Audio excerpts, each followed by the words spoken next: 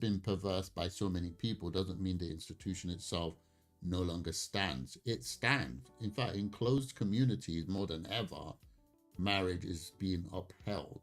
Maybe in the Western world, it's a bit loose. In the Western world, people are no longer holding or having respect for it. But I can assure you, in other parts of the world and in close communities, in Christian communities and other communities, it is still held in utmost regard. So to hear somebody on TikTok just say, oh, marriage. Marriage means nothing. All right. But then again, isn't this what we're talking about in this channel? Because we're talking about divorce, we're talking about relationship, we're talking about dating, and we're talking about how marriage in itself has been trivialized because of divorce and all these other feminism movement, manosphere movement, red pill movement. So really and truly, what she's saying is the reflection of the time that we're living, because marriage has become so perverse that it means nothing to people now in this day and age. So I guess in a way she's right, but also in a way she's not right. But yeah, for me, young Christian, marriage is the ultimate. It is said that men take their time to do it. It's the ones that want to get married, that is. And when they get hurt, it hurts. Like, it hurts. A woman can easily get remarried. It's easy for a woman to remarry, even if she's, for a man remarrying, having to recreate or remake that commitment to someone having been stabbed before, it's the hardest thing ever. If you can get a man to go on his knees and ask you to marry him and also get married to him, that is the ultimate love that he can offer you, because it's a promise that he'll take a bullet for you. It's a promise that he will basically give his life for you. Everything he does is going to be for you. So try to find a man who takes that vow seriously, and as a result, you will have a successful marriage. If you get a man who thinks like this, in fact, men, if you get a woman that thinks like this, just know that you're going to be in trouble. And women, if you get a man who thinks like this, who doesn't think marriage is important, just know you're going to be in trouble. I know a lot of people, guys, like even right now, like the woman convinced herself that marriage is just an institution, it's a construct, it's not important, it's a way to enslave people and blah, blah, blah, blah, blah. She convinced herself of that and got herself a guy. You know, they've been together for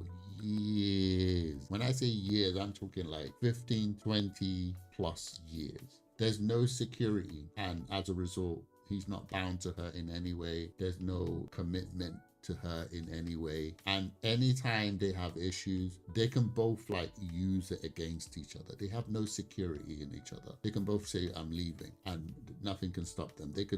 The man can cheat if he wants to, nothing can stop it. Like, there's nothing in between the two of them. And there's been many stories where 15, 20 years, the woman just leaves. You're not married to me. Or the man just leaves. You're not married to me. That's just how life goes. So marriage, it has a level of responsibility attached to it. Let me know what you guys think in the comments below. What do you guys think of videos like this? Do you have friends who think this way? Do you have colleagues who think this way? Do you think there are people around you who believe marriage is no longer an important aspect of society, and they would be willing to just link up with a guy and just stay with him without any commitment of that sort? And also, what are you thinking? Would you see marriage as important? If you don't, why? Let me know in the comments below. Before I go, I have a reaction channel. I react to trailers, movies, gaming, and all of the shenanigans over there. Please give me a like, comment, and subscribe on that channel. And I also have a channel with my children. Please go over there, give me a like, comment, and subscribe to our channel over there. I appreciate you guys watching my video. I'll see you on the next one.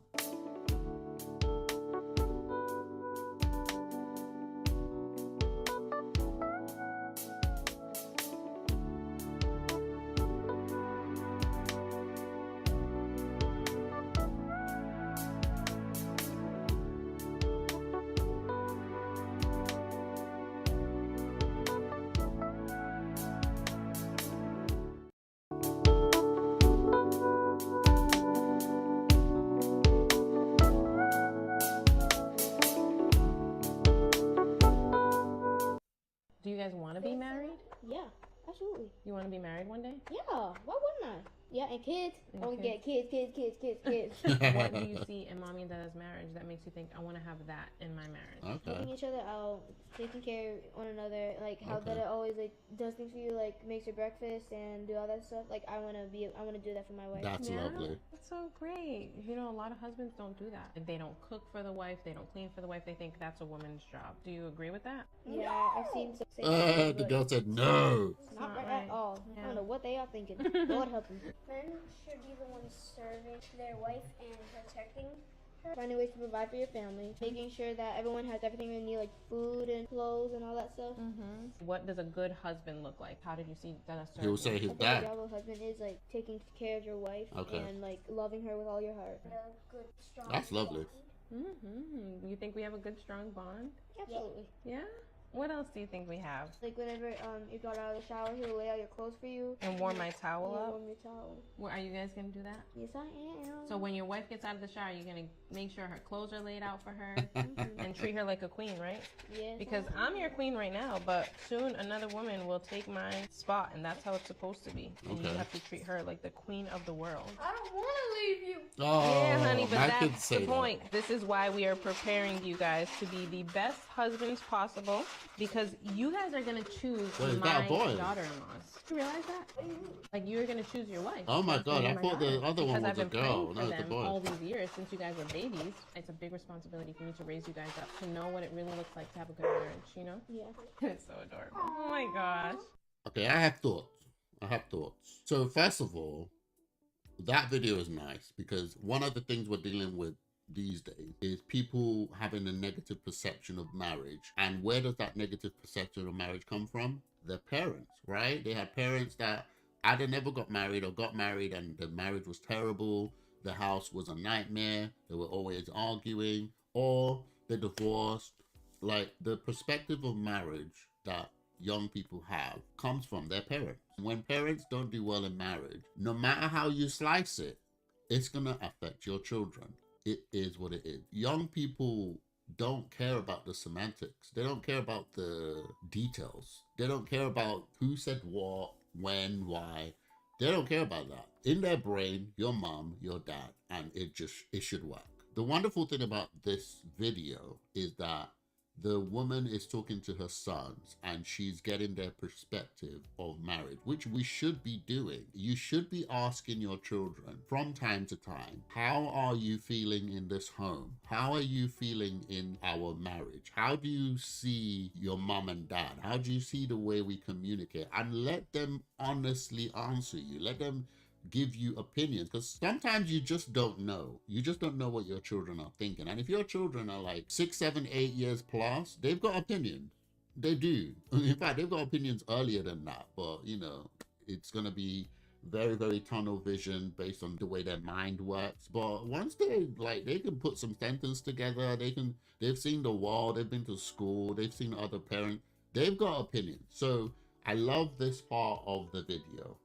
The part that I'm a little bit shaky on, right, is the part where the woman was saying, oh, dad iron my clothes and dad does this, dad does this, dad does this. As nice as that sounds, the possibility of especially women finding men who do those type of things is quite slim. Now, let me tell you guys, with me, I came into my marriage loving chores. Like I grew up chores galore. Like I was trained, not just trained, but it was almost like slavery type thing.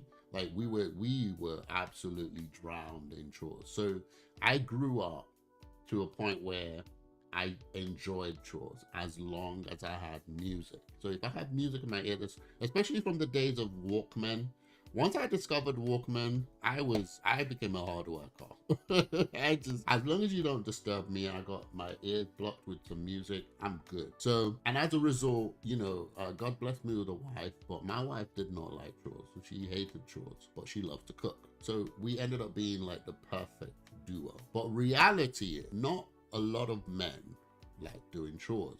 A lot of men will go to work, they will do whatever it is that they need to do to support the family, make the money. But when it comes to chores, it's not gonna work. And what you should be doing is letting your children know about whether or not the person loves you, right? Which is very important because you don't know the type of skills that man or woman is going to come with, because not everyone is the same. Like, we have to understand that not everyone is the same. If you write someone off because they're not doing chores, or they're not going to help out in the house, you miss the bigger picture. There's a lot more to it than just that. And I know this is one of those tunnel vision discussion based on several marriages that have broken down in recent times, and people are like, oh, the woman is doing everything, the woman's doing everything. There is a tunnel vision to this that causes women to overlook important things, and there's ways to sort this out that doesn't require, oh, the man has to do this, the man has to do this. It's all about whether or not you love each other, and it's love that pushes a man to learn how to, right? If a woman says, look, I'm really tired and I need you to help me with this, it is love that will make him do it, not because you say, if he don't do this, then he can't. No.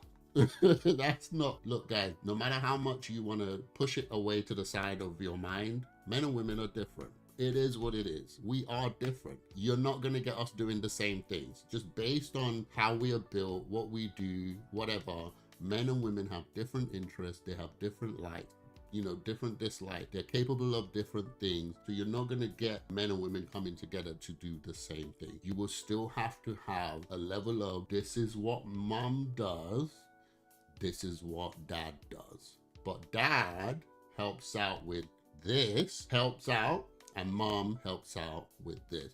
But you're never going to be like, dad is always going to be doing this, or dad's going to be doing this. Like, it's not, Anyway, I hope you guys get what I'm trying to say. I did find that part of the video odd, and I think that it kind of puts people into a certain box that you don't want to be in, because what you end up doing is your daughters ask a couple questions to a guy, and then he says, oh, he doesn't know how to do ironing. Which can happen, guys. And then the girl just goes, oh, he doesn't iron, so he's never going to iron my clothes, so I'm not going to go with him. It is what it is. I hope you guys get what I'm saying. But yeah, I thought this video was really nice. I like that conversation she's having with the kids. I think we should be having those type of conversation with our kids, so that the children give you an opinion of how are you doing in your marriage. Like, when your children are in the house, do they feel okay? Do they feel happy? Do they feel like their parents are doing a good job? You need them to give you that opinion. Do it over a movie, do it over like a dinner, and just ask them, how do you think dad treats mom? How do you think mom treats dad? How, would you like to get married one day? Just ask those type of questions. I think they're quite relevant. Anyway, guys, let me know what you think in the comments below. I appreciate you guys watching my video. I'll see you in the next one.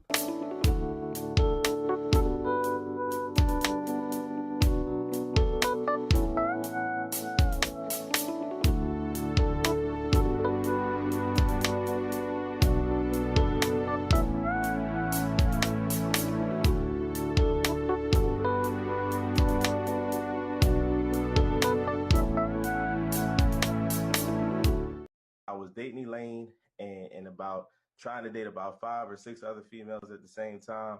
And then one day Elaine dumped me.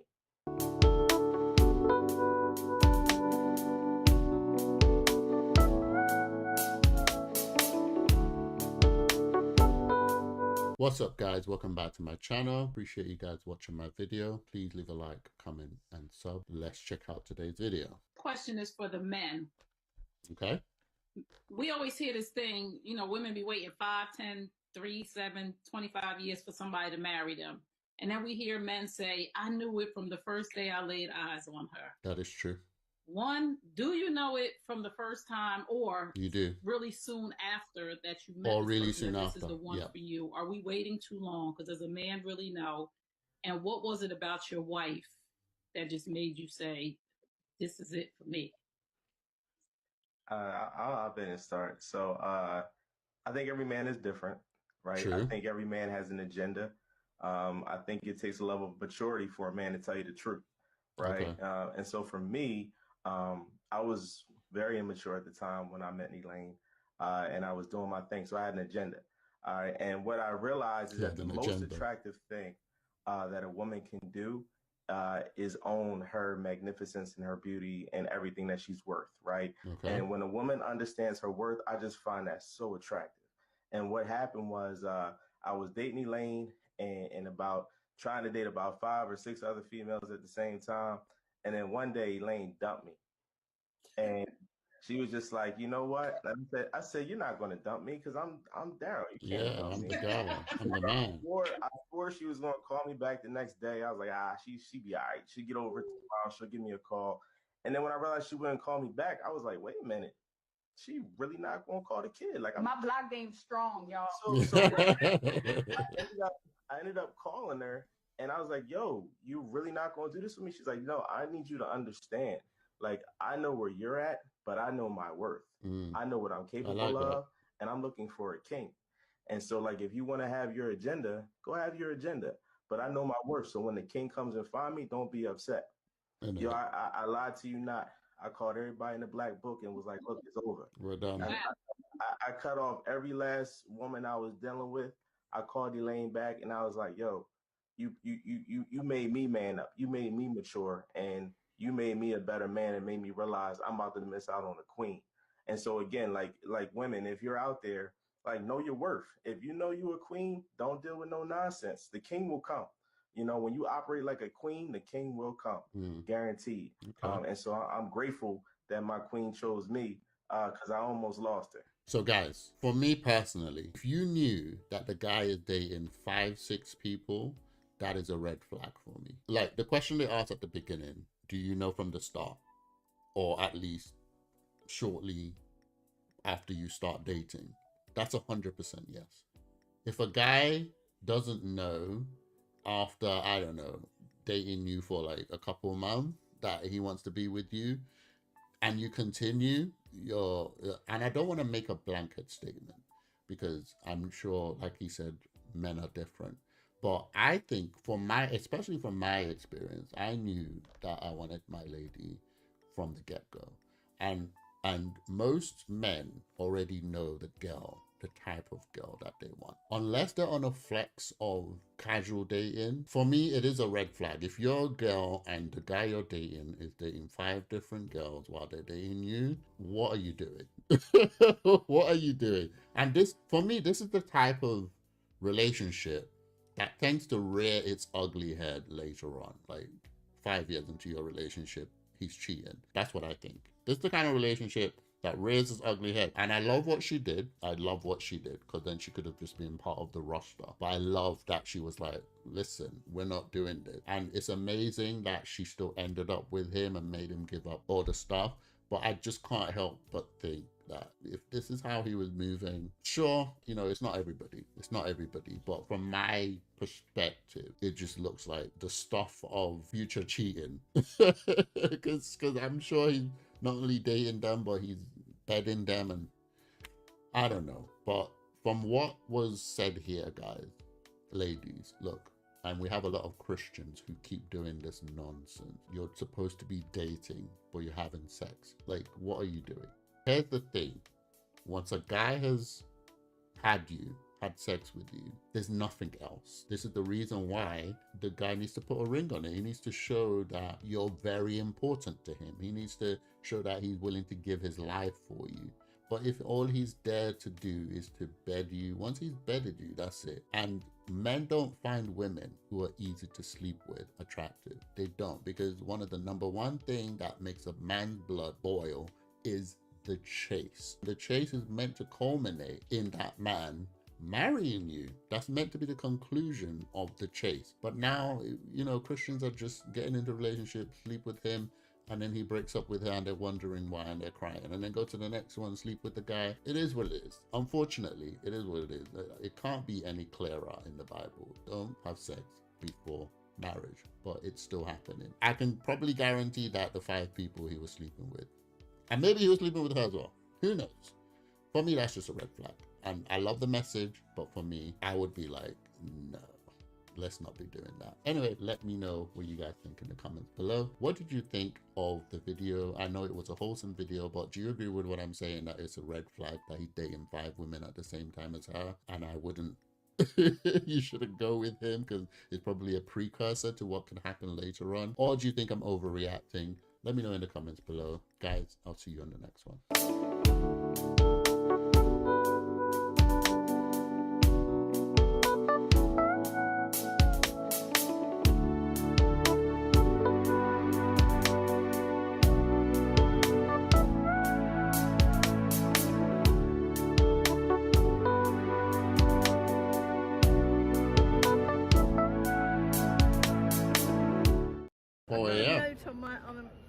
a napkin with my phone number, and I threw Oh, it well on done, another girl. table. That's what we call dropping the handkerchief. I thought he's a really attractive man, so I went for it.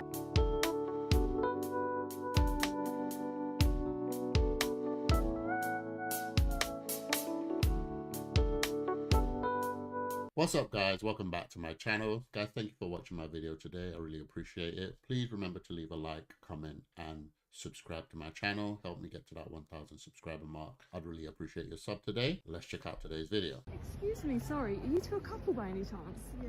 Would you tell us the quick story of how you first met? Sorry? The story of how you first met. In the cafe, yeah. That about lady four- reminds me of someone. 4 o'clock in the morning. Yeah, I Yes. come from a disco, from The a wife. club with, Kojak with it was. other people. It was You've our just disco. been for a sauna, haven't you? And Sauna, yeah. you've been out running.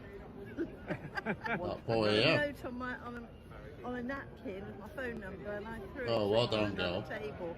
That's what we call dropping the handkerchief. I thought he's a really attractive man, so I went for it, and I did ring you, didn't I? eventually, yeah, he rang me all right, and But we've been married for 38 years. 38 like, years yeah. in, what's your favourite thing about her?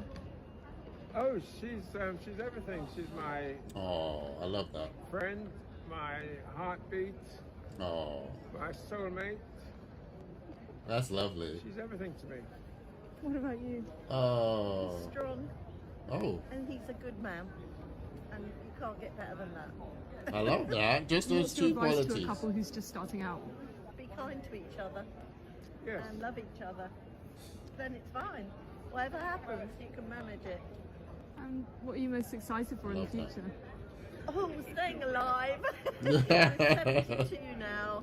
I Oh. want at least 82. That's I want lovely. at least another 10 years. And what are your names? Maggie. Maggie and Tony.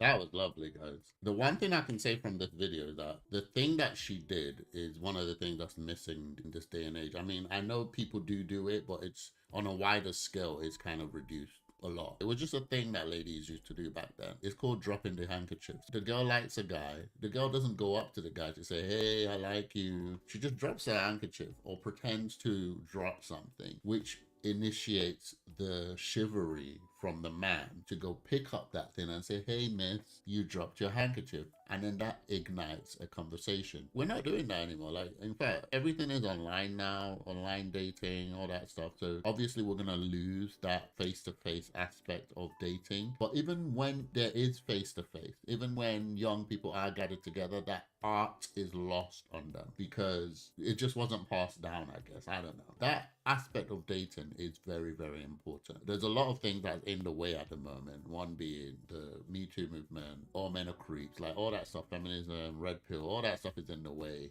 making things a lot more challenging. But this is one of the most important weapons a woman has. Obviously, in this day and age, women go up to guys and they say, I like you, and do the initiating. Majority of women don't want to do that because majority of women, no matter how much, you know, we scream feminism and all of that, want things done the way it was meant to be done, which is that the man chases the woman plays hard to get, and he goes until he secures her. No matter what people say with their mouths, the dating market shows that women want to be pursued. The only other thing that I love about this video is the fact that they met and they've been together for 38 years. That's amazing. Like, guys, I was talking about this in another one of my videos before, which was that I just couldn't find videos of people who have been married for a long time. And I believe I showed a couple, a black couple, who, you know, were still very much in love. He's cooking for her and he's talking to her, and it was just so heartwarming. This is yet another one, which is amazing. It really makes me feel so good because this is one of the reasons why this channel exists, to kind of show young people that, look, no matter what you're hearing in the media, on the internet,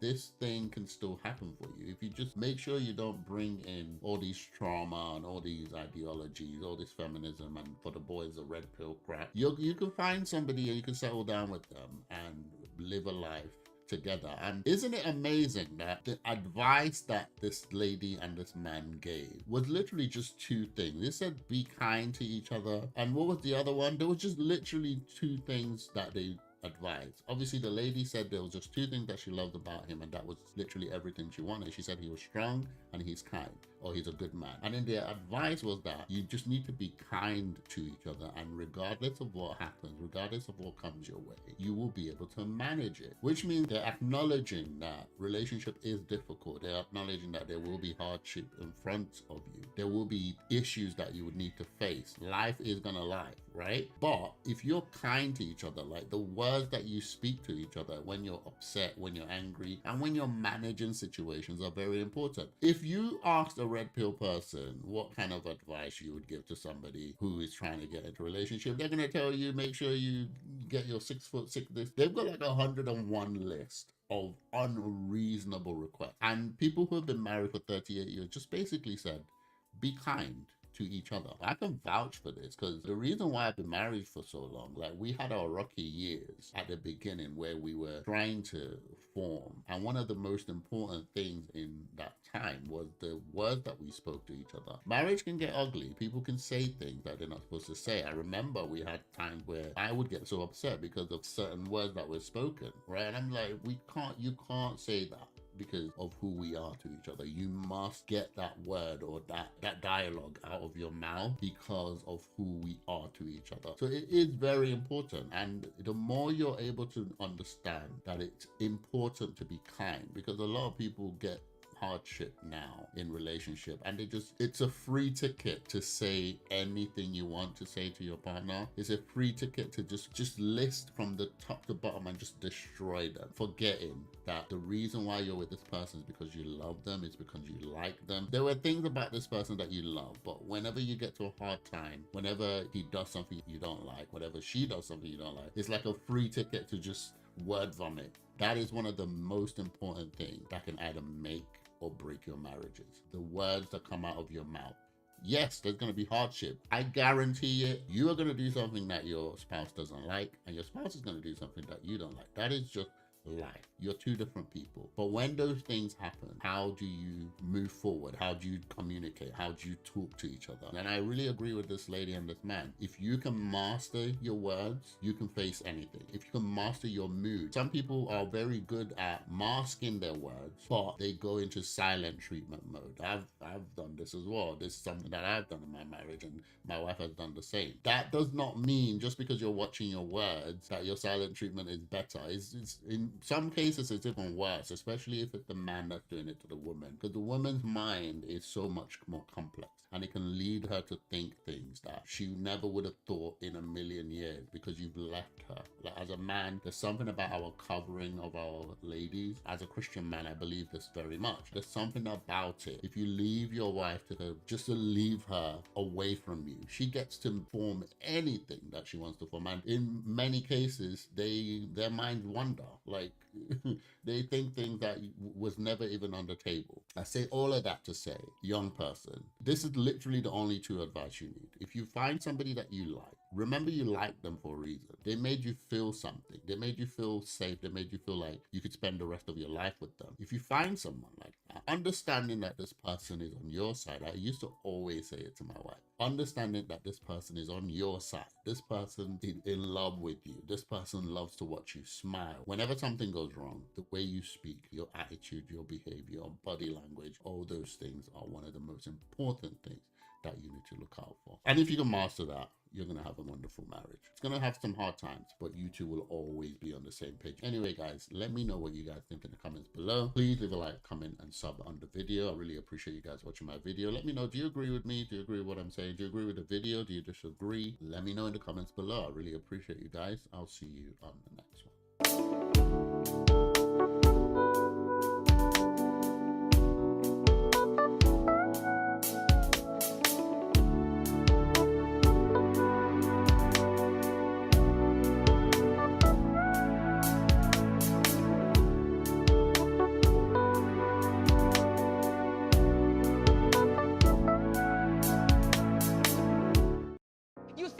Wait till you solve your situation so that we can be a family. If you're never gonna be my family, just say that.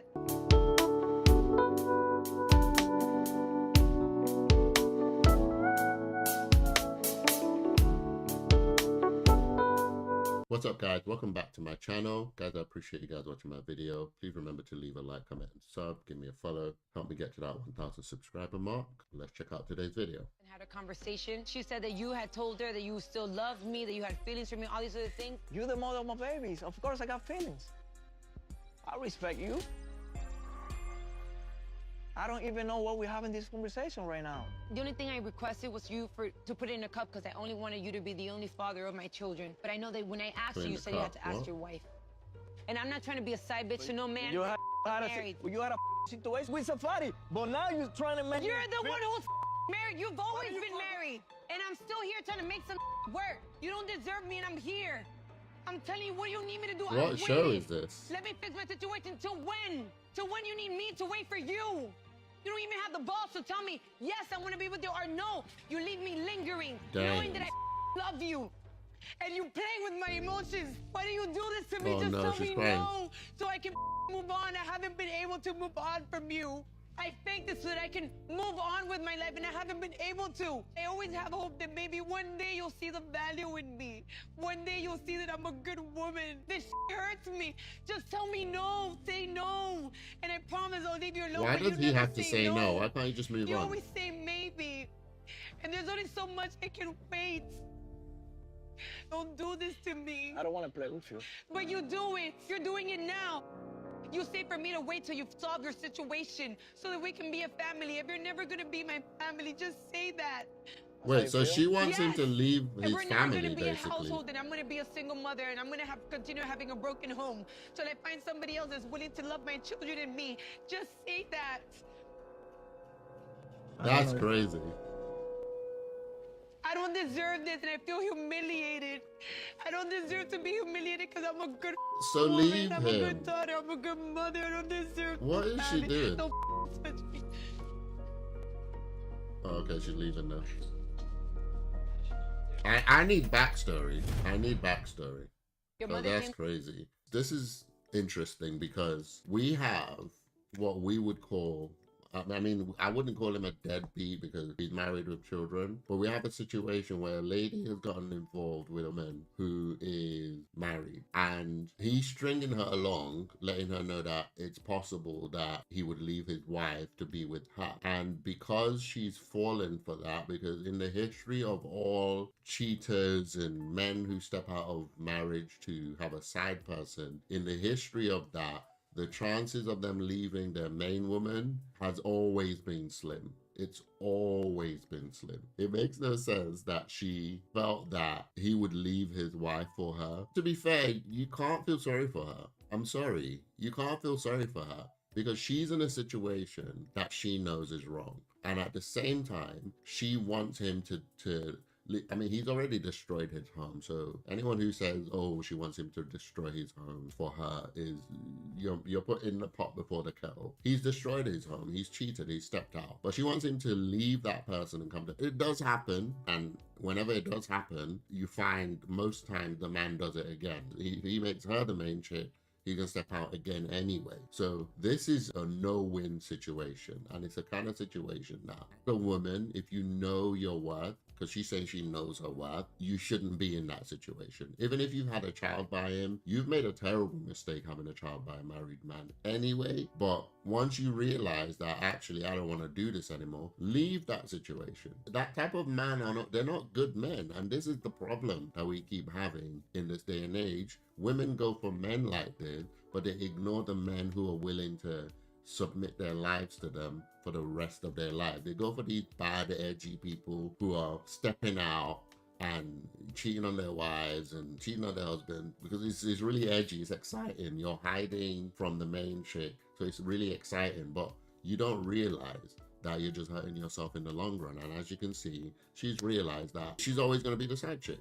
I don't agree with all of this, and if truly she knows her worth, she should leave this and look forward to the future to get something that, you know, especially if she's changed, which doesn't sound like she's changed. She just wants him to herself. She doesn't care about the wife or what they're doing together. It's crazy. So I don't feel sorry for her. I really don't. Guys, let me know what you think in the comments below. Do you agree with me, or do you think that when push comes to shove, all the blame goes to the man because he's the one cheating? I agree with that. But at the same time, I think she holds some responsibility for going with a married man in the first place. And even if he tricked her, she knows now, leave him, right? Because, yeah, just leave him. That's what I think. Let me know what you think in the comments below. Guys, remember to leave me a like, comment, and sub. Leave me a follow. I would appreciate you guys if you subscribe to my channel on whatever platform you're watching on. I'll see you on the next one.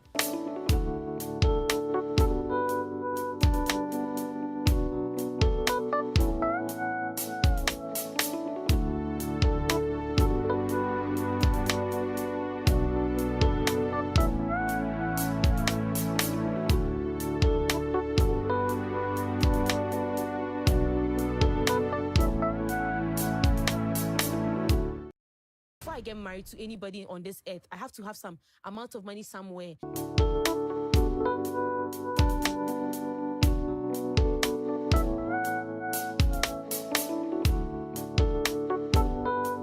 What's up, guys? Welcome back to my channel. Guys, I appreciate you guys watching my video. Please remember to leave me a like, comment, and sub. Let's check out today's video. Before I get married to anybody on this earth, I have to have some amount of money somewhere that if this man decides to start misbehaving, it will not affect my children in the future. Imagine my mother had 2 kids with a man, a rich man. And I don't think their relationship was any different from what some of us have experienced. It was loving. From the way she describes it, it was loving. It was nice. Everything was good. And then he just switched up after the 2 kids. When it got to a point in time where my mother had to take my father to court just because of school fees. For someone to be able to totally neglect their children and not want to have anything to do with them, I don't think any woman on this earth would want to just wake up and give birth to somebody like that. Upset. Yeah. These things just happen. So if a man like that comes into my life, I won't agree.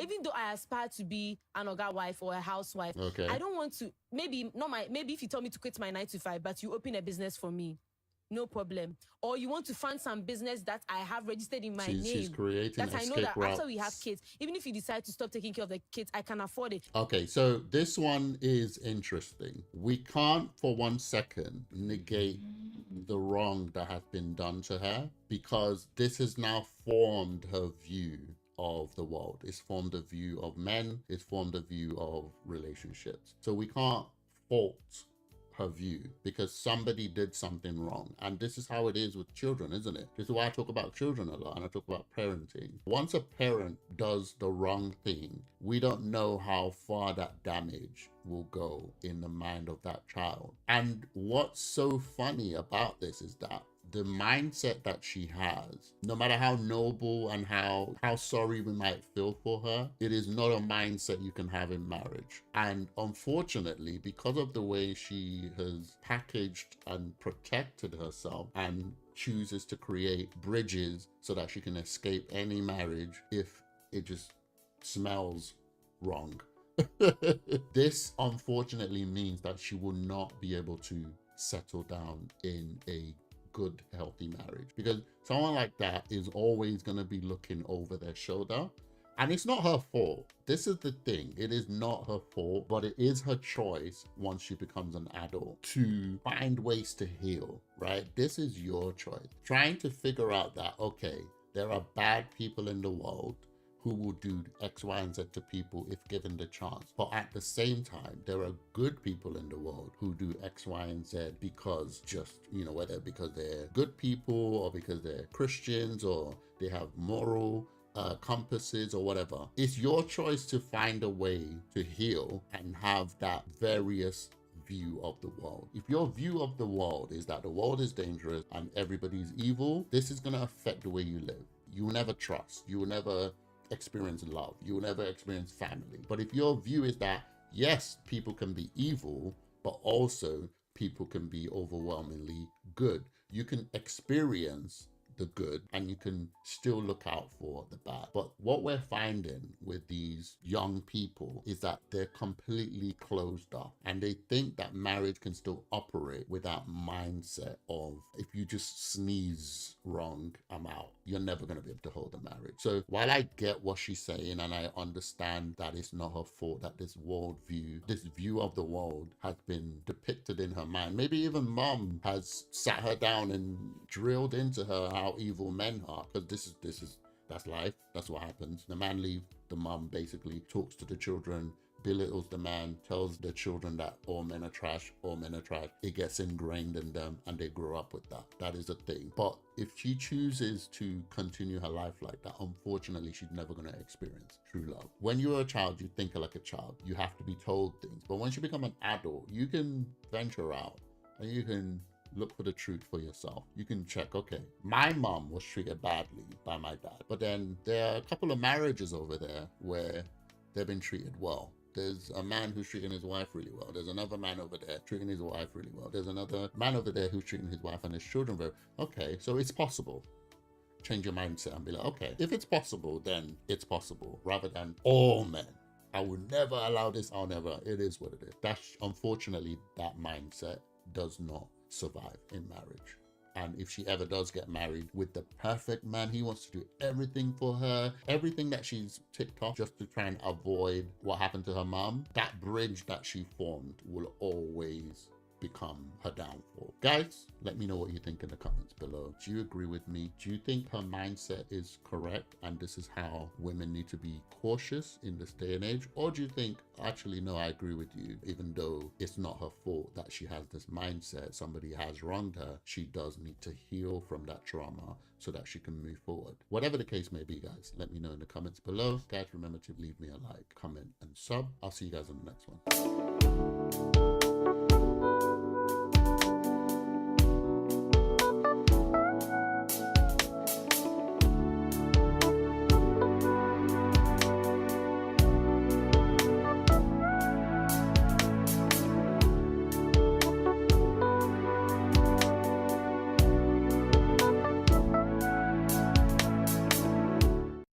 I'm trying to figure out how do I tell my wife my side chick pregnant.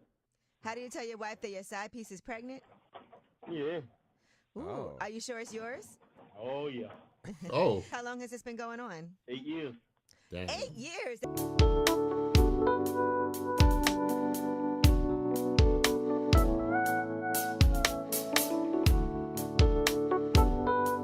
What's up, guys? Welcome back to my channel. Guys, I appreciate you guys watching my video. Please remember to leave a like, comment, and sub. Yeah, man, I'm trying to figure out how do I tell my wife my side chick pregnant. How do you tell your wife that your side piece is pregnant? Yeah. Ooh, Are you sure it's yours? Oh, yeah. Oh. Are you trying to be with your side? Like, said, are oh, you yeah. have feelings for your side piece? How long has this been going on? 8 years. Damn. 8 years? That's your girlfriend. That's You said crazy. 8 years or 1 year? 8. 8 years. God. Ooh. So, Wait, does no, your no, side no, piece think you're about to leave your wife? Hell no, I can't do that now. Wait, how long This is have you similar been to with the your wife? other video we did before. We've been together 20 years. Oh, Okay, Jesus. 20 years. Well- Do you think your wife knows about Jesus. your side piece, though? Because usually 8 years, she knows something. Nah. Guys, sometimes I feel like How people are make you, these I mean, not stories to blow up. your spot, but how are you keeping that separate for that long? Man, I don't know, man. I don't know. Were you ever thinking about ending things with your side piece, or you just wanted it to continue like this? This is forever? wickedness, I wanted guys. to stay a secret. That's why it's a secret. How many kids do you have kids with your wife? Yeah, one. Do you still love your wife? Oh, he had one child with Well, his wife. What do you think she's going to say when you tell her? I don't know, bro. I don't know. 8 years is a long time. That's crazy. Yeah. He's Yeah. been married 20 years and 8 years of What are you affair. going to do if she leaves you? Are you going to be with your side piece then? Nah. She ain't wifing me, sir. 8 years of this? This how is do so you know bad. for sure that's yours? Wait, hold on. Yeah. Man, Why listen, is she? I know. Why is she not wifey material if she's been your side piece for 8 Exactly. years? Because she was putting up with that. There it go. There it go. Yeah, he don't respect it, which Nah, is at all. which is Ain't crazy. no lie. Yeah, he don't respect Why it do because women she's the put side piece themselves for in these 8 years situations? dealing with the wife's leftovers. So wait, So wait, let me ask you this: so when your wife calls and you're with her, she just stay quiet? Yeah. Wow. She knows the wife is priority. Wait, so she doesn't. The side piece doesn't think she's gonna be a main piece. She knows she ain't. Okay. But she does Wow. want to have your baby. Yeah. Oh. Wow. So she hasn't dated, the side piece doesn't date anybody else but you? Yep. Can you What? afford another baby? Yeah, but I don't want to. Oh, Oh, man. well, He that said, might yeah, not be that's up probably to why. First you. and foremost, you got yourself in a position, you got to handle your responsibilities. Man, you think you want them to meet each other, the wife and the side piece? Because they're going to have to. At some point. That can't happen, man. Do they know each other? Nah. But There's a the kid involved audacity now, of and this you can't conversation is neglect your crazy. child, right? Yeah, but dang. Oh no, man. Good luck with this one. Maybe you should go watch Fences. All right. Yeah, your wife's about to be Viola Davis. Thank you for calling. This really makes me sad, guys, because on one hand, I realize that there are men who are scumbags. I'm not of the notion of women going, all men are trash. I know for a fact that there are men out there that are just evil. In the same vein, I know for a fact there are women who are evil. We've heard stories of women purposely getting pregnant to trap athletes or movie stars, and we know these things happen. Some of these things are just transactional. The Bible also warns against, it tells young men to watch out for the seductress. It tells young women to watch out for the evil man. So these things are real. Trying to pretend as if they're not, that's the main folly. What I don't like I said already, is the notion that every man, once you go through something like this, then every man is evil. No, you're dealing with, how can a woman stay in a relationship with a married man for 8 years when he's been married for 20? That's crazy. And not only that, she's there playing the submissive, oh, the wife is priority, I'm just the side piece. Like, she's happy to do that. This is the problem. Like, the whole thing, it's not one person to blame. And I hate this thing where people try and say, well, it's the man's fault, the woman's fault. No, the whole situation is crazy. You got a man stepping out of his marriage. That's crazy.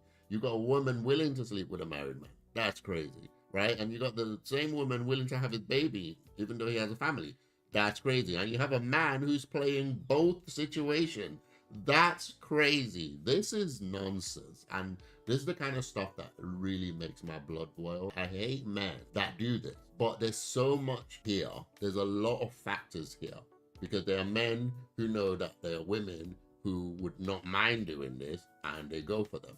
The red pill is very big on this. Red pill people are always talking about how if you got a high value man, you should let him cheat because he's high value. That's utter nonsense. Like, this situation gets my blood boiling. I really hate it. It's so annoying. But what can we learn from this? Look, this is not hard. Don't get involved with people like this. As a woman, ask her to send you your own guy. Don't go for a man who's already married. Don't go for a woman who's already married. Don't step out of your marriage. Like, what the hell? If you marry someone, make sure you do your due diligence. Don't ignore red flags. If he's a womanizer before you got married, don't think that's going to stop or go away. That's not going to stop. If the guy was womanizing before you met him, and then you met him, he made you feel good, but he's a womanizer, it's not going to stop because you got married to him. It's going to get worse. Stuff like that are important to look out for before you get married. There are men out there who are ready to look after their women. They're ready to die for them. They're ready to go the distance. These men just don't get the time of day, unfortunately. And you get men like this who are waste men, stepping out of their marriage for 8 years of 20 years of their marriage, and the wife has no idea, and the side piece is happy to do it. That's crazy. I'm annoyed. Guys, I'm going to leave it there. Please remember to leave me a like, comment, and sub. Let me know what you guys think of this video in the comments below. I don't even want to ask if this is normal, because I know it is. I've seen it. I know it happens. It just annoys me that we don't get enough good marriages that get, and rightly so. People who are married, happily married, they don't need to come out talking about their drama. And sometimes these stories are so outrageous. I just feel like people are calling in to make up stories. I don't know. Having said that, these things do happen, and it's just crazy, and I hate it. It's nonsense. So, young Christian, the Bible talks about it.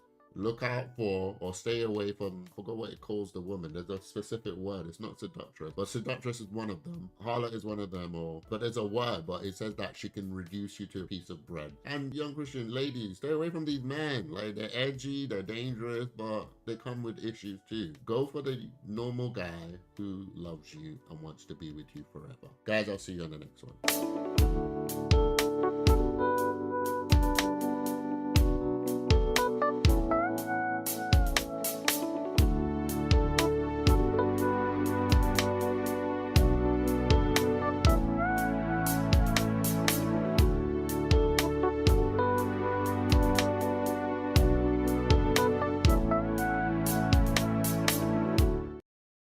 list that you got.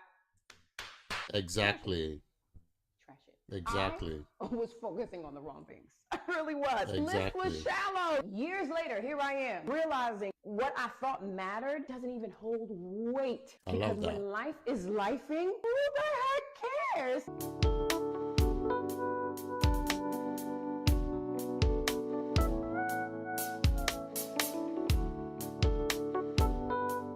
Alright guys, welcome back to my channel. Please remember to give me a like, comment, and sub. Let's check out today's video. Y'all, I remember when I met my husband. My friend took me to this raggedy party. This was before Christ. There's about 10 people, including the bartender, the parking attendant, bouncer, DJ, and us, okay? And I'm sitting here like, can we go? I gotta wake up in the morning to go to work. Anyway, so out of nowhere, this guy comes down. He's like, oh, can I get a dance? And I'm just like, absolutely not. This is not a real Oh, party. damn. Here goes my friend. She said no. I end up dancing with him. Oh, Okay, he's she real done cool, so. laid back or whatever, but he's not my type. Now, what he did say is that he's been in Atlanta for about 8 years, and I'm thinking, oh snap, I got some friends coming in town. This would be perfect for you to show us around. But I'll take your number, you take my number. Oh, she gave him his number. You'll That's show good. us around. He called me that same night. She gave him her I said, number. He was like, oh, I'm just checking to see how you were doing, checking to see if you got home safely. I did. They called me the next day, and the day after that, and the day after that. So you know what I said? Hey, man, I That's just called wanna the let you know chase. that I'm not interested in you. I want to know what he said. He said, okay, no problem. I'm going to be out of town for the week because I have to work. She I get rejected back on him. Saturday. Maybe we can hang out. I'm so confused. Now, you know this lotion going to have to go on. Anyway, so he calls me the day after, and he calls me the day after that, and I'm just like, okay. That's called the chase. Maybe Yeah. I'm not saying this right, so I'm gonna have to use my vocal cords a little louder. She's Maybe trying to I'm get not rid of using him as them well. great. Don't judge me, because that's exactly how I was thinking up here. Yeah, I said that he was fat, he had a beer belly, short, and could not dress. So he said, Oh. that's very funny because you're not as tall either. Furthermore, I'm a truck driver, but if you wanted me to wear something, easily give you the money, I like and that. you can go get it yourself for me, and I'll wear it. I'll wear whatever you want. He's And I'm matching thinking, her energy. I love that. He's matching I it. never not had anything to say, but he really left me speechless. So I Good. figured he would just completely just forget it. You go about his business. I was waiting for that. Like, don't call me. It's fine. But he didn't. He kept calling me over and over and over again. Girls came in. He took us all out to eat. We had a fabulous time. It's 10 years later. Here we are. And I just came here. I don't know who I'm talking to. That list that you got. Exactly. Trash it. Exactly. I was focusing on the wrong things. I really was. List Exactly. was shallow. Years later, here I am, realizing what I thought mattered doesn't even hold weight. I because love that. when life is lifing, who the heck cares? He's wearing corduroy pants with a jersey shirt. I still care, but that's not the point. Stay focused. It wasn't that perfectly I love curated that. checklist that stood in the storms. It was Yeah. his heart and his love for his family. Listen, neighbors, don't let that list rob you of a solid partner. Your body changes. The looks, Exactly. they fade away.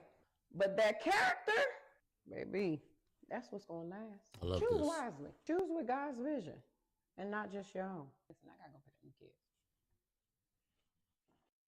This Well, was a I really remember good when I video. met- I love the fact that she was able to explain that she was being difficult and trying to shoo the guy away, and yet he continued to chase her. This is missing now with guys, and to be fair, I don't blame the guys at the moment because the chase has been turned into something else. It's been said to be toxic. People have had issues with it, but the chase is one of the ways that you will know that a guy likes you. She wasn't even looking his way. She wasn't even feeling him, and yet he kept calling her every day. This is how you know the guy wants to hear your voice. He wants to get to know you, and the way you know that is the chase, the constant calling, the constant, checking on you. And I love that when she tried to shoo him away and she basically told him about himself, he matched her energy, showing that if they were to get together, he wouldn't be a pushover. I love that. And I'm sure that's one thing that she likes about him, because she said he managed to put her in her place and she had nothing to say. That's amazing. This is the kind of story that we need to show our young people of today, so that they're not painting everything as toxic. Like, everything is toxic. The guy is calling me all the time, oh, he's a creep. No, that's how you know the guy will do anything for you. That's how you know he wants to be with you. That's literally the dating game. And what did she say? I think she said like 15, 20 years later, they're still married. So this is someone who ended up with someone who she didn't think would be her type. She actually said he's not her type. And yet there they are married for 15, 16 to 20 years. That's amazing. So young Christians, what can you learn from this?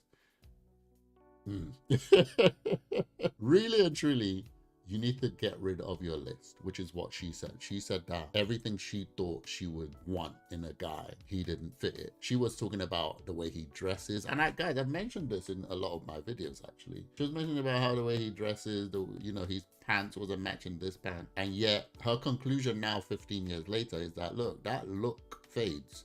The dressing fades. Even her looks fade. But the character of the man that she married is the most important thing. And that's the lesson here. Because is he going to treat you right? He might be able to dress really well, but maybe he dresses really well and he goes outside and some girl catches his eye and he goes to cheat. But he dresses really well. He takes that box that you want, but that character is foul. That character is such that he's embarrassing you outside. He's doing things that would not be something that somebody who's meant to be committed to you would do. So pick wisely, like she said. You can't judge everything on the superficial stuff. You need to think to yourself, is he calling you every day? Does he want to hear your voice all the time? Does he want to treat you well? Does he want to protect you? Does he want to love you? Those are the most important things that we should be looking at when it comes to relationships. And I see a lot of young people bypass and the things that she just mentioned are the things that you would probably correlate to what we call the nice guy. A lot of young ladies bypass the nice guy to go for the bad boy, and the bad boy shows you, look, I'm very flirty with girls, and you like that. But then when you get married, he cheats, and then you're like, oh, all men are trash. It is what it is. Guys, let me know what you think in the comments below. Did you enjoy this video? I thought she got her message across really well. I'm glad to see people talking about marriage. Like, marriage is not bad. Marriage is a wonderful thing. God wants that for you. Ladies, God wants you to be married. All this thing that people are telling you that you can be alone and be single, it's better to be single. No. The Bible says it's better to be married. That's what the Bible says. It's better to be married. So don't be listening to all this rubbish where you think, oh, you can just be alone till the end of your days and you'll be fine. It's not fine until you get there. All right, guys, let me know what you think in the comments below. I appreciate you guys watching my video today. I'll see you guys on the next one.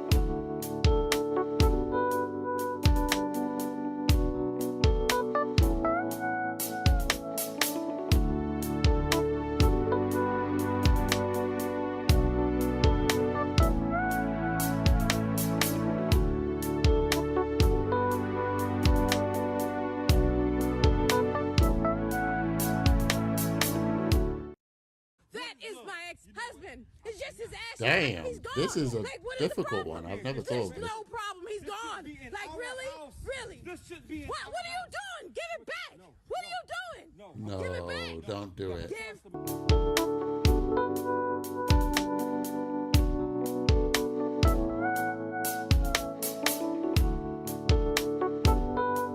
What's up, guys? Welcome back to my channel. Guys, I appreciate you guys watching my videos. Please help me to get to that 1,000 subscriber mark so I can become a YouTube partner. Let's check out today's video. With that, give it back to me now. Give that back to me now. That is my ex-husband. Give it back to me right now. Give it back. I told you. No, I told you not to bring the urn in the house. Whoa. You can take it to your mother's I house. don't care what you think. I have a special place. He is not in the way. It's a special place this in the house staged? for you won't even know that it's there. That is my ex-husband's ashes. That is my ex-husband's ashes. Give it back right now. Right now. That is not disrespect. If it's my ex-husband, I don't see anything wrong with it. Give it back now.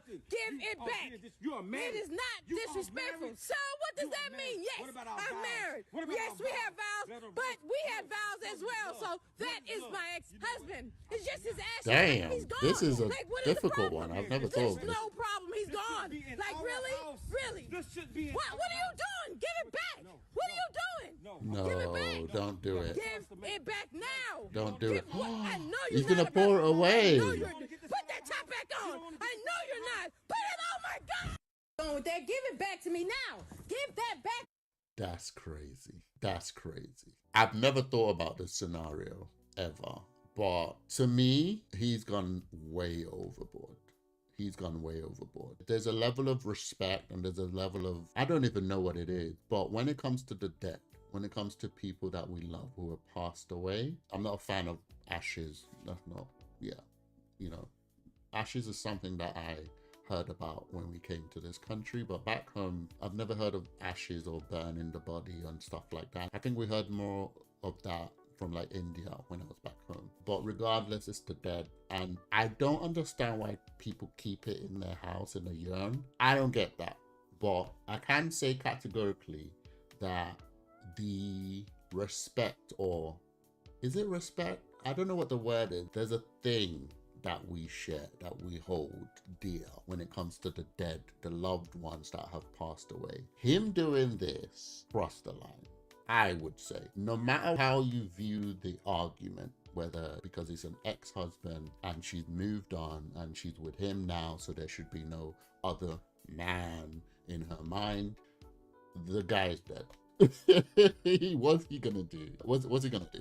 He's dead. And due to the way, maybe the way she processes grief and the yearn and whatever it is, there's something there. Not in a, oh, she still loves him and she'd rather be with him kind of thing. No, there's a respect thing that's there for like the dead and the way she's keeping it. There could be a conversation. There could be a, I'm not happy with this. There could be a, this is unacceptable in my house. There could be a remove it. There's other discussions that can be had around it. And if it doesn't happen, if the woman doesn't do whatever it is you expect, you can put ultimatum. You can say, you know, if it's that important to you. But to take the urn and pour the ashes away, I think that was too far. I'm still trying to process this. Like, this is, my mouth was open when I was watching that. Like, is he gonna do what I think he's gonna do? Don't do it. But he did. I think that's wrong. Personally, I think that's wrong. Because you don't know how your wife is processing what you're doing. You don't know how your wife processes grief. This can be grounds for divorce. Like, young people who are getting divorced these days are getting divorced over nonsense. These are the kind of things that are like, whoa, you're not taking seriously something that I find serious. And look, husbands, if your wife finds something important, even if it looks stupid to you, you have to take it as important. I love anime. I take it serious, you know, loosely speaking. I love gaming. I take it serious. My wife doesn't give two monkeys about those two things I just mentioned. But because she loves me, she takes it serious for me. She would watch it with me. She'll go through the emotions with me. If I'm playing game and I'm screaming at somebody like, oh, I'm losing or whatever, she goes through the emotion with me. Why? Because she loves me. So husband, if your wife loves something or she finds something important, but you think it's trash, you still need to make an effort to meet her emotion where she is and find that thing as important as she does. And this is one of those cases where this thing is important to her and you treated it like trash and you did whatever you want to do. This can cause major issues in their marriage. And I think what he did is wrong. Guys, what do you guys think? Do you think I'm wrong in my thoughts around this? Do you think he's right because it's an ex-husband? The narrative around this is different because it's an ex-husband. Why does she have it in the house if it's an ex-husband? Or do you agree with me that actually, ex-husband or not, that's wrong what he did? Let me know what you think in the comments below, guys. I appreciate you guys watching my video. Please remember to leave me a like, comment, and sub. Remember to give me a follow on Twitch, TikTok, and Instagram. I'll see you guys on the next one.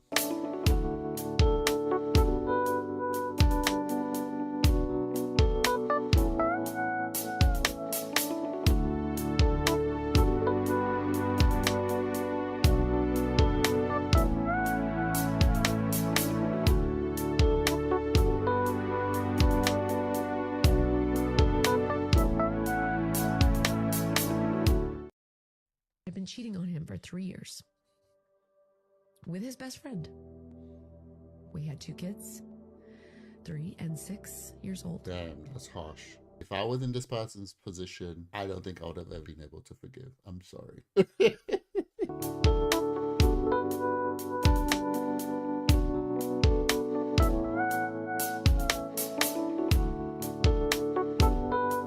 Alright guys, welcome back to my channel. Thank you so much for watching my video today. I appreciate you guys. Please remember to subscribe to my channel, leave a like, comment, and share the video. Let's check out today's video. I've been cheating on him for 3 years with his best friend. We had 2 kids, 3 and 6 years old. Damn, that's harsh. And he could have walked away, should have walked away, could have. And when all this came out, and I hid it for 3 years in the church,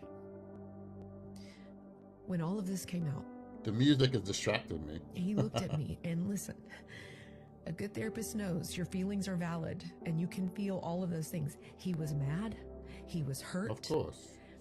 He was confused. He was disoriented. All those things were still true. None of that was underscored or not a part of his experience. But what was also a part of his experience, because he had been submitting and surrendering to the Lord so faithfully for so long. What, is the guy crying? What? He literally looked at me, and all I expected him to do was exactly what every man had done in my life, my dad, all these other men, was to leave. Okay. And instead, he looked at me and he said, Casey, I don't know how to not love you. That is when Jesus became my Lord. That is when I got grace for the first time in my life. I realized that that is what Jesus had been saying to me all along. You don't understand, girl. You know, you can run from me, you can hide from me, you can be mad at me, you can do all these things, and the reality is I don't know how to not love you. How long did she say they were married for? Hold on, guys. I've been cheating on him for 3 years. Guys, this one is hard. This one is hard. This is one of those ones that you just have to be sure that you know, this is what God wants you to do. Look, guys, she's been married she was married to him for a while, and then she cheated for like the first 3 years or so, and then they've got 2 kids as well. And she's basically saying that he forgave her.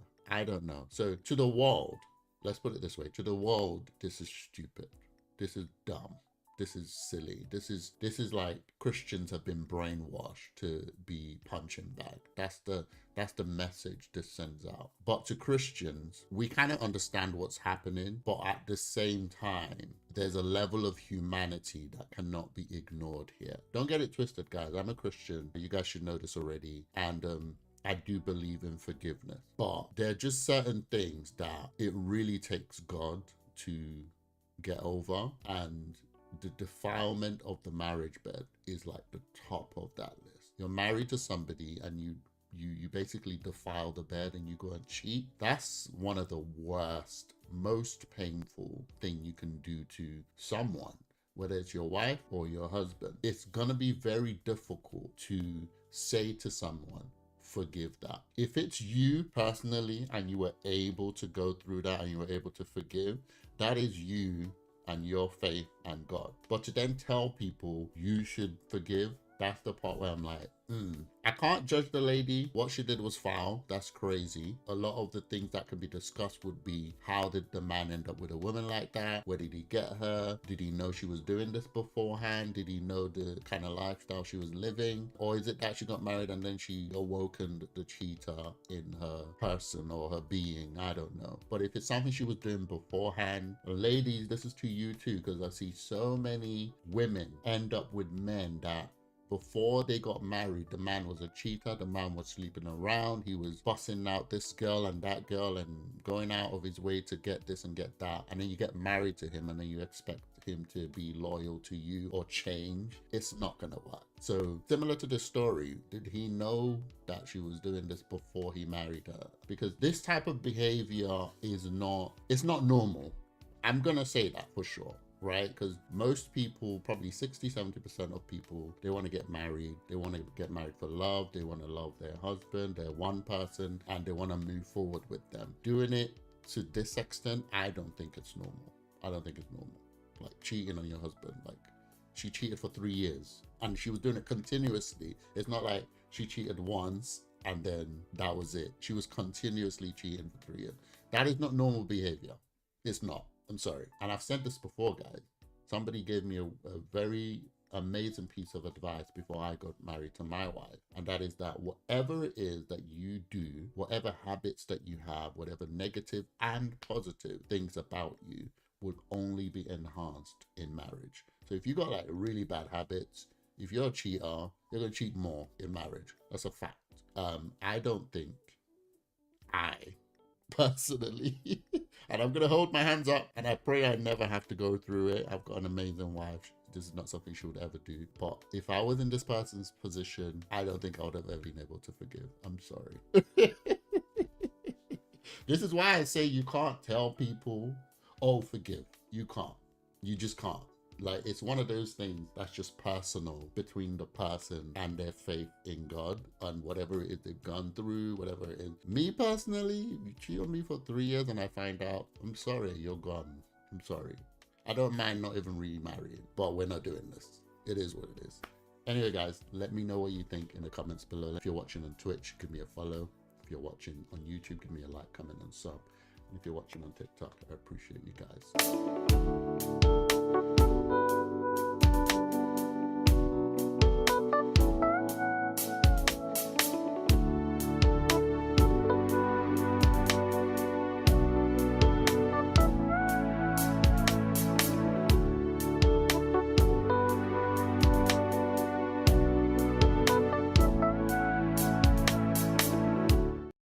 What's up, guys? Welcome back to my channel. Guys, thank you so much again for getting me to that 500 subscriber mark. I appreciate you guys watching my video. Let's check out today's video. It's a mom who turns a baby into a boy, but it's the dad who turns a boy into a man. See, masculinity is not something a man is born with, but it's poured into him from other men. He has to be shown how to confront his fears.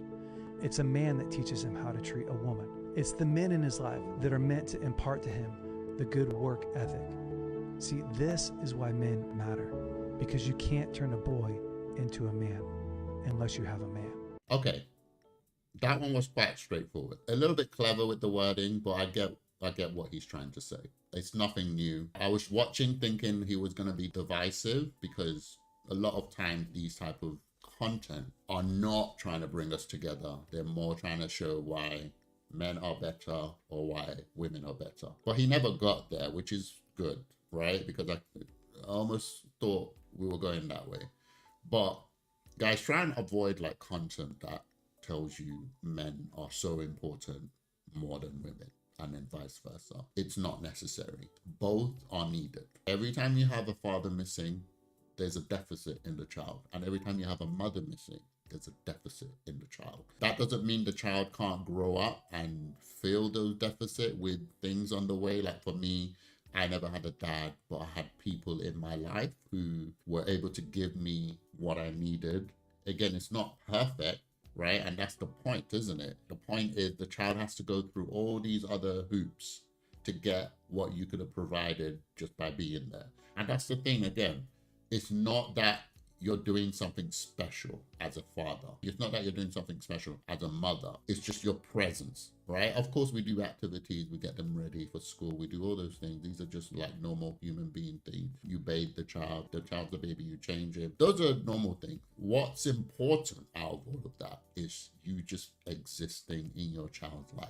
And what happens while you're doing day-to-day stuff? The Bible talks about, and guys, I'm really probably butchering this, but it talks about teaching your child the word of God as you walk on the way, as you sit down, as you do this, as you do that, right? That's what the Bible says. And the point of what the Bible is trying to say is that it's not saying that, oh, just read the Bible to your child. It's talking about being an example. It's talking about as you're doing your daily activities, teach him about this. As a father, as a mother, there's a point in your child's life as you're watching movies with them, as you're playing PlayStation with them, as you're going out in the car, walking in the park, playing, the child looks at you and he sees himself. The daughter looks at his mom and she sees herself.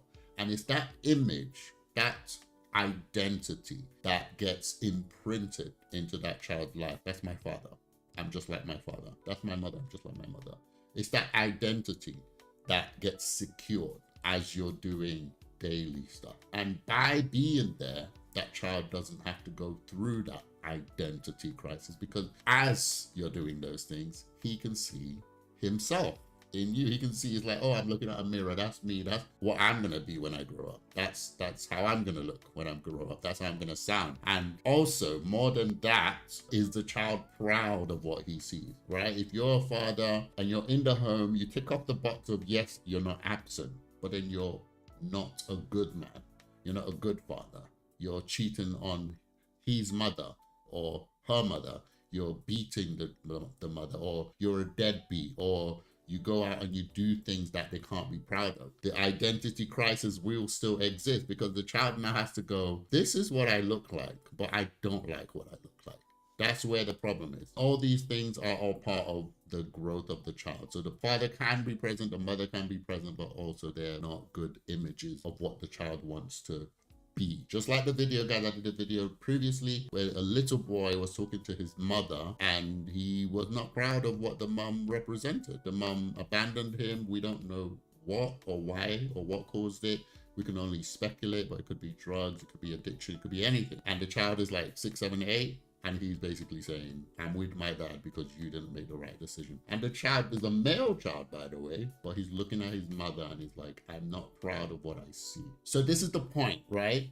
Don't listen to these things that kind of put men on a pedestal or put women on a pedestal. God made it that we are both meant to be in the home as an example of him to our children, because our children also look at us for an example of the Father, of God. So your presence is very important. And while you're present, you need to be someone that your child can say, I like what I see, and I'm proud of what I see, and I'm proud of what I could become. All of that happens based on your character. What is your character at home? What is your character outside? What is your character with his mother or her mother? And what is your character when you're away from the home? Like, all those things matter while you're being present. But mostly that identity thing, it's just about being there. And the child looks and the child is like, that's me, that's my dad. Don't let anyone deceive you. We're both as important as each other. Guys, let me know what you guys think in the comments below. What do you think of this video that I just watched? Did you understand the angle that I was going for there? Do you understand what the man was saying? Do you agree with the man? Do you agree with me? Let me know your thoughts in the comments below. Before I go though, guys, please check out my other channels. Guys, I have a channel with my kids where I react to all sorts of shenanigans over there. It's called Angelinters. I put it on the screen right now. Please go over there and watch our videos over there. And of course, I have a reaction channel where I react to trailers, movies, anime, gaming, all that stuff, guys. Please go over to that channel and give me a like, comment, and sub. I'll see you guys in my next video.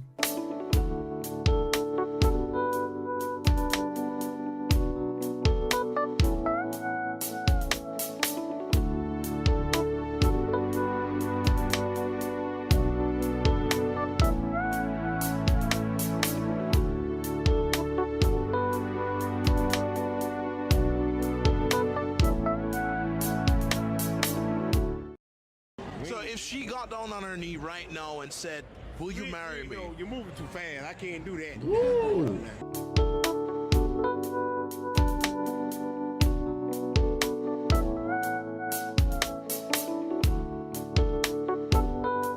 What's up, guys? Welcome back to my channel. Guys, I appreciate you guys watching my videos. Before we get into today's video, guys, please remember to hit that subscribe button. Help me get to that 1,000 subscriber mark this year. I'd really appreciate your sub today. And remember to leave a like and leave a comment on the video. Let me know what you think. Let's get into it. How old are you? 44. 41. And how long have you been together? 10 months. Being that 10 you're months, in your okay. 40s, do you plan on getting married one day, or is it just more of like a long-term partnership kind of thing? 40. Oh, silence. Oh, no. You never know. I can't say that. I can't say what the future may hold.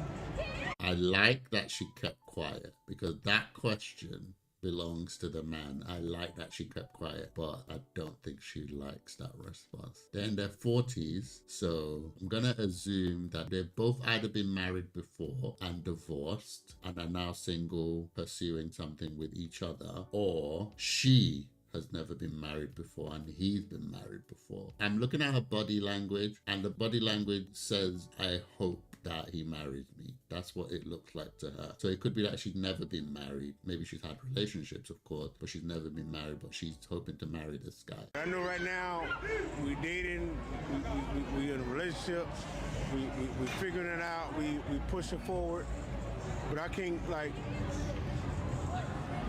say that far. So if she got down on her knee right now and said, will you marry me? You're moving too fast. I can't do that. Woo. No. What's the hesitancy? Right. No. But first you know what's the hesitancy? First of all, you want to know this on podcast? Oh, I've been married for 15 years, and then I got out of this for a whole. I only been divorced for damn 2 years, and then I still got to. No, but at the same time, I got to still heal. I still got to goddamn. No, I'm gonna hear. Oh, she said stop talking. No, since you want to hear it, I'm being real. You know, I'm just being real. Oh, when you know you're ready, you're ready. You're ready. It don't matter whoever it is. He messed up. Whether it's first, second, third, fourth, fifth, or whoever you with, you're gonna learn it, and you're gonna know it, and you're gonna just get with it, and you're gonna love it, and you're gonna say, I'm gonna respect it. He messed up. That's it. Goodbye. Good night. Thank you. He messed up. He messed up with that one. I'm actually happy that woman tried to control him, and I'm also happy that she kept quiet and let him talk, because it looks like this is the conversation that they've had before, and his answers have probably been what he's saying now, but also she's realized that he was talking too much to the public, and that's why she left. I'm not on his side on this one. I'm on the woman's side. Like, these are the kind of things that you make clear from the start, but then also, even if he had made it clear, I know the lady could still stay in hopes of. Having said that though, even though I'm not on his side, I get what he's saying regarding, he did give an excuse, and it's a good excuse, which is that he's just come out of a 15-year marriage and he's not in a rush to get into another one. The young kids call those type of things trauma. Like, divorce is traumatic for the people who go through it. So it is something that it takes time to get over, and some men sometimes never get over it. Some that do get over it vow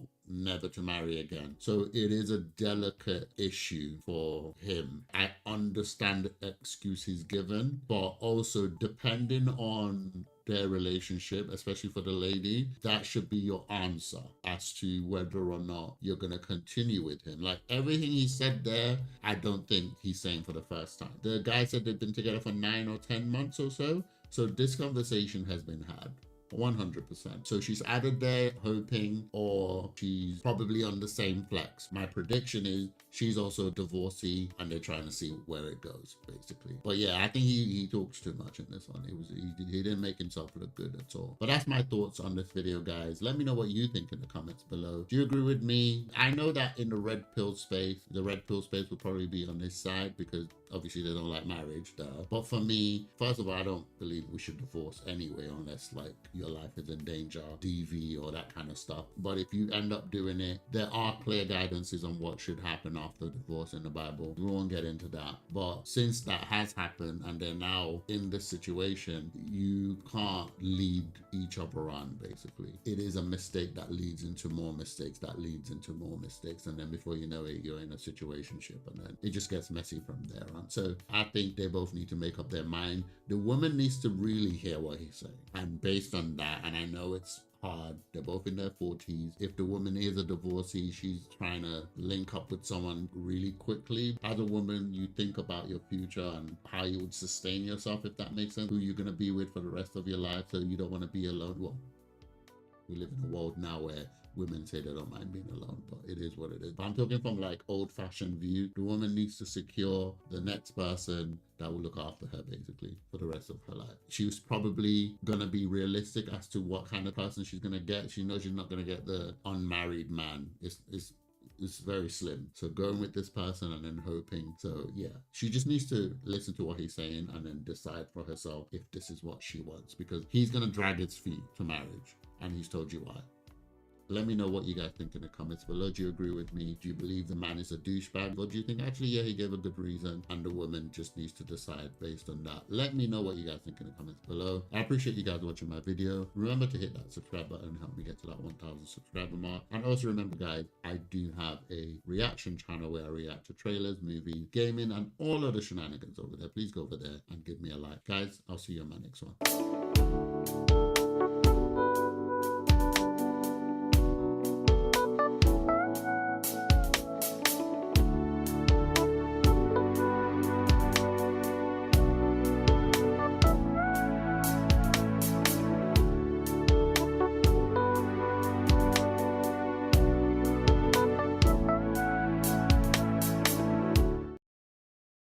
He took me back to his house, not because he wanted to do anything, because he wanted to show me the renovations he's doing in his basement.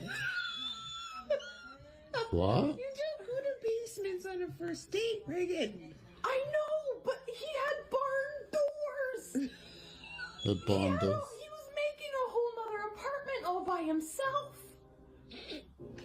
What? He bought I'm this confused. house. Oh, okay. And it's nice. And his car, did you see his car? No. It's brand new. It's a 2021 SUV. Okay. Oh, so he's rich, I guess. It has a screen in it. She said it has a screen in it. I started to forget about like everything else, and I was just like, wow, I could start living like this. Oh, okay. I was waiting for something nefarious, but it looks like she's fangirling for the guy, which is good. And he was so respectful. Okay, so he's a good guy. That's good. It was beautiful. Oh, guys, it's always good to get one good one sometimes. I had a couple cocktails and some wine. Yeah. So, do you think you're going to go on a second date? Of course she is. He wants to bring me to his hockey game tomorrow. Oh my god, this girl is so cute. Look at the way she's talking. He wants to pick me up and bring me to his hockey game. It's like she's never had So this I can before. come watch him. It's so cute. She said it's so cute. He says he wants to take me thrifting beforehand. So yeah. Thrifting? What's thrifting? For each other and not let each other see, and it's what we have to wear on our next date. Look at her face. That's what he said. Oh my god. You better not leave him. Look at this. It's so sad because you get guys like this who swoon over a girl and then the girl just leaves them. Pretty good first date. What's up, guys? Welcome back to my channel. Guys, I appreciate you guys watching my video today. Please remember to leave a like, comment, and subscribe to my channel. I just hit that 500 subscriber mark. I'd love to get to that 1,000 subscriber mark so I can finally become monetized and a YouTube partner. So please hit that subscribe button. Guys, let's check out today's video. When a man is broken, he can destroy everyone around him by what he does. When a woman is broken, she can destroy everyone around her by what she says. Okay, I thought that's where she was going. That's why for a man, self-control is his greatest power. I agree with that. For a woman, silence is hers. Okay. When a man has learned to not be out of control, but to be out of people's control, because he has self-control. I get that. That's a powerful man. I get that. And That when would make sense. a woman has learned to be silent, doesn't mean to be silenced. Okay. I'm silent because I'm watching. I'm silent because I'm observing. I'm silent because I'm waiting for the opportunity to speak. Okay. And when I speak, people listen. When I speak, the room listens. And not only do they listen, they take heed to what I'm saying because there's wisdom that's coming out of my mouth. I understood what she was saying and I get where she was going. However, a few corrections. One of the worst things that can affect a child is the words that come out of his father's mouth, especially a male child. So I'm guessing she's talking in relation to relationship between a man and a woman. But even then, one of the worst things that can affect a woman is the words that come out of her husband's or her man's mouth. Because the Bible says that as men, as husbands, we rise up to praise our women. Those are words. So I get what she's trying to say.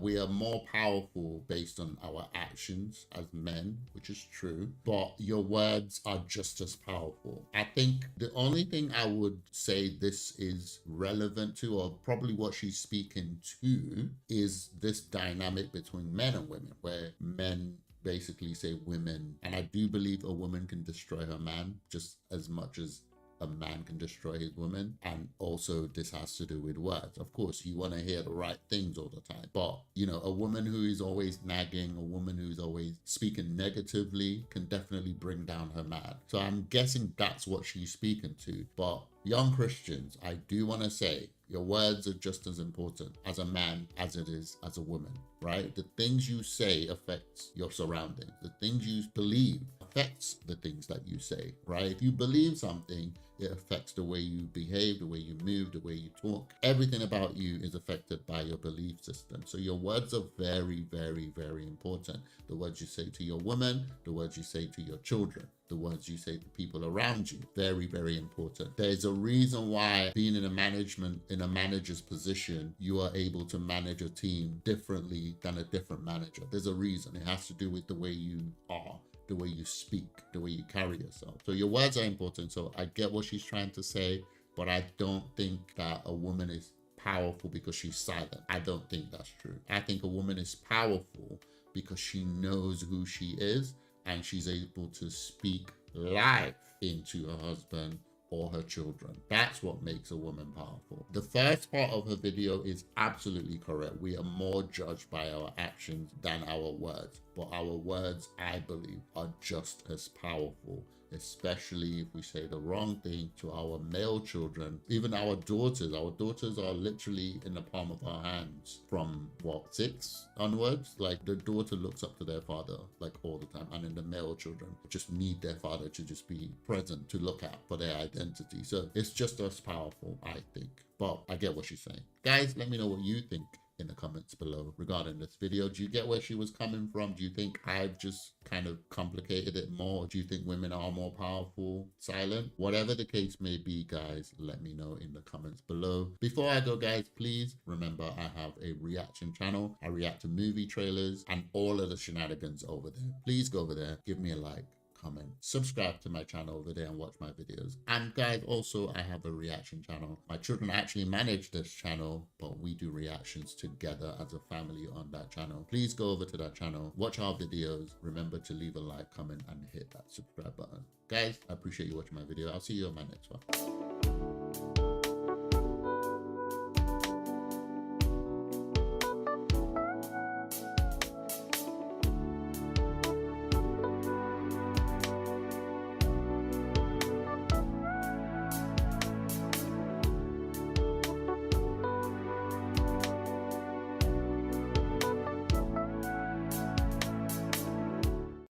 What's up, guys? Welcome back to my channel. Guys, before we get into today's video, hit that subscribe button, guys. Help me get to that 1,000 subscriber mark. I really appreciate your sub today. Trying to become a YouTube partner. Let's check out today's video.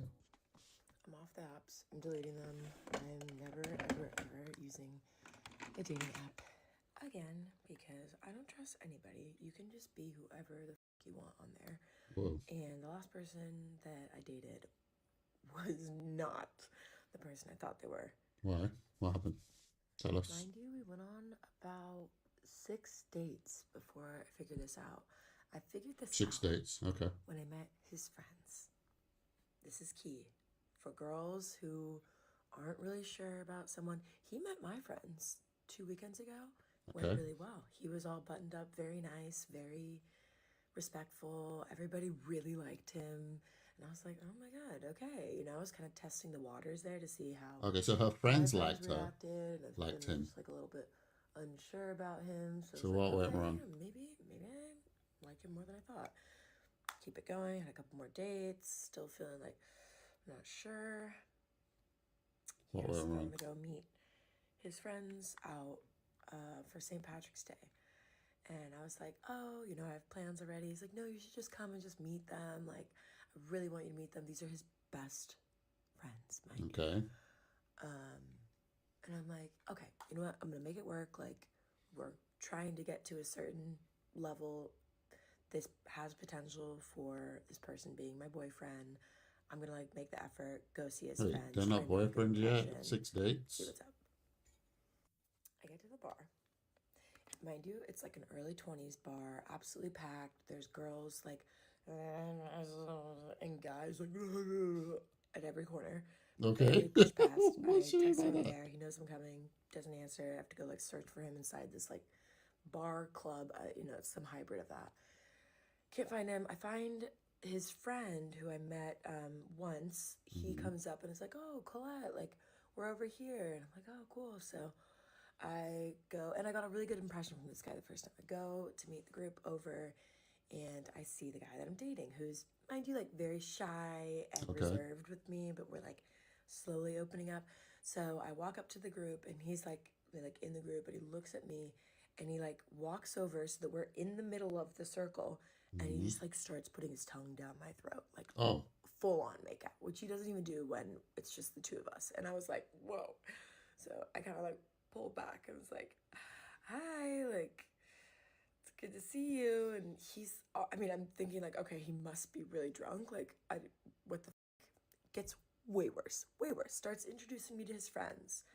Okay, great, like meeting all his friends. Get to the point, what happened? He's like on his phone trying to coordinate and get guys there, I guess.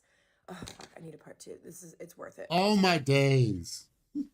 The more she kept going on, I kept feeling like maybe I just got clickbaited because, oh my days, there's a part 2. Come on. See, now I have to go look for it. I have to look for it because I was waiting for the punchline and she kept dragging it and dragging it. I've been on this app for a while now, guys, so I know how people like orchestrate their videos. I try not to do that on mine. I just, you know, get straight to the point, post a video, my reaction, and that's it. Bob's your uncle. I kind of saw this coming the longer it went because I was like, this video is a bit long and she hasn't said anything yet. What happened? Anyway, let me see if I can find it. There's no part 2. I'm so annoyed. All right, guys, I couldn't find the part 2. So yeah, you guys are just gonna have to suffer with me because that video was nonsense.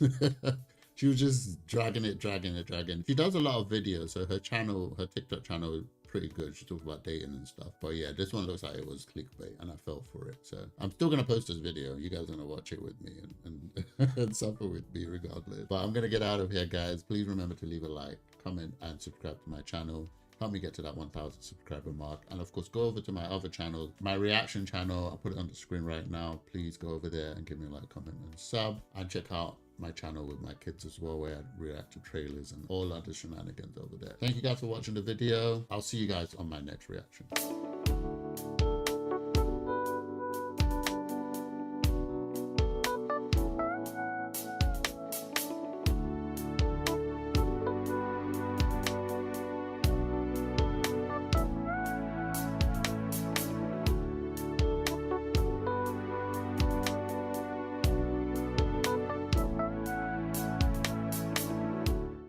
What's up, guys? Welcome back to my channel. Before I get into today's video, please remember to leave a like, comment, and sub. Remember, I'm trying to get to that 1,000 subscriber mark. It's 2025. Please help me get to that goal. I'd really appreciate your sub today. Let's check out today's video. You don't owe your parents anything.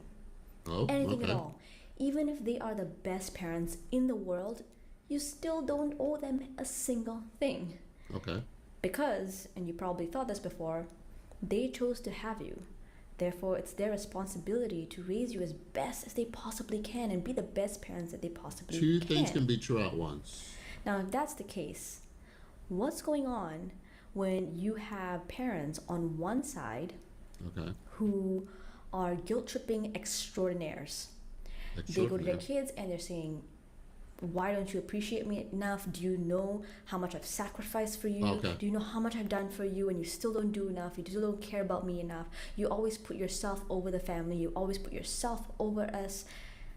Why do you have that? Okay, this sounds like an experience she's having, because from what she said from the beginning, both of those things can be true at once. The parents may have had you and they chose to have you, blah, blah, blah. And at the same time, you can have some level of gratitude for them doing right by you, because there's a lot of children out here who were chosen to be had. That statement makes no sense, but the parents had them, but the life that they gave them was trash. Look at the third world countries. Look at single parent household. Look at young people who ended up in foster. I ended up in foster home. Look at the sufferings that a lot of those children went through. If those children had it the other way, and let's say this young lady maybe had a good life and had a 2-parent household, and the parent provided everything that they needed and went on to law school and basically set them up in a way where they're made for life and they can make a better life for themselves, there should be a level of gratitude. That's what I mean by two of those things can be true at once. I think it's the view, the way she's framing it is what makes it sound wrong. Like, oh, you don't owe your parents anything. It's the way she's framing it, but I think there should be some gratitude to your parents. You may not want to call it owe, but we do kind of owe our parents. It's like when the Bible talks about give the respect that is due, right? It's basically saying you owe that person respect. You owe that person gratitude. You owe that person your life. You know what I mean? So let's see what she's going with it. On one side, and on the other side, you have parents who have never uttered any of those sentences in their entire life, not even given a little bit of the energy in their entire life, and yet you have their kids go, oh my God, mom, dad, I love you so much, you're the most amazing thing ever, and I want to take care of you and give you so much, and no matter how much I give you, it will never come close to how much you have given me. So what's going on? On one hand, you have parents who are talking about why don't you feel in debt to me? And on the other hand, you have parents who never say that, yet their children saying, I feel so in debt to you. Okay. So what's going on is the children on this side, their feelings of being in debt to their parents originates from their love for their parents. It starts from loving their parents. And then a way their love manifests is feelings of being in debt to their parents. These parents on this side get them all confused and think, oh, I will be able to get that kind of love if my children feel in debt to me. Do you see how they got those two mixed up?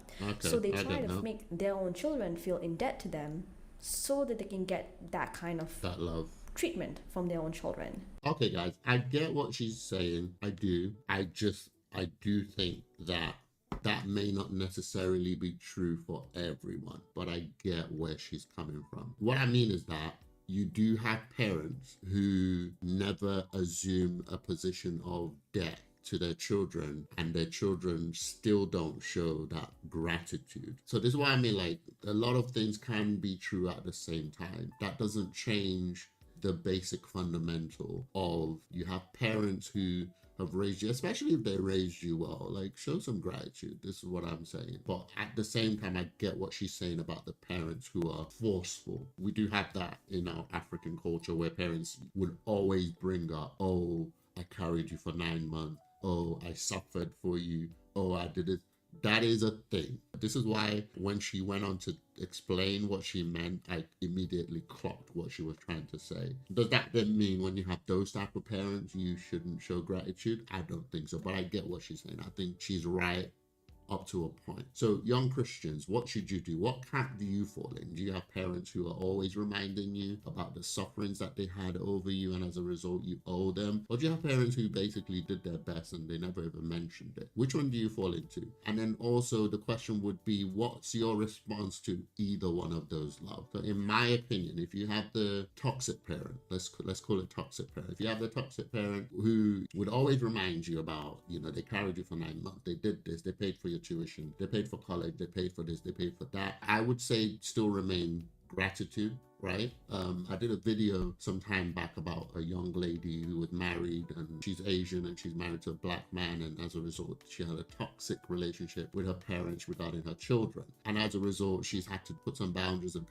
cut off her parents, blah blah blah. There is a time for that. There is a level, because they're parents, there's a level that you should not tolerate. And these goes for really toxic parents. But in general, if it's just a parent who is just high strung, and you know, you would probably be the same way if you're their child, just figure it out. I would say try to figure it out, set some boundaries and say, look, mom, I don't like it when you say this. Like, children need to learn at what age they get to where they're able to have a conversation. A lot of times our parents really traumatize us that even at 30 we can't say anything to them. But I think at, you know, at a certain age you should be able to respectfully hold a conversation with your parents and just say, mom, you know, the way you keep reminding me that you carried me for 9 months, it just makes me feel this way.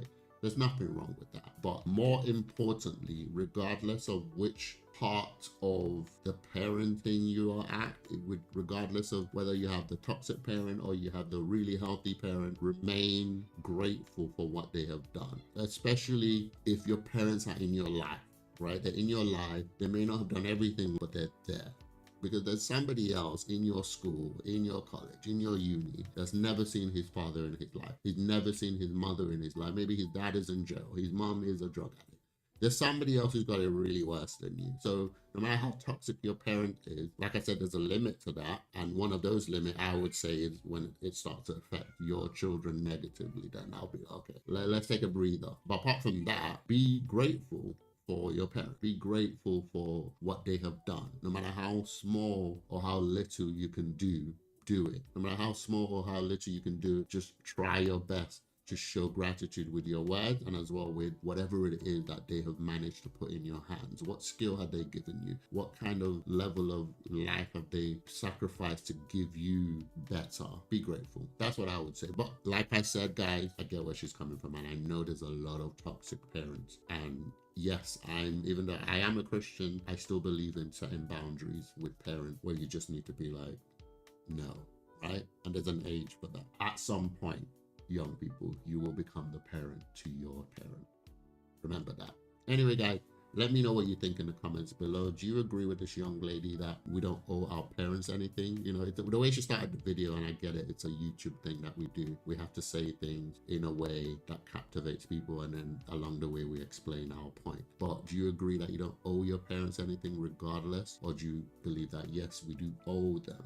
Not gratitude, but we owe them. We need to pay them back. We need to show them love and whatever just because of what they did. Let me know what you think in the comments below. Guys, I appreciate you guys watching my video. Remember to hit that subscribe button. Help me get to that 1,000 subscriber mark. Also go over to her name is Asha Jacob. No, without the S, Asha Jacob. Go over to her channel, give her a sub, and watch the full video over there. I don't like watching full videos because I think it'll be good to kind of give some traction to that person who made the video in the first place, so that people go over there and check out their content rather than watching the whole content through my channel. So go over there, give her a like, comment, and sub. Before you go, guys, I have a reaction channel. I react to trailers, movies, gaming, and all of the shenanigans over there. Please go over there, give me a like, comment, and sub.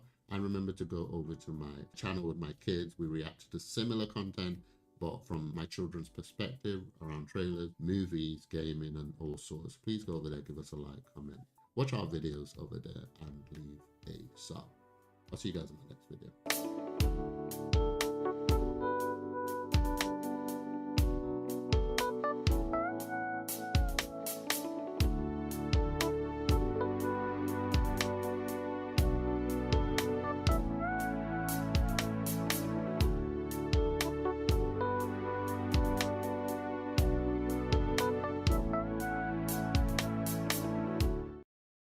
Young Christian, I will say it again.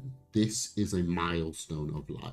Marriage. It is a milestone. It is God's will for you.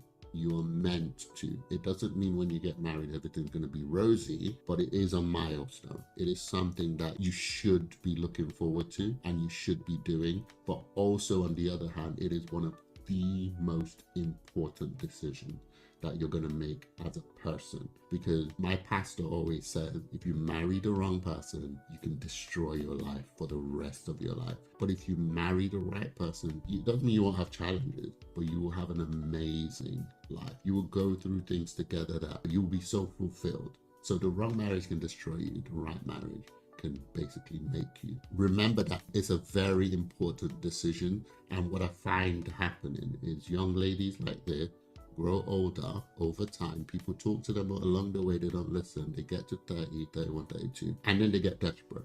And then they choose the wrong person. And then they go, oh, I should have remained single anyway, because marriage is not what I dreamt of. This is the point, because you didn't do it at the right time. And when you don't do it at the right time, you are in danger of desperation. You're in danger of, oh my God, I'm out of time. And as a result, you just choose anybody, which is wrong. The other advice. What's up, guys? Welcome back to my channel. Guys, I appreciate you guys watching my video. Remember to leave a like on the video if you're enjoying my content, and remember to subscribe to my channel. I really appreciate your sub today. Help me to get to that 1,000 subscriber mark so I can become a YouTube partner. Without further ado, guys, let's get into today's video. Why guys don't want a relationship? Stay for the whole video. You'll actually learn something. Let's say I'm a cashier at a clothing store. You walk into that clothing store and you see the most amazing, beautiful dress on the clothing rack. You try on the dress fits you perfectly. You look amazing in it, and then you realize it's $2,000. Okay, no problem. You got $2,000. You're a richie. You're a baddie. Okay, bougie, let's go. Front desk, and you see the cashier, which is me, and you say, okay, I'm ready to pay for this dress. I want this dress. I gotta have this dress. I tell you, you've got two options to get the dress. You can either pay full price plus tax for the dress, so $2,000 plus tax for the dress, or you can walk out of that store with the dress in your hand. Oh, for free. Yeah. Chase you down. You could just get it for free. So what are you going to do? You're going to walk out of that store. For free. That's actually really good. I love that analogy. That is actually the image of the current dating world. Because a man can get it for free now. Like, they can. Unfortunately, it's easy now. You know, because again, one of the movement of feminism is to make women like men sexually.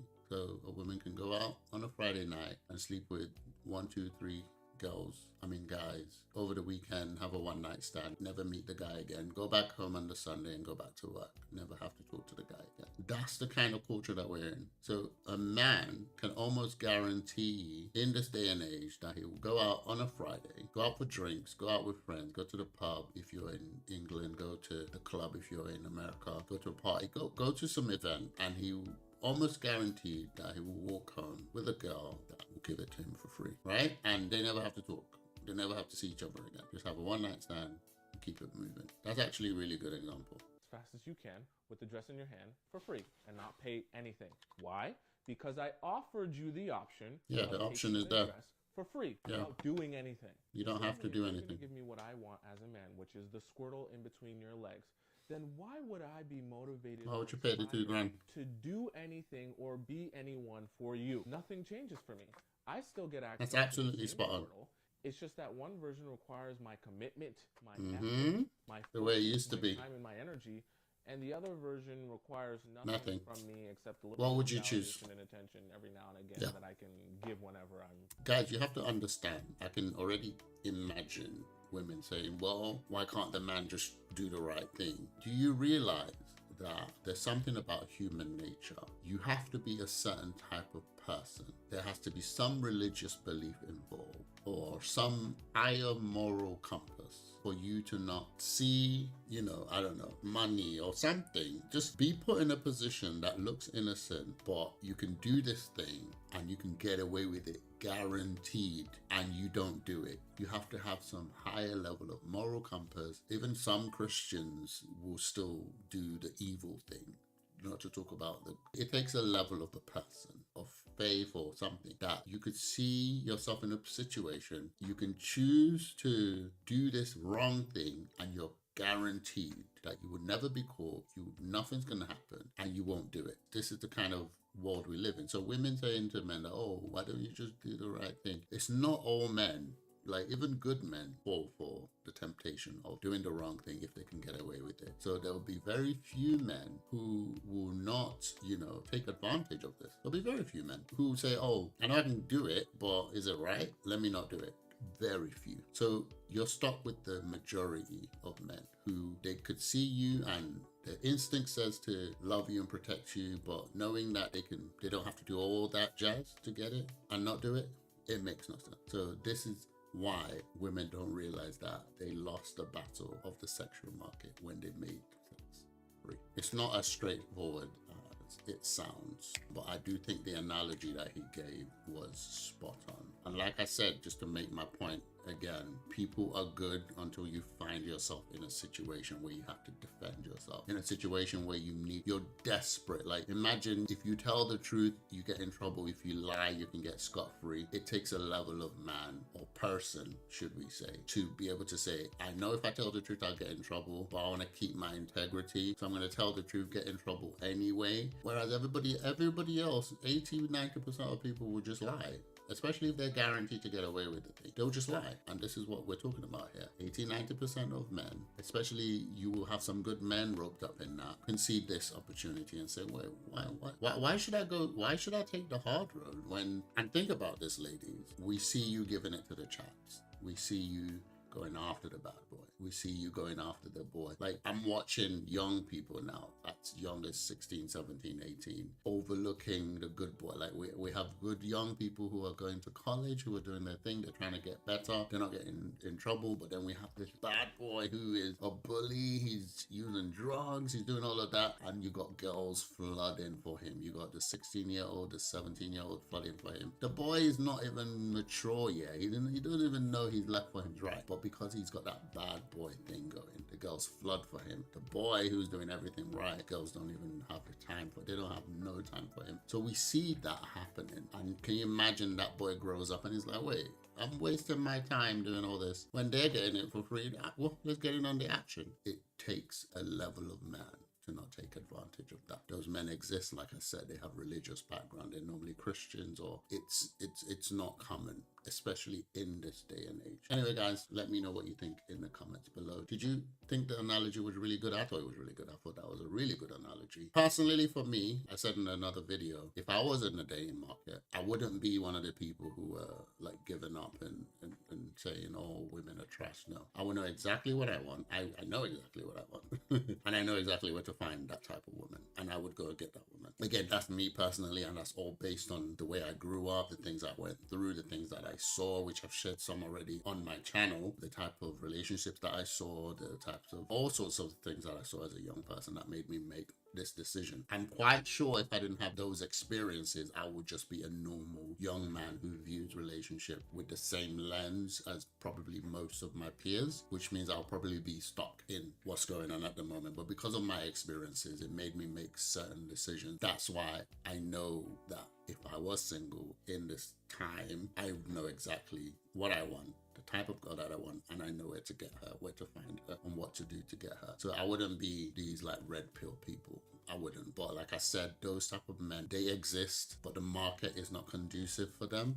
And you who's in this like sphere, you won't find them. You won't find them. They're the kind of people that go to church, go to work, go to the gym, meet people physically. They don't have time for like all these extraterrestrial stuff. They don't have time for the internet and stuff like that. They're busy. They're busy. And they know where to get what they want. Anyway, guys, remember to leave a like, comment, and sub. Let me know if you enjoyed the video. Remember to check out my reaction channel. I react to movies, gaming, trailers, and all sorts over there. Please go over there, give me a like, hit that subscribe button. Check out my channel with my kids as well. We do the same thing over there. We react to things together as a family. Please go over there, give us a like, comment, and sub. Guys, I'll see you next time.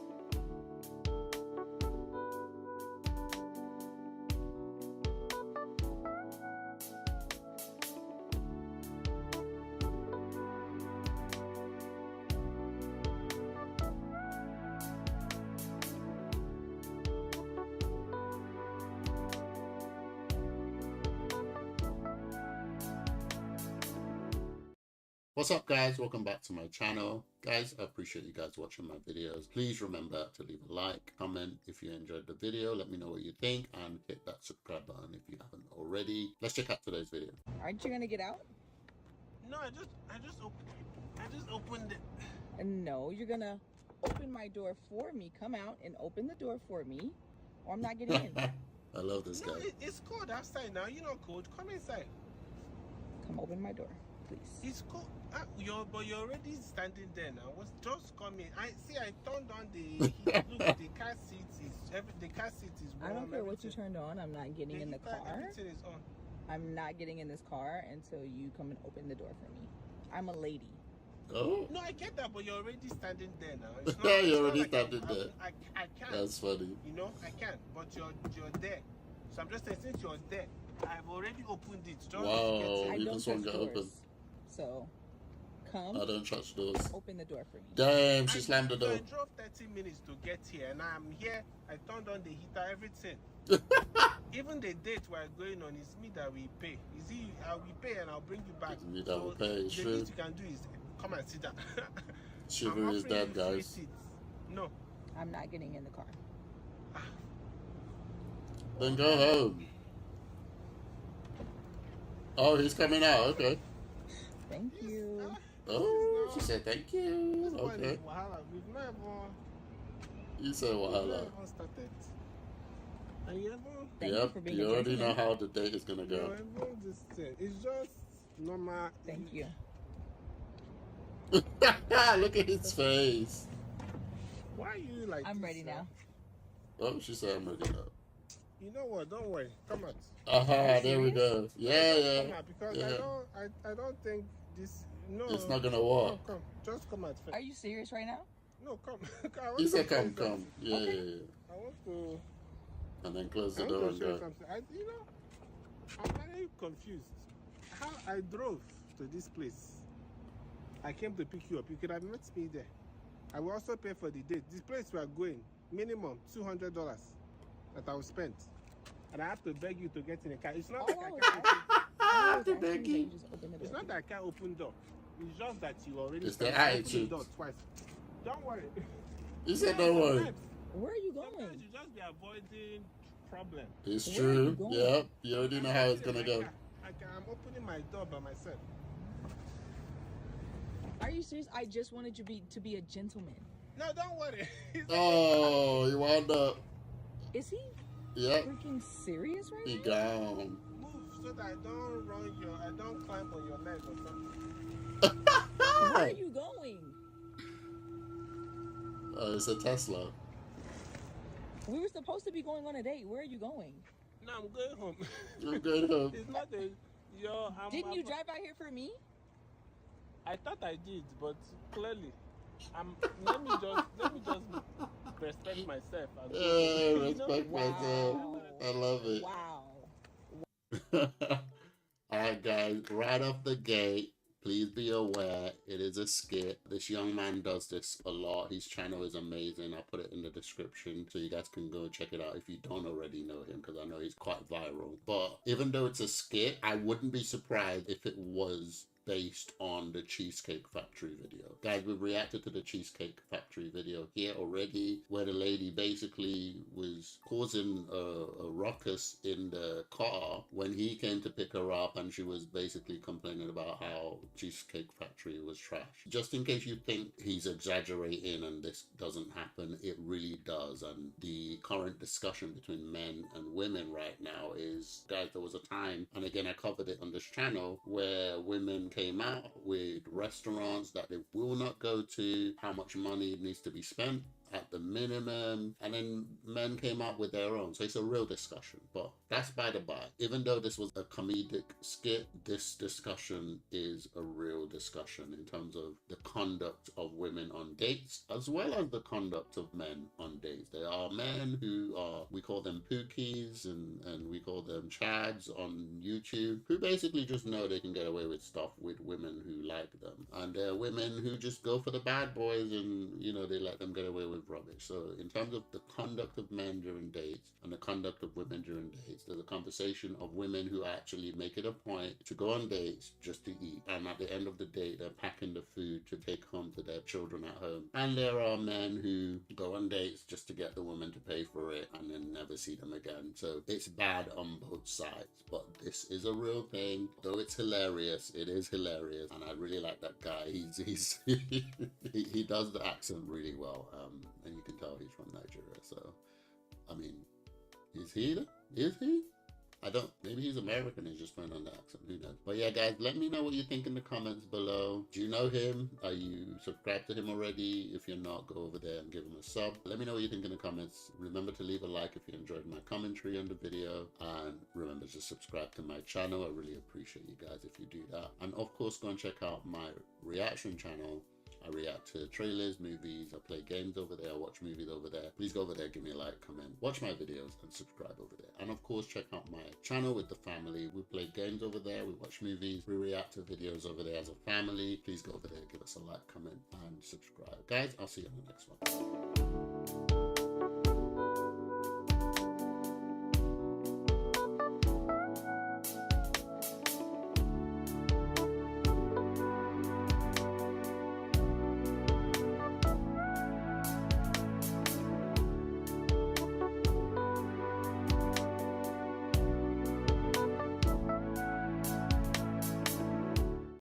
This one is a major one, and I have seen this one over and over again. Touchy-feely with other girls. Oh my God. How many relationships I have seen broken up over this?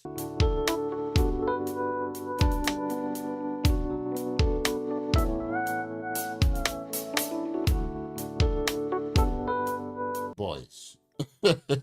Lads, guys, you must have boundaries. I know people who were raised in a way where they were just not given this cue. There's a cue that you're given from ladies or even men in your life that basically says boundaries. Don't do that. And this ties into a lot of the things that the feminists or the current woke movement talks about when it talks about toxic masculinity. This specific behavior is one of the ones that I do agree with them about. Because there are men who just don't know boundaries. And, you know, in this case, I'm not even talking about the ones that just go overboard and just ignore all signals. I'm talking about guys who just have girlfriends, and those girlfriends, they just touchy-feely, they're just all over them. If you have a guy or you're seeing a guy that's like this, major red flag, because this is how he's going to be throughout your marriage. It is what it is, and I have seen it. I'm telling you now. You've had men who have, throughout the relationship with the girl, they've been, and the girl just goes, that's just how he is. That's the excuse she gives. Well, he loves me, but that's just how he is. They get married, he still does the same thing. And lo and behold, everybody saw it coming, he's cheating. And he's been doing it before they got married. So be mindful. A real man draws boundaries. A real man is protective of his lady. A real man knows his limit, and he knows not to disrespect his lady. And he knows when such behavior are disrespectful. A lot of times men that do this tend to have their women on a leash. I wanted to say unlock, but I like that word. I feel like the unlock word is quite positive when a man is just so amazing and he's got his girl on lock, like she's not going nowhere. These men are controlling. Like, they have full control over their ladies, and in fact, they borderline on abusive. These are the type of men that I know, in my personal opinion, that tend to be touchy-feely with other girls, sometimes even do it in front of their ladies, and they don't care. They think it's fine. They think it's normal behavior. It is not normal behavior to be in a relationship and you're touchy-feely with another woman. No. No. In fact, when you're in a relationship, your hugs change. The way you hug ladies change. It has to. It does. Everything changes because now you have this one person you profess your love to. So everything about how you interact with other girls change. I'm not saying you're going to become weird, right?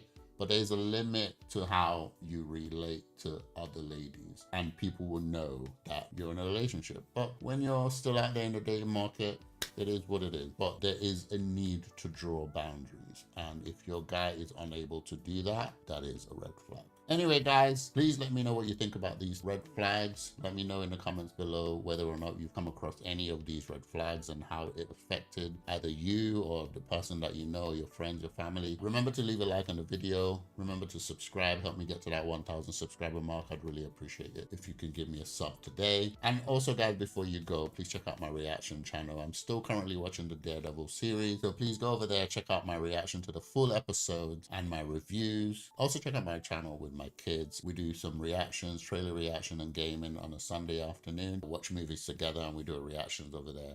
Please go over there, give us a like, comment, and sub. I'll see you guys on my next video.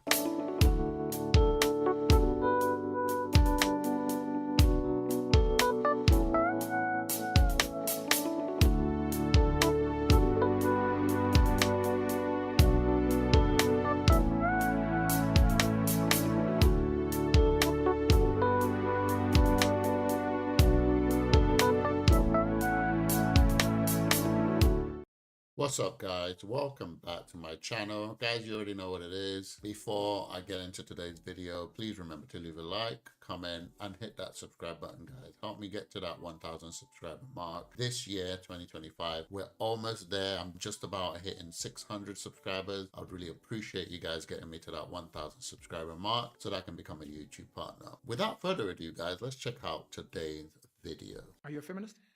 No, I've never been one. What is a feminist? Feminist is someone that fights for women's rights, equality, and they are basically for women. That's correct. And you are not that. I am not that. And that's because I don't see it surface level. To be fair, I have noticed this. It's not every woman that sees themselves as a feminist, just as I argue on this channel, which is what makes feminism look really bad. As soon as a woman disagrees with them, they're not realizing that fighting against that choice is going against the original idea of feminism, which is the ability to choose. So they should get to choose the feminist route, but they should also get to choose the route that you may not want them to choose, if that makes sense. Or if you ask a girl on TikTok what's a feminist, she'll tell you what I told you. But me, I know that it's deeper than that. So that's why I'm like, don't identify with it. Okay. And also because of the way they go about the whole... I think that's the main issue. Women, the way that you're going about it, it's already a zero for me. So the title is not enough. Just because you said you're for women and you're fighting for the equality rights of women is not enough for me to take it on. What makes me take it on is how you go about that, trying to bring equality, etc., etc., etc. What is the deeper understanding of you and feminism and why you don't support it? Okay, so in the beginning, I was always very sketchy about feminism because I was like, okay, I hear what they're saying, like, okay, voting, what, men didn't allow us, what. Damn, like, what? This is yes. And I was like, okay, I see where you guys are coming from. But yeah, there was still not enough for me to be like, you know, I'm taking on that because I saw in the way that they went about it. So when I did research on feminism, because I was like, okay, I'm very unsettled with this feminism thing. Let me get deep into it. Let me not just be satisfied with we are equals for women, etc., etc. Yeah. So when I deep dived into it, I got to ask questions about like, okay, so the history says that women were not allowed to vote. Why was that?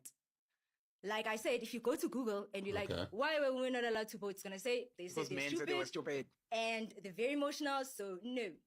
But if you go deeper and you go into the books, you will actually learn that, for example, the reason why women were not allowed to vote is because men were the heads of the house. So they voted on behalf of their households. Almost like voting on behalf of your kids. We already know that. Kids can't vote. Oh, okay. She's saying that women did have right, but through their husband. That's basically still making the point of feminists because they wanted women to be independent, if that makes sense. So having the man vote on behalf of the family still goes against that. So I get what she's saying, which is true. That's how it used to be. But what it meant was that women were not more involved in society as they are now. So I'm interested to see where she goes with this. Much influence in what their husbands voted for. So it was just like, out of all the families, one man.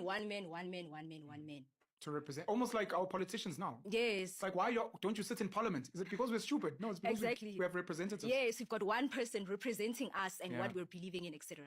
The other reason was that women were more into, like, they were voting more municipal and local thing, yes, because they were in charge of the schools, the hospitals, the shops and whatnot, because women were more nurturers and whatnot. Those are the roles that they played. So anything with children, education, teaching, they were there. So they had the power there. Government at the time was force meaning war, anything that had to do with violence. And because women are not, you're not going to war, you're not going to fight for the country, so why must you vote?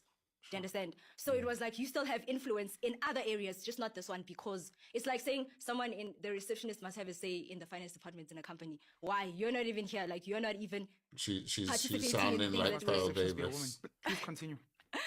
Sorry, I'm just making an example. I get what she's saying. Yeah, so even if it was a man, let's say whoever in that department, you can't have a say in finance because you don't know anything about finance. You're not in that department, you see. Another reason I get what she's saying, but what she's saying is what feminism. There was a lot of women that were against women voting because they saw it as if women start voting, then it's going to progress and more things and more, which is going to lead to things like the women were saying at that time that if we make men and women equal sexes, and I say sexes specifically because body, I'm talking about biology. If we're saying you and me are equal, it means that chivalry will die. What is chivalry? Politeness towards women, men being polite to women. Protecting women. She's a woman, she can't pick up this heavy thing. I need to help her. Because now I'm saying, which is what's happening right now. Exactly. So those are the things that contributed to gender-based violence, because men don't. That contributed to things like gender-based violence. Damn. Did we just go there? Yes. No, please continue. They were scared that things will, because if there's no chivalry, if there's no politeness towards women, it means that it's easy for you to be violent to a woman, because you no longer see her as this weak, small, tiny thing that you need to protect. That's true, but I don't it was think very mandatory that men needed to protect women, that, etc., etc. So what she just said, as nice as it sounds, violence against women was still taking place during those times before feminism was fighting for them. In fact, domestic violence has always been a thing. So I don't think that point is valid personally, because even when women were to be protected, we still had men who beat the women. Like that was a thing way back when. So, and also all the things she's mentioned, even though it sounds really good, and yes, some of the repercussions of feminism is happening, the point is that the things she's mentioning are the things that feminism fought against, right? The ability to vote, the ability to have a voice, the ability to speak, the ability to be part of society, not just in the teaching, nurturing, whatever, but also to be part of society in other ways. Those are the things that feminism fought for. So that's why women of those times didn't want that. So I believe that we are equal, but we're just not equal in the same way. You have your strengths, I have my weaknesses, I have my strengths, you have your weaknesses. Do you understand? So we're equal, as in we're equally as important, but we're just not going to say the equality is not going to look the same. It's just not going to look the same, and that is okay, you see. So those are the reasons that they gave. And I was like, these things, they make sense. And even the 72 years, it took 72 years for them to actually accept women into voting. And it also goes back to race again. When they were allowed to vote, it was only white women. Sure. Black women were not there. If it was feminism and about women, why wasn't it just all women? And also at that time, black men were not allowed to vote because they were slaves. Do you understand? Yeah. So they knew that, okay, if we say women must vote, you must also go and fetch the black man there. That means and say that feminism he's was allowed to vote as started well. by And also another reason was that people that people. owned properties were the ones that voted. Men were the ones that owned properties. They're the head of the house. They're the ones that paid the bills. You understand?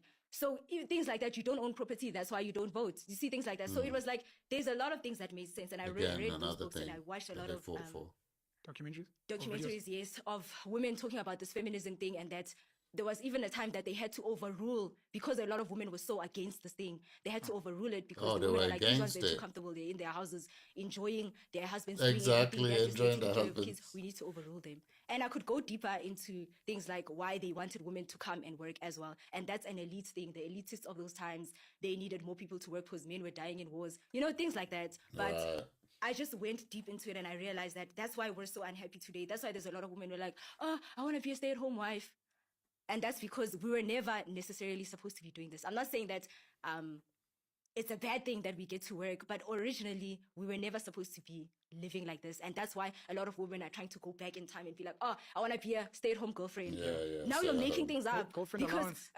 Girlfriend allowance, which was something that your husband would have done for you because he would have came home. Here's the money. I come from working. Now you have to make things up because you wish that you would go to a time where you didn't need to do this thing. Why? Because naturally you're not necessarily supposed to be doing these things. That was very interesting. A lot of the things that she said I think were wrong. However, she was basically just saying what happened back then. But she's not saying it in a way where she's like thankful or happy that feminism happened, because I think most people agree that first wave, like the inception, the first or probably the second wave as well, was very positive in terms of getting women out of the place that she's painted, which is not having a voice, not being able to vote, not being part of society, that kind of stuff, only being stuck doing nurturing and all that stuff. I think most people agree that having women have the ability to not just vote but work and be part of society, all that stuff, is good. I was expecting her to go towards why she felt it was bad, and I thought she would mention a lot more detail, but all she said was that women are not happy now, which is true. TikTok is filled with women crying, saying they don't want to work, crying, saying they don't want to go to work, they don't want to whatever, they want to be housewives. But it's also filled with women who are happy that feminism happened. They don't need no man, they hate men. The point is, feminism fought for the right that she has to speak and say these things. The only thing that makes feminism negative is that I'm sure feminism would fight her for what she just said.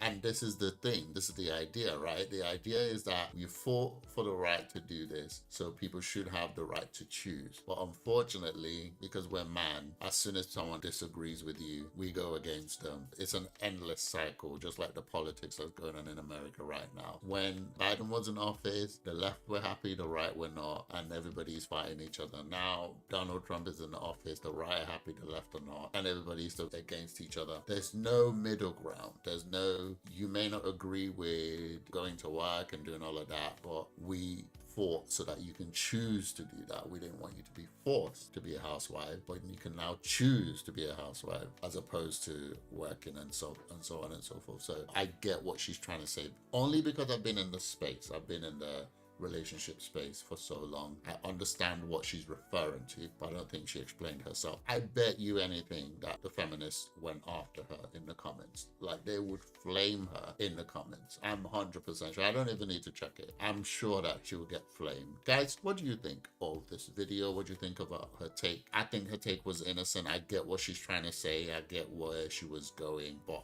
she's not being nuanced, right? As much as I hate modern feminism, and I'm going to speak against that as much as I can, I do think we should protect original feminism, which was literally the right to work. That's the difference to me. Original feminism was the right for women to vote and be part of society and work and own property and all that stuff. And modern feminism is basically just hate all men. That's my opinion. That's what it is. That's the difference. Anyway, guys, let me know what you think in the comments below. If you agree with me, leave a like on the video, comment, and subscribe. Guys, before I go, please check out my reaction channel. I'll put it on the screen right now. Please go over there and give me a like, comment, and watch my videos over there and subscribe. And also, please check out my channel with my kids. We do reactions on movies, trailers, gaming, and all sorts over there. Please go over there, give us a like, comment, and subscribe. I'll see you guys on my next one.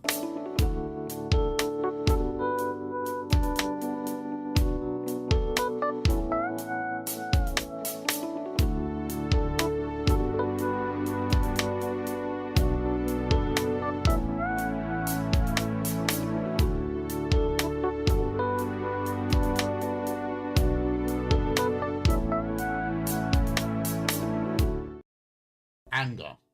Right. So this is one of the most important ones, right? Pressure is a fact of life.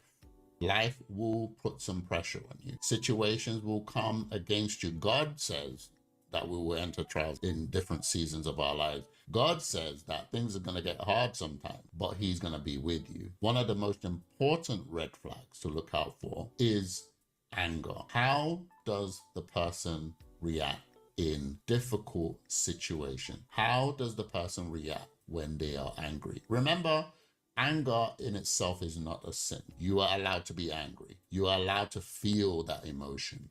What God asks us to look out for is, how do you react or respond when you are angry? So this is a major one. I've seen young people deal with a young man who, when they get angry, they start shouting at her. Or I've seen a young lady deal with a young man where the young man starts getting really, really aggressive when they're angry. The young lady has done something wrong, or they've not done something that they were asked to do, which is a completely different issue. You see the young man put his hand on the wall while the young lady is right there in his face, and he's screaming at her. And in my head, I'm like, we know what's going to come next. Of course, that situation gets dealt with because people intervene, but you know what's going to come next. Anger is one of the most important aspects or red flag that you must look out for, even for yourself as the person who is trying to be found or to get married to a wonderful guy. You also must understand the power of anger, especially when, say, maybe he's the one that is the good one when it comes to anger and you're not. You must understand how important it is to control that emotion, because when you get married, your emotions get 10 times worse. Your emotions get 10 times worse because this is the person you love, but it's also the person that can hurt you the most, easiest. The person that can get under your skin the most, the person that can do things to you that you will take personally easily compared to if somebody else did it. So those emotions get worse. Easy. So how does he react? You know, watch him when you go out, watch him when you go on dates, watch him when he's having conversation, watch him when he gets upset, watch him when something happens that he can't control. How does he react? It is very important. If he's calm, if he's collected, if he's solution oriented, perfect. For me, you know, even if I get angry, I'm already thinking, okay, I can't control this situation. It's happened. What are you going to do? Cry? No. What do we do about it? Let's go. Let's get it sorted. That's me. That's how I was raised. That's how, you know, especially when you have men in your lives. Men don't let... What's up, guys? Welcome back to my channel. Before I go into the red flags, please remember to leave me a like, leave me a comment, and subscribe to my channel. I'd really appreciate your sub today. I'm trying to get to that 1,000 subscriber mark this year so that I can become a YouTube partner. I'd appreciate your sub today. Please hit that subscribe button, leave me a like, leave me a comment if you enjoyed the video. Handling money. Right, so this one is a little bit more complicated. It's not as easily seen or known at the beginning, especially if chivalry is not dead in your relationship. If you've got a guy who's the one paying for the dates, paying for, you know, all sorts, you wouldn't really notice this. But this is the type of red flag you'll probably notice once you're in a relationship fully and you've been doing things together. You've gone a little bit more intimate in discussions around your life and what you would want. Money is a massive issue. Statistically, it is the #1 thing that splits up any marriage. So it is important to understand how money is going to work in your relationship from the get-go. Depending on the dynamic of your relationship, you know, one person could be the one who is struggling financially while the other is doing well. Normally it's the guy, and the girl comes in with nothing, and the guy doesn't really care because, you know, he's not looking for her money. He more likes her and wants to enjoy her company. But in the day and age that we're in now, we have ladies who sometimes do much better than men, and the man comes in, you know, maybe he has a career already, but he's not making as much as the lady. You guys really need to discuss how this is going to work, and this discussion is normally left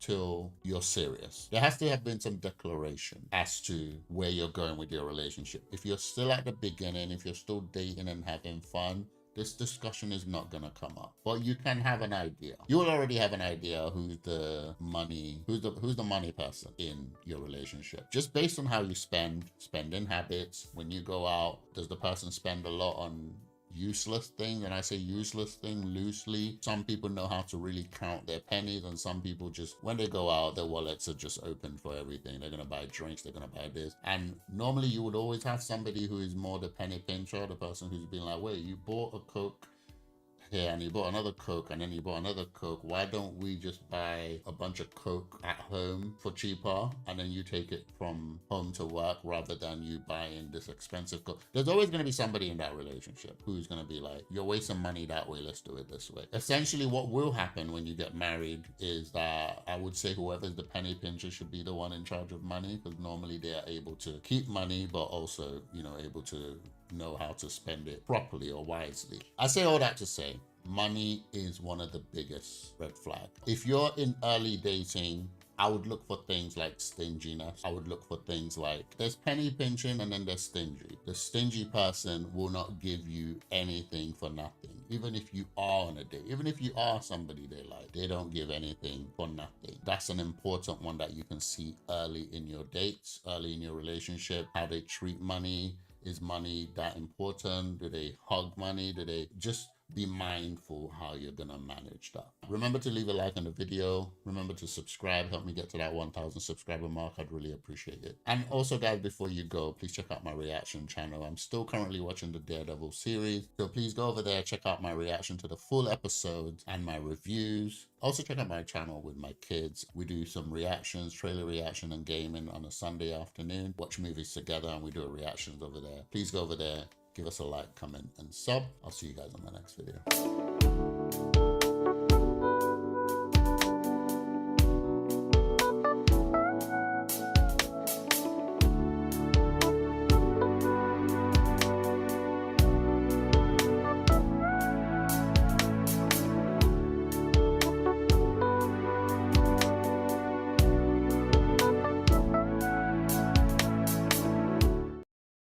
All right, ladies, let's talk about why men do not court anymore. Okay. Let's go. The reality is that modern feminism in a lot of ways had us as women take a gamble, and we lost. We took the bait that being sexually promiscuous and having no standards and no self-respect was cool and in.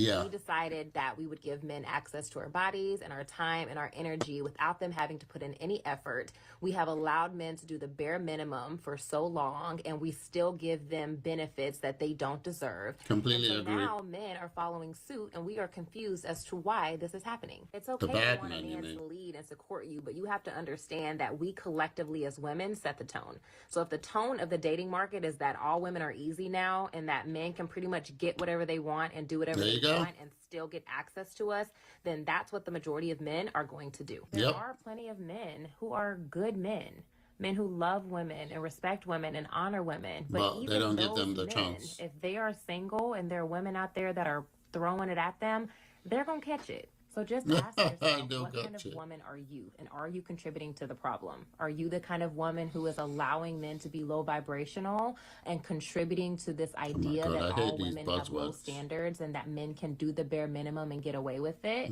Or are you a woman who is leading by example and challenging other women around you to do the same by operating from a place of self-dignity, self-respect, values, standards, strong boundaries, a woman who knows her worth? Before we start whining and complaining about what they aren't doing, let's take a look at what it is that we are doing. I agree with most of that.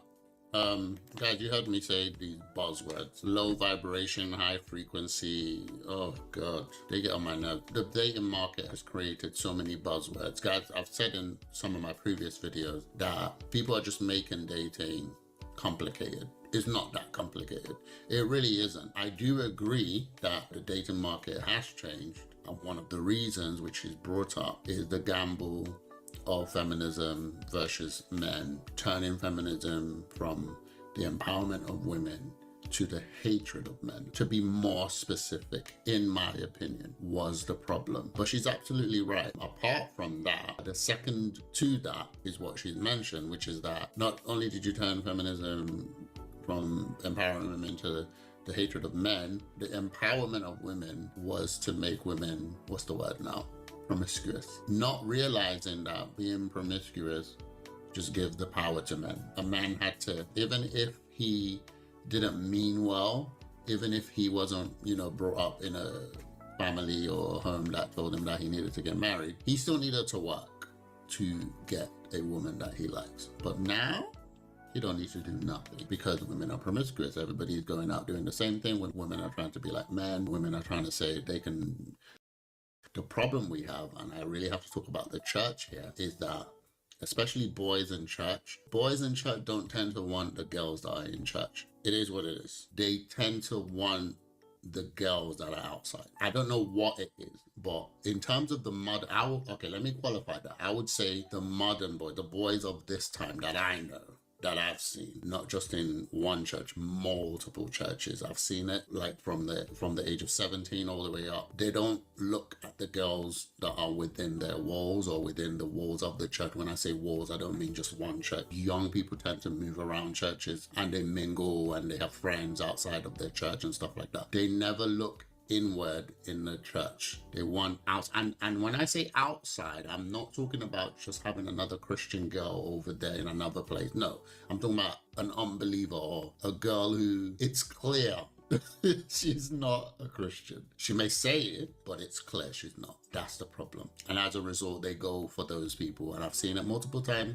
They get their heart broken, they become red pill, and then it's a cycle. Anyway, that's my opinion. I think she.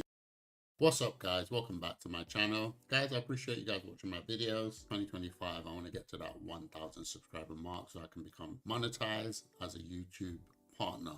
I'd really appreciate your sub today. Remember to leave a like and comment and let me know if you agree or disagree with today's video. Let's get it. All right, ladies, let's talk about why men do not court anymore. Okay. Let's go. The reality is that modern feminism in a lot of ways had us as women take a gamble and we lost. We took the bait that being sexually promiscuous and having no standards and no self-respect was cool and in. Yeah. We decided that we would give men access to our bodies and our time and our energy without them having to put in any effort. We have allowed men to do the bare minimum for so long, and we still give them benefits that they don't deserve. Completely agree. Now men are following suit, and we are confused as to why this is happening. It's okay to want a man to lead and support you, but you have to understand that we collectively as women set the tone. So if the tone of the dating market is that all women are easy now and that men can pretty much get whatever they want and do whatever they want and still get access to us, then that's what the majority of men are going to do. There are plenty of men who are good men who love women and respect women and honor women. But even they don't give them the men, chance. if they are single and there are women out there that are throwing it at them, they're going to catch it. So just ask yourself, what kind of woman are you? And are you contributing to the problem? Are you the kind of woman who is allowing men to be low vibrational and contributing to this idea that all women have low standards and that men can do the bare minimum and get away with it? Or are you a woman who's leading by example and challenging other women around you to do the same by operating from a place of self-dignity, self-respect, values, standards, strong boundaries, a woman who knows her worth? Before we start whining and complaining about what they aren't doing, let's take a look at what it is that we are doing. I agree with most of that. Guys, you heard me say these buzzwords. Low vibration, high frequency. Oh, God. They get on my nerves. The dating market has created so many buzzwords. Guys, I've said in some of my previous videos that people are just making dating complicated. It's not that complicated. It really isn't. I do agree that the dating market has changed. And one of the reasons which is brought up is the gamble of feminism versus men, turning feminism from the empowerment of women to the hatred of men. To be more specific, in my opinion, was the problem. But she's absolutely right. Apart from that, the second to that is what she's mentioned, which is that not only did you turn feminism from empowering women to the hatred of men, the empowerment of women was to make women, what's the word now? Promiscuous. Not realizing that being promiscuous just gives the power to men. A man had to, even if he didn't mean well, even if he wasn't, brought up in a family or a home that told him that he needed to get married, he still needed to work to get a woman that he likes. But now, you don't need to do nothing because women are promiscuous. Everybody's going out doing the same thing when women are trying to be like men. Women are trying to say they can have sex with as many people as they want, just like men. They can do all of that stuff just like men. In trying to one-up men, you don't realize you're giving the power to men, especially the waste men, right? Because they don't have to work hard now. They can just dial and go out and that's it, done. So I agree with her on that in terms of that being the gamble, that women thought that they could rise up in this specific area, in the sexual market, and be equal to men. But they don't realize that men actually win because they get to have all the sex with you. It is what it is. And one of the negative things about that is that more women get used and abused, meaning the good men or the men who are looking for something more meaningful become more quiet. No matter how you look at it, ladies, men who want good women, men who want to start a family, have a standard, just like you have your standard, just like you have your prerequisite of the man that should approach you. That man has a standard too. Like, I remember for myself, before I even got into the dating market, I was already like, I want my wife to be a virgin. This was me before I knew what sex was like, before I knew, I had never had sex. I was a virgin myself. I had always said to myself, my wife had to be a virgin. My wife had to have certain traits, right? I had said to myself what I was going to do to get that woman. So can you imagine lots of men like me who decided that they needed to have their women in a certain way, and then the majority of the market are women who are basically doing casual sex with random people, and then you think you're going to bring that to that good man and say, well, it don't matter about body count. Nah. That's not how it works, basically. So those men become more quiet because the market is so rowdy. They like peace, so they stay over there. That's my opinion. I know for a fact that if I was still in the dating market, I wouldn't say that I would stay away, but I would be very specific in what I want, and I definitely would not give any time of day to certain type of women. I would not. And in this day and age, ladies and men, literally everyone really, your CV is online. And when I say CV, I mean your Instagram, your social media network. Like everything about you that you put out there is so important. And if people want to know about you, they could just search you up. And yeah, men will search you up and let's see what type of woman she is. Women will do the same to men too. But yeah, personally, I wouldn't give certain types of women, casual sex women, the people who want to be equal to men, that kind of, I wouldn't, if I was still in the dating market, I would be very specific. And I know for a fact that the specific type of woman that I would want if I was single are out there, and I know where to find them. I do. This is why I'm a lot more strict on boys, on men, because I believe if a man is intentional and knows what he wants and has his head screwed on, he can get somebody without having to do all this long thing. He can know exactly where that type of girl that he wants exists. The problem we have, and I really have to talk about the church here, is that especially boys in church don't tend to want the girls that are in church. It is what it is. They tend to want the girls that are outside. I don't know what it is, but in terms of the modern, okay, let me qualify that. I would say the modern boy, the boys of this time that I know, that I've seen, not just in one church, multiple churches. I've seen it like from the age of 17 all the way up. They don't look at the girls that are within their walls or within the walls of the church. When I say walls, I don't mean just one church. Young people tend to move around churches and they mingle and they have friends outside of their church and stuff like that. They never look inward in the church. They want out, and when I say outside, I'm not talking about just having another Christian girl over there in another place. No, I'm talking about an unbeliever or a girl who it's clear she's not a Christian. She may say it, but it's clear she's not. That's the problem. And as a result, they go for those people, and I've seen it multiple times. They get their heart broken, they become red pill, and then it's a cycle. Anyway, that's my opinion. I think she's right on the basis of the gamble. The women who gambled would definitely not be looked for by the type of men that they want, if that makes sense. Anyway, guys, let me know whether you agree with me in the comments below. Remember to subscribe to my channel, and remember to check out my reaction channel where I react to movies, trailers, and all of the shenanigans over there. Go over there, give me a like, comment, and sub. And check out my channel with my family. I react to videos and trailers and movies with my kids. Give us a watch, give us a like, and sub. Guys, I'll see you in the next one.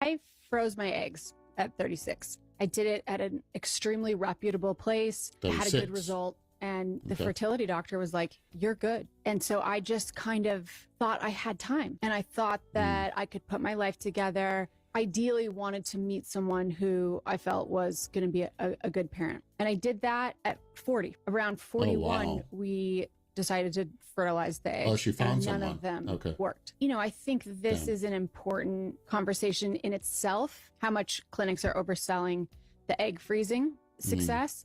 And now we're starting to see results. This is not to suggest people shouldn't do it. It's just to make sure that you're doing your own research. You know, then I went to get my fertility measures checked, which I think everyone should do over the age of even 30. My fertility was dismal. And the doctors said, we'll try a round. You should look at donor egg or adoption. And so we did a round, didn't get much. And then he said, you know, let's start to go in a different direction. And I was like thinking to myself, if I had only tried once at everything that was important to me, right?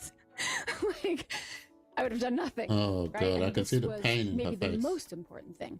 I froze my eggs at 36. All right, guys. So this is one of the reasons why I started my channel. A lot of these things out there, which are lies, have been presented as the truth. And my aim is to kind of make sure that especially our young Christians don't follow or go into these things thinking that, you know, it's another way of, because even feminism, or modern feminism to be specific, has snuck into the church where young female Christians are thinking that they have time. They're thinking that they don't have to pursue relationship. They can wait till they've traveled. I've never understood that whole traveling thing, because in my opinion, you can travel with your husband, you can travel with your wife, but it just seems like young Christian all of a sudden is like, oh, I want to see the world and I want to do this. And they're not doing it because it's fun.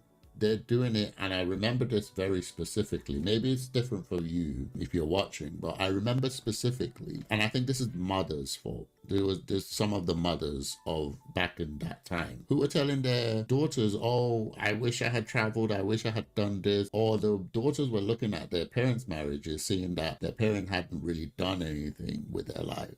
And they were like, nah, their parents were trapped or whatever. So they were basically thinking that they would go and do all these things first and then come back and do marriage, or marriage was a trap, or maybe the girl saw her parents' marriage was toxic and she was like, no, I don't want it. Either way, it was for the wrong reasons. And this is how we got here. And young Christians, we're now doing these things where they're like, oh, I don't want to get married. I don't want to get married. Then they get to like 25. Okay, I do want to get married, but I want to travel. Then they get to like 29, 30, and they're like, okay, no boy is interested in me.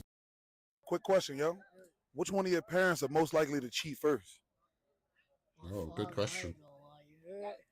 My father hurt me because of drugs. He hurt legit. Why does he sound like that? My dad. Why you say that? He be with girls every single day. Damn. My mom doesn't know. Oh, wow. It's like he got like 5 girls at home right now, probably. Whoa. Oh, you say that? Happened before? Huh? Happened before? How did it happen? I don't know. I was 8. What was that? My dad. Hell yeah. My dad. This is sad. This is sad.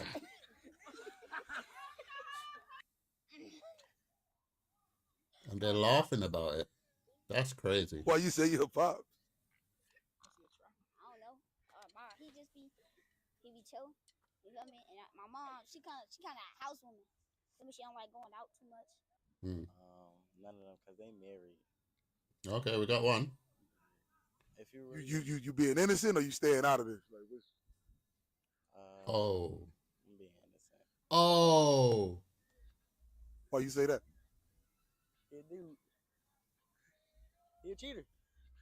So Mom Duke's just innocent. Yeah, all she do is sleep. She'll be outside. That's crazy. Ooh, my mom! I'm watching this, and it makes me sad. But then I thought to myself, I've spoken about this before. Basically, guys, I'm quite sure that I could go around and speak to another group of young people who will say the opposite of this. In fact, I spoke to my own children. I think we were watching a movie or something, and something came up around the integrity of a man in the movie or whatever it is we were watching. And I paused the video and I asked my children, if I was in this position, as your father, what would you think I would do and why would you think that? And essentially they said, based on what we've seen of you, based on what we know of you, right? And my kids at that age now, that where we can talk about anything and everything now, which I talk about this every time. You have to know when your kids are no longer kids, and they're now at that point where you need to start pushing them into life. And they were like, yeah, based on what we've seen of you, we know you would never do this. Like, they confidently said it. They were not even like being forced or nothing. They just confidently said, yeah, we know you would never do this. And this brings me to this video here. And I didn't know this video was going to go the way it went. But your children are watching you. One of them said he was 8 years old and he knew his dad had cheated. That's crazy. Your children are watching you. And it's important that you know that even when you're doing things that you believe you're not being watched, or you're alone, or you're away, or you're doing stuff, like, they are watching everything, every muscle movement, every facial expression, how you deal with your spouse, as your wife, your lady. They're watching everything you do. And this is what truly sends them a message. It's not the fact that you say yes or no. It's not the fact that you say this is wrong or right. What determines what's wrong or right for your children is you and what you do rather than what you say. And this should be a no-brainer, really. Everyone should know this by now. This video was sad. I know it might have been created to get some laugh. I saw in one of the comments, they're like, even the boy is as tired as the mama because they know what he's gonna do. That's crazy. But I do want to say, young ladies, even though a video like this promotes to you, because that's the point of the video, to show you this specific message, I can create a video where young kids, like my children, can answer this question. And they will say no. They know that their father wouldn't cheat and they know their mother wouldn't cheat. Why do they know that? Because of the character of their parents. The same way I talk about relationships, and I try to make sure that you guys are not all doom and gloom. Just know that the internet, the news, it's like when you're doing a project at school and they give you a topic and your job is to prove that this topic is true. You're gonna go for the data that prove that that topic is true. But if we give you the opposite, you can go find the opposite of that data and you can prove the opposite to be true as well. Yes, we have a climate where men, and it's been like that for years, where men are not faithful. But also there are men who are faithful to their wives. And again, you can have a climate where women are not faithful, the current climate of women, the way they're doing their thing. But also there is a climate that the opposite is also true, that there are women who are good to their men, love their family, and want to create at home. So don't let this fool you. Don't let this be like, oh, see, yeah, I knew it. No, you don't know it. Because one of the amazing things about the human experience, or human beings in general, is how different we are. This is proof in politics. We've been doing politics for years, and we're always going to have opposing sides. It is what it is. We've been doing politics since the beginning of mankind, and mankind still have not been able to agree. That's one of the most amazing things about mankind, because you always get an opposing view. You will always get a difference in opinion. You will always have people who think differently. So in the same vein, you're never going to have everyone good, just like you're never going to have everyone evil. There's always both sides. Anyway, guys, let me know what you think in the comments below. I appreciate you guys watching my video. Please check out my reaction channel. I do movie reviews over there, trailer reaction, gaming, and all sorts over there. Please go over there, give me a like, comment, and sub. Check out my channel with my kids as well. We do gaming over there. We do movie reviews and all sorts over there. Please go over there, give us a like, give us a subscribe, and check out our videos over there. I'll see you guys on my next video.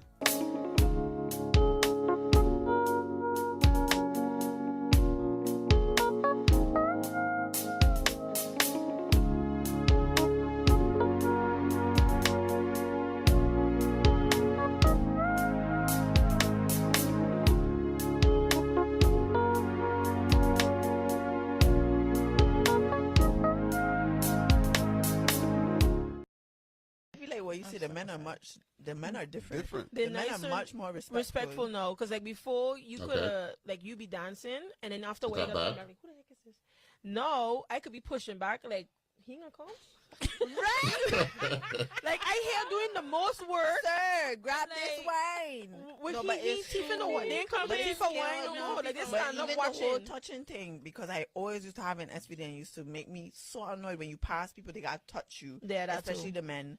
Now, okay. Everybody They hands don't up, even girl. come at all. I was surprised when somebody come behind me. Honestly, it was very shocking. I'm kind of confused. I'm confused as well. Yeah, what the hell? You don't get no, because now anymore. Look, when we used to get touched, it was annoying. You wanted to get bum rush. No, but you go into the complete opposite side. You need a balance. Don't touch me up disrespectfully. Right. But pull up on me. Okay.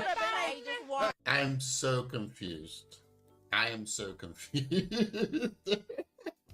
She said, back in the day, I used to be so annoyed when a man pulled up on me. Now, oh, they're not coming anymore, but they should. I'm so confused. What is going on? So this, you see the problem, guys. You see the problem. So you can see why men have responded the way they have responded. And I'm in full support, because at this moment in time, there is no clear difference between like the really extreme, you know, I don't want to say the word on YouTube, but the really extreme people, P. Diddy, okay? That's the best way I can describe it. And then somebody who is just, you know, trying to get a girl or trying to get into the dating scene. There's no difference. All it takes is one wrong action and you're basically in the same boat as P. Diddy. That's all it takes. This type of confusion is literally why we are where we are now. This is confusion. As a Christian, I don't agree with the scene that they're talking about, which is the clubs, and you know, which allows people to be promiscuous and doing all of that stuff. But it makes sense that even that scene is being affected by, you know, because guys, look, there's nothing wrong with boys and girls dancing with each other. You know, it just needs to be, we have good dances and we have degenerate dances. It is what it is. But either way, men and women engage in those acts together, right? And there's absolutely nothing wrong with a man and a woman dancing together. What is wrong is the type of dance you're doing and what type of scene you're in. What does it lead to? Does it lead to one night stands and all sorts of degeneracy? And I don't think ladies have made up their mind yet where they want to be. Do they want it the way it was, or do they want it the way it is now? Because the way it is now is literally how it should be. If men are all misogynist, patriarchal, the R word, if all men are that. What's up, guys? Welcome back to my channel. Guys, I really appreciate you guys watching my videos. Please remember to hit that subscribe button and help me get to that 1,000 subscriber mark. And remember to leave me a like and leave me a comment if you enjoyed the video. Let's check out today's video, guys. I feel like what you see, the men are different. They're the men nicer, are much more respectful now. Because like before, you could like you be dancing, and then after wake up, I'm like, who the heck is this? No, I could be pushing back like, he gonna come? Right? Like I hear doing the most work. Sir, grab this wine. When he's teething the wine, they ain't come in for wine no more. Like they stand up watching. The whole touching thing, because I always used to have an SVD and used to make me so annoyed when you pass people, they gotta touch you. Yeah, especially the men. Now, okay. Everybody hands up, girl. I was surprised when somebody told me, hey, honestly, it was very shocking. I'm kind of confused. I'm confused as well. Yeah, what the hell? You don't get because now anymore. Look, when we used to get touched, it was annoying. You wanted to get bum rush. But you go into the complete opposite side. You need a balance. Don't touch me up disrespectfully. Right. But pull up on me. Okay. I'm so confused. I am so confused. She said, back in the day, I used to be so annoyed when a man pulled up on me. Now, oh, they're not coming anymore, but they should. I'm so confused. What is going on? So this, you see the problem, guys. You see the problem. So you can see why men have responded the way they have responded. And I'm in full support, because at this moment in time, there is no clear difference between like the really extreme, I don't want to say the word on YouTube, but the really extreme people, P. Diddy, okay? That's the best way I can describe it. And then somebody who is just, trying to get a girl or trying to get into the dating scene. There's no difference. All it takes is one wrong action and you're basically in the same boat as P. Diddy. That's all it takes. This type of confusion is literally why we are where we are now. This is confusion. As a Christian, I don't agree with the scene that they're talking about, which is the clubs, and, which allows people to be promiscuous and doing all of that stuff. But it makes sense that even that scene has been affected by, because guys, look, there's nothing wrong with boys and girls dancing with each other.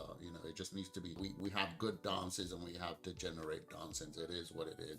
But either way, men and women engage in those acts together, right? And there's absolutely nothing wrong with a man and a woman dancing together. What is wrong is the type of dance you're doing and what type of scene you're in.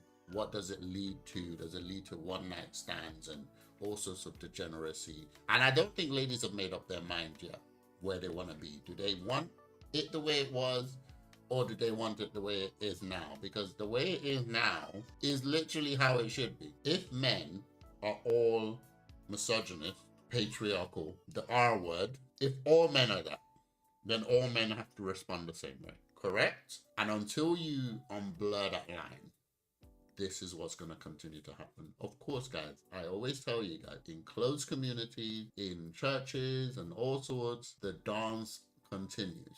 But in the general world and whatever, this is a big thing. This is a real thing. This is a real thing. Things have changed. And you can see it affecting the clubs. You can see it affecting if you live in the UK, the pubs. You can see it affecting singles events. Like, things have changed now. And the dance have changed. And I don't think women are equipped to play the new dance, which is that, in my opinion, women, since you've made it clear that all men are creeps, it is what it is. You now need to decide which one is not a creep by going up to them yourself and saying, I like you. That's how it is now, unfortunately. So we just watched the video with the ladies talking about men shouldn't pull up on them in the club, but also pull up on them in the club. Your thoughts? Make up your damn minds already. Look, why should he come and dance behind you and get me too? No way. If I'm a guy, I'm staying far away from all women. I hear guys saying now, oh, especially the married ones, oh, thank God I'm married. I don't have to deal with all of this. 100%. My goodness. 100%. Make up your mind. They're damned if they do. They're damned if they don't. Exactly. So I'd rather not. and have my peace of mind than to just come and innocently dance with a woman, back up on her like they're saying, or pull up on her like they're saying, and then go, oh, he touched me. Oh, he touched me. Yeah. No. Wait, okay, so what do you think about what they're saying about there being a balance? Back then, don't disrespect them, but also they still want you to come. What do you think they mean by that? I get what they mean by that, but in women's minds, it is this thing where if they like you, your advances are appreciated. If they don't like you, your advances are annoying and disgusting to them. So it's based on if you like them or not, nothing else. Yes, it is based on if they like you, I believe. But then how is the guy supposed to know that you don't like him? He's shooting his shot. And so he shoots his shot. You don't like him, so you call him creepy and all that kind of stuff. And then he shoots his shot. You like him, so then you think, ooh, nice, all of that good stuff. But in this day and age, who's taking that risk? I wouldn't.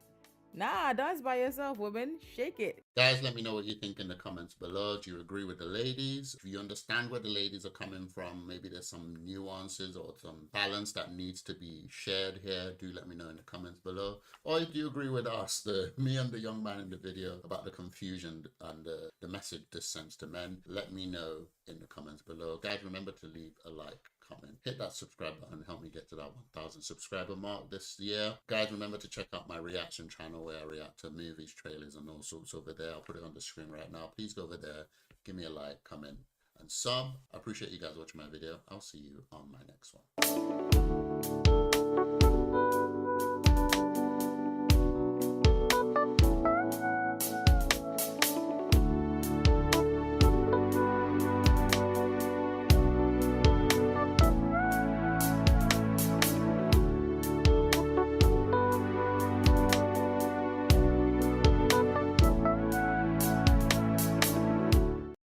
Is he always lying? Oh my goodness, this is such an important one.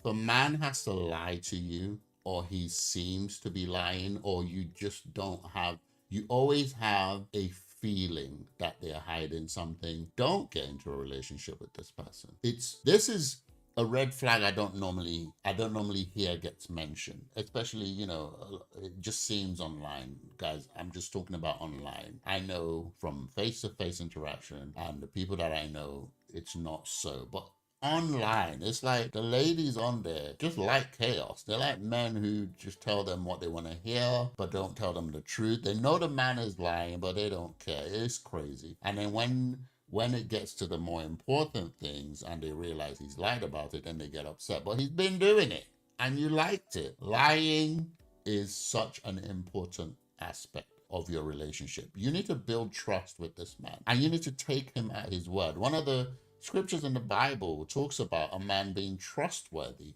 honorable. One of the things that the Bible talks about when you want to be a leader, it says that he's trusted by many. He has a good report with other people. That means he's not the kind of person somebody's going to say, oh, him? He lies all the time.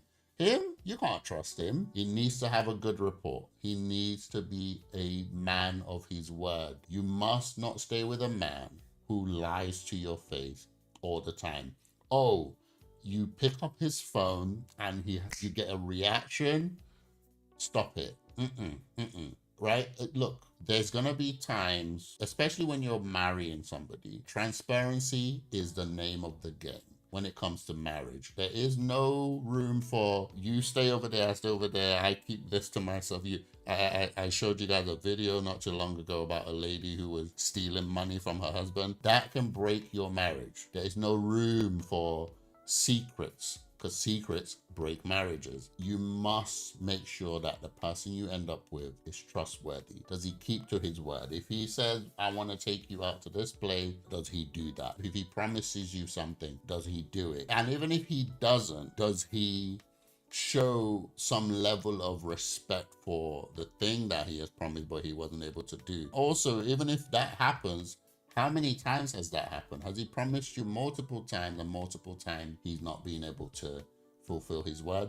These things are very, very important. Has he set up something and cancelled last minute? Like, these things are very important. You need to be able to hold your man to his word, because he's going to be your leader.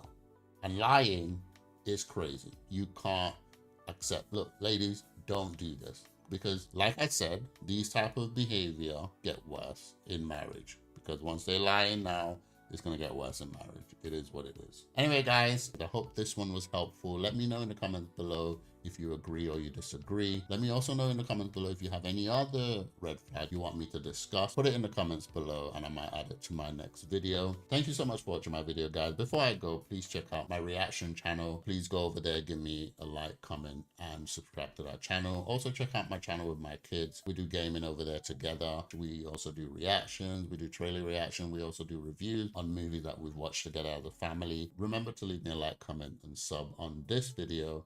I'll see you guys on my next one.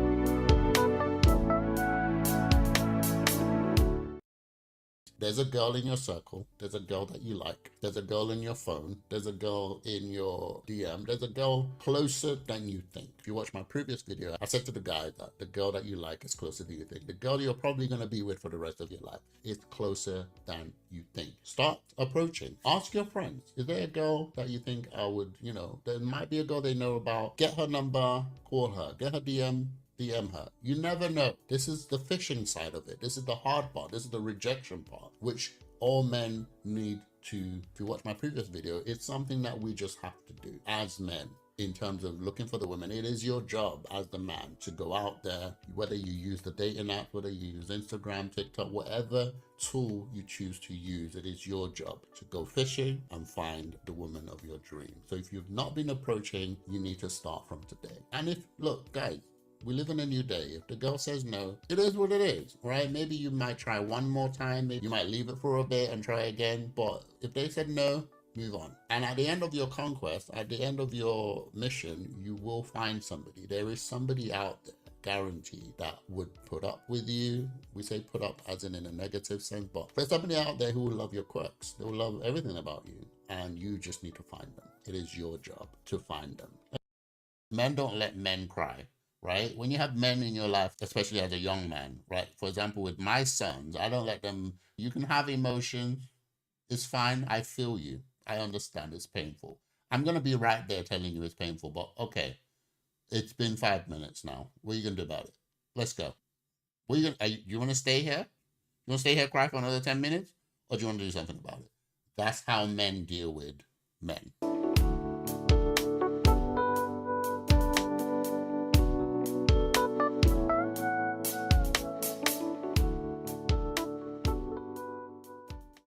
Anger, right? So this is one of the most important ones, right? Pressure is a fact of life. Life will put some pressure on you. Situations will come against you. God says that we will enter trials in different seasons of our lives. God says that things are going to get hard sometimes, but he's going to be with you. One of the most important red flags to look out for is anger. How does the person react in difficult situation? How does the person react when they are angry? Remember, anger in itself is not a sin. You are allowed to be angry. You are allowed to feel that emotion. What God asks us to look out for is how do you react or respond when you are angry.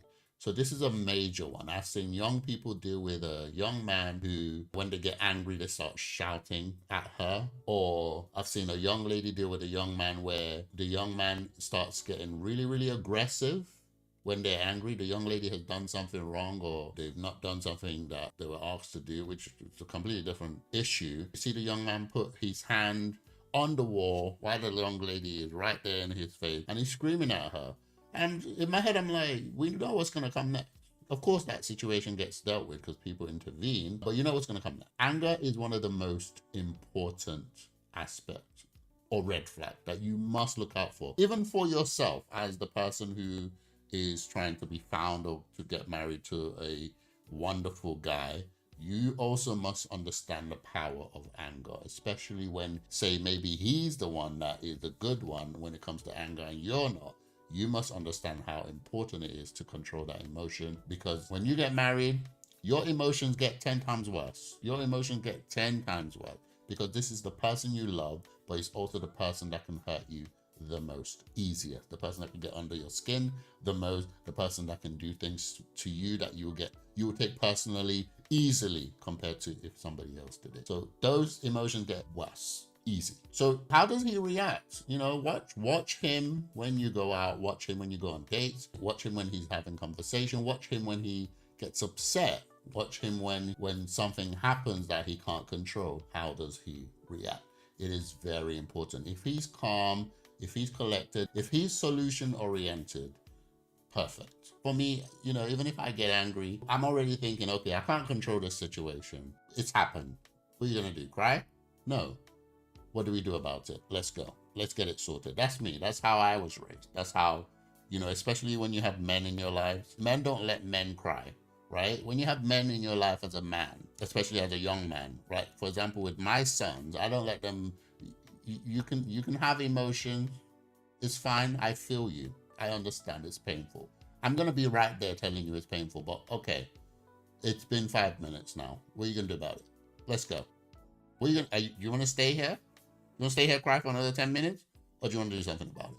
That's how men deal with men. Anyway, guys, I hope this one was helpful. Let me know in the comments below if you agree or you disagree. Let me also know in the comments below if you have any other red flags you want me to discuss. Maybe I might not have it on my list already, or maybe I do. Put it in the comments below and I might add it to my next video. Thank you so much for watching my video, guys. Before I go, please check out my reaction channel. I'm currently watching the Daredevil series. Please go over there, give me a like, comment, and subscribe to that channel. Also check out my channel with my kids. We do gaming over there together. We also do reactions. We do trailer reaction. We also do reviews on movies that we've watched together as a family. Please go over there, give us a like, comment, and subscribe. And of course, remember to leave me a like, comment, and sub on this video.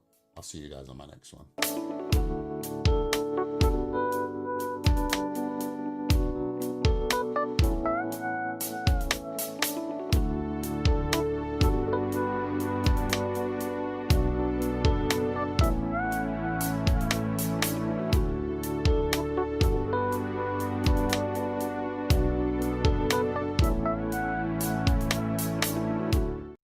What's up, guys? Welcome back to my channel. Before I get into the discussion, please remember to hit that subscribe button. I really appreciate your sub today. I'm trying to get to that 1,000 subscriber mark so that I can become a YouTube partner this year. Please hit that like button, hit that subscribe button, and leave me a comment. So today we're discussing red flags.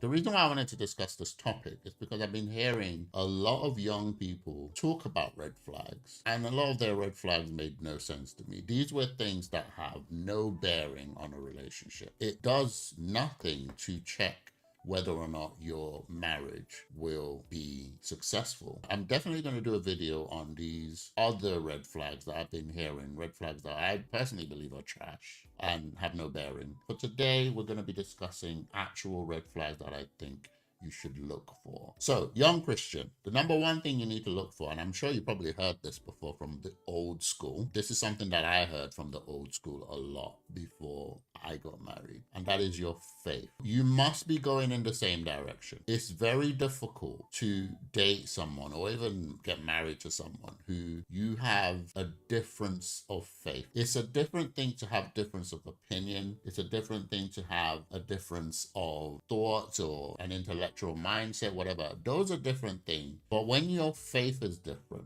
like even in the Bible, God was particular about his children right? Christians, basically, getting married to those who were unbelievers. Now, if you're watching this as a non-Christian, unbelievers are basically just seen as what we would call the world, people outside of the faith. It's just the Bible language of that time to identify those who were not Christians. The reason why this is important is because the Bible warns of marriages or relationships where one of the partners leads the heart of the other away from God. In fact, the Bible goes further to say not to marry an unbeliever. It's written there as clear as day. It even gives you guidance on how to deal with, say, let's say you got married as unbelievers and now you're Christians. It gives guidance on how to deal with that. Or you got married as unbelievers and then one person in that marriage becomes a believer. How do they deal with their unbelieving spouse? The Bible is very, very descriptive on how that should be handled. All this to say that the Bible is very clear about the dangers of marrying or getting into a relationship with people who are outside your faith. It does cause major.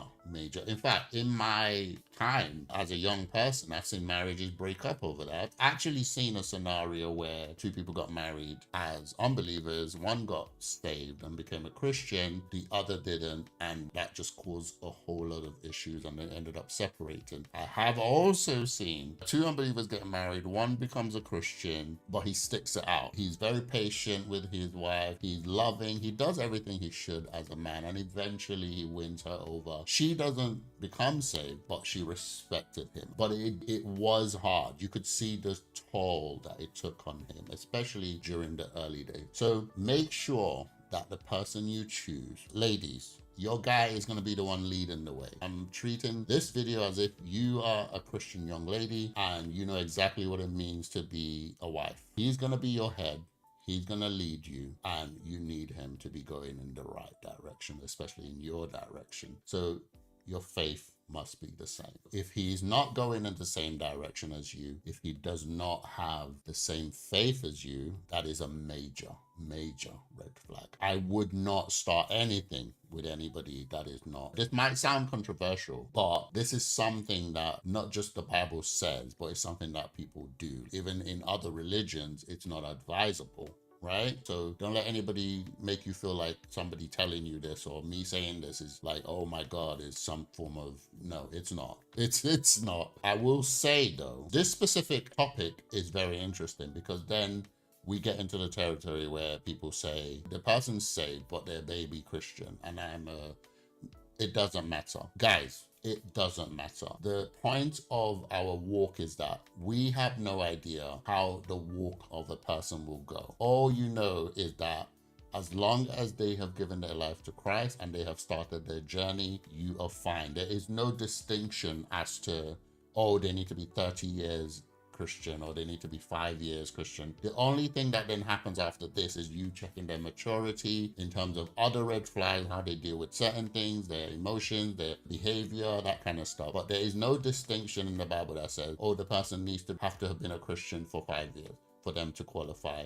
No, as long as unequivocally and with a surety, you know for a fact, and the person knows for a fact that they are Christian, and they show this through their lifestyle, that's all you need. We know that by the fruits, we will know them. So by the fruits, you will know if the person is a Christian or not. Also, I find, especially again from experience and also from watching other young people, early baby Christians, as we call them, tend to be a lot more zealous than the more longer term. Of course, the longer term Christian, what we've developed is maturity. But the early Christian, the zeal is off the charts.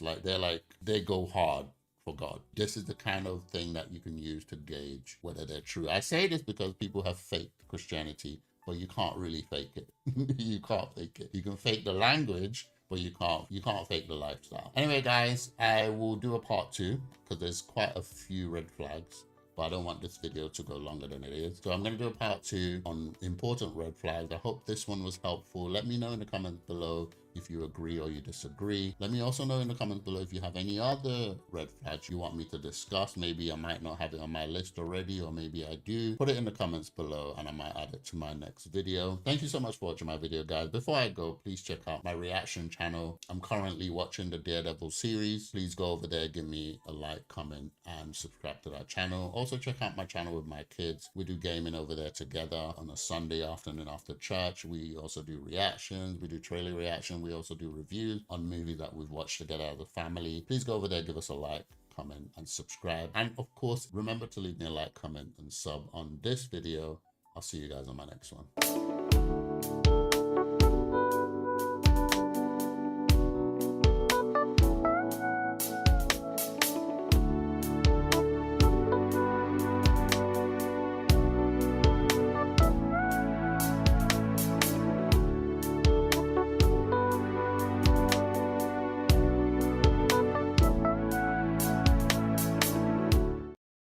I famously said 50-50 or bust, right? And I meant that financially, spiritually, emotionally. And there's just a lot of days that I have 10% and I need him to be 90. There's days I don't have shit and I need him to be 100. It's a trauma response.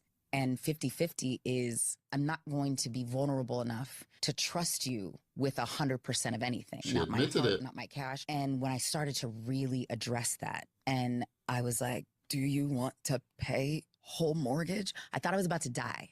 I had such anxiety. Like I was crying, I was shaking. And he was like, you insisted on that. He's like, I thought it made you feel better. I'm like, it did. And right now I want to take it back. Now it sounds crazy to be like, you, Mr. NBA superstar who made a bazillion more amount of money than I do, can pay the mortgage, because I hate the feeling of releasing that to someone. And you release that to someone, chaos can happen. And it's brought us closer, because he knows it's not about whether he can afford it. It's being vulnerable enough to be open enough to know that I'm okay. I'm okay as his wife. He's okay as my husband. I'm okay in this family. I'm okay in this home. I deserve it. And so I'm trying to expand my heart, expand all of the notions of what vulnerability can look like. Isn't that better? As you evolve, as you lean more into vulnerability, you can also change how you feel about something, and it's okay. Sometimes when we build those walls up for safety or to keep what we think is harm out, we can also keep love out. Exactly. Too. All right, guys. So the reason why I'm covering this is because I do remember the old video that she did. She did like a interview thing. In the interview, she basically confirmed that her and her husband were doing 50-50, and the internet went crazy. The reason being is that the husband, I think it's Dwayne, can't remember his second name, but he's an NBA player or ex-NBA player.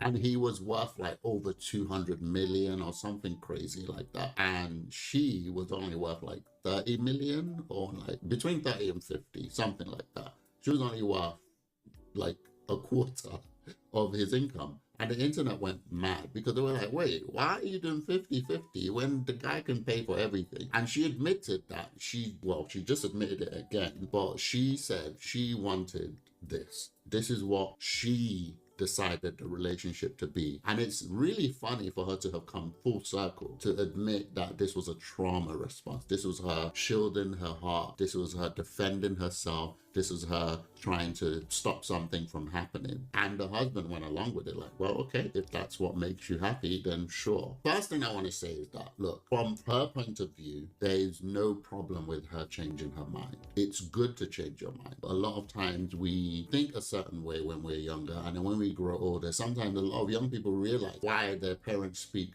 a certain way to them. They're like, oh, so this is why I famously said 50-50 or bust, right? And I meant that financially, spiritually, emotionally. And there's just a lot of days that I have 10% and I need him to be 90. There's days I don't have shit and I need him to be 100. It's a trauma response. And 50-50 is I'm not going to be vulnerable enough to trust you with 100% of anything. Not my heart, not my cash. And when I started to really address that, and I was like, do you want to pay whole mortgage? I thought I was about to die.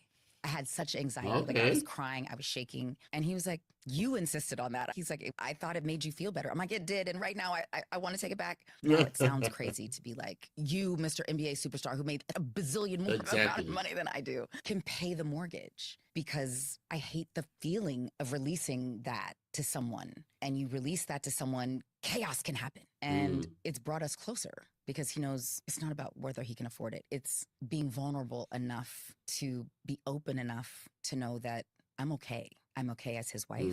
He's okay as my husband. I'm okay in this family. I'm okay in this home. I deserve it. And so I'm trying to expand my heart, expand all of the notions of what vulnerability can look like. Isn't that as better? You heal, as you evolve, as you lean more into vulnerability, you can also change how you feel about something, and it's okay. Sometimes when we build those walls up for safety or to keep what we think is harm out, we can also keep love out. Exactly. Too. All right, guys. So the reason why I'm covering this is because I do remember the old video that she did. She did like a interview thing. In the interview, she basically confirmed that her and her husband were doing 50-50, and the internet went crazy. The reason being is that the husband, I think it's Dwayne, can't remember his second name, but he's an NBA player or ex-NBA player, and he was worth like over 200 million or something crazy like that, and she was only worth like 30 million or like between 30 and 50, something like that. She was only worth like a quarter of his income. And the internet went mad because they were like, wait, why are you doing 50-50 when the guy can pay for everything? And she admitted that she just admitted it again, but she said she wanted this. This is what she decided the relationship to be. And it's really funny for her to have come full circle to admit that this was a trauma response. This was her shielding her heart. This was her defending herself. This was her trying to stop something from happening. And the husband went along with it like, well, okay, if that's what makes you happy, then sure. First thing I want to say is that, look, from her point of view, there's no problem with her changing her mind. It's good to change your mind. A lot of times we think a certain way when we're younger, and then when we grow older, sometimes a lot of young people realize why their parents speak a certain way to them. They're like, oh, so this is why my parents said what they said. There's nothing wrong with you changing your mind. This shows growth. This is how people change. This is what happens, and this is an amazing thing in and of itself. The problem here is people like her being on a platform, having influence, coming up with these type of things and people following them. Even though they changed their mind and we applaud her for that, there are people who have taken this thing and ran with it and probably ruined marriages in the process. She's still in her marriage and the husband has been patient enough with all her quirks, right? She's exposed herself saying that she's dealing with trauma, which can cause her to make these type of decisions, which some men don't put up with. But a lot of marriages would have been ruined based on what she said. I'm speaking hypothetically, I don't know that for sure. And young people would have gotten married, and due to the current dating game, the current dating world, maybe people like her talking about 50-50, oh, don't let no man do this, don't let no man do that, would have ran with this and probably ruined their lives. See how dangerous it is when we have influence and the type of things that we can do. So young Christian, what can you learn from this? You need to be mindful who you listen to. The current dating world has so many rules. Like, the rules are crazy. Even I can't keep up with a lot of them. And you want to get married, you want to go into marriage, you want to do marriage, and you want it to last forever. And yes, there's been a lot of craziness going on out there around divorce, splitting up and all that stuff. What you cannot do is change the foundation. The foundation of marriage is God. He instituted it. He created it. He made it from the very get-go. If you decide to start adding all these new ways of thinking to your marriage, you are sure to end up like them. You are sure to end up in ruin. The basis of your marriage or any of your relationship should be the biblical way of doing things. Why are you married and you're talking about having separate money? That doesn't make any sense to me. It doesn't make any sense to me, because even in my days of growing up, I've seen marriages where the man does so well, the woman doesn't have to do anything. Then time happens, time and chance happens. He loses his job and the woman starts to support the family, and they continue as normal. And then the man comes up again and he gets a job again, and then he starts. They don't talk about, this is my money. They don't talk about this. They don't do that. It's literally the family. That's what they talk about. They say the family. And at the point where you decide from a young age, because you're working and you've already planned, like she has, that when you get married, you're going to protect yourself from this man, you're going to protect yourself from this woman. Before you even say I do to a man or a woman, you should already know the type of person you're married. Does he love you? Does he love everything about you? Does he want to make you smile, make you happy? You should know all of that before you say I do. And by the time you say I do, you should not be thinking to yourself, oh, we might get divorced. Oh, we might split up. So let me protect myself. Let me hide money. Let me do this. You're heading for disaster. When you see these type of talking points, these new ways of managing relationships, they don't have anything with the foundation of the Bible. Everything you do about your marriage, everything you do about your relationship must have the foundation of the Bible. Foundation of the husband loving his wife and the woman or the lady submitting to the leadership of her husband, and the children submitting to the leadership of the mother and father. Everything is there for us to read and implement. You can be innovative. You can decide, oh, we're gonna go on a date every Friday, or we're gonna always go to this place, or do this and do this to keep the love fresh. You can do all of that, but your foundation must be the love that you have, the foundation of what the Bible says. I did a video before some time ago where an elderly lady, she was elderly, and she came out and said, oh, she regrets everything that they did and pushed around feminism. The internet went crazy. But when you watch her in her previous life, I say previous life, but when she was younger, she went hard. She went hard on feminism, only to turn around in her, I think she looked 70s, in her 70s, to admit to people that it was wrong.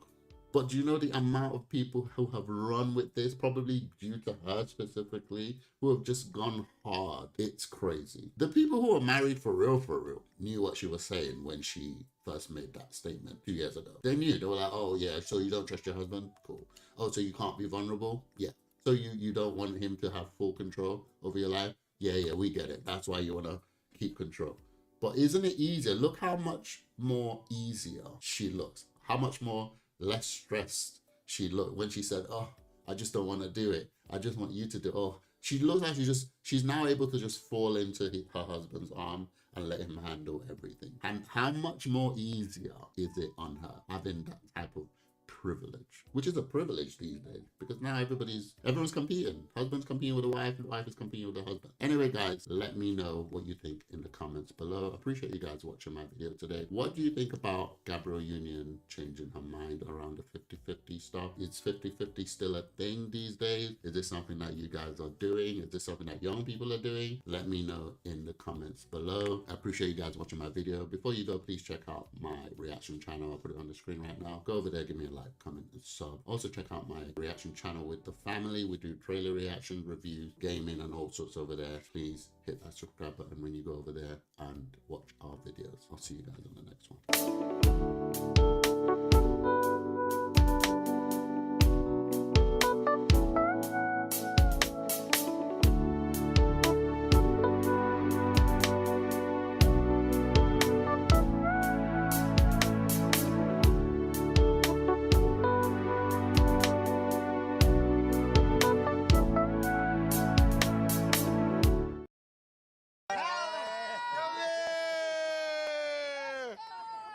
Georgina, but I gotta do it. Oh my God! Oh look, it's the guy from Saved by the Bell. I had to pay him back. You know. Wow! That worked out. He said that worked out. Look at the way he's holding her. This is your interview. That's his wife right next to him.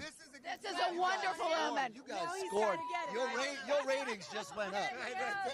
Maybe mine too, but yours definitely. He's still holding her tight. Because Georgina said I could. Yeah. Talk about the coolest girl ever. Ever. Girl power. And the smartest man to come back. This is the best, This is the Oscar moment of all Oscar moments right here. Fabulous. We're going in with the best energy now, This man. is and the best crazy. of luck right here. You look beautiful, Hallie. He's going to do it. I know. This is going to be awesome. Either way. Look at the way she's looking at him. Oh my days. Thank you for being so fabulous.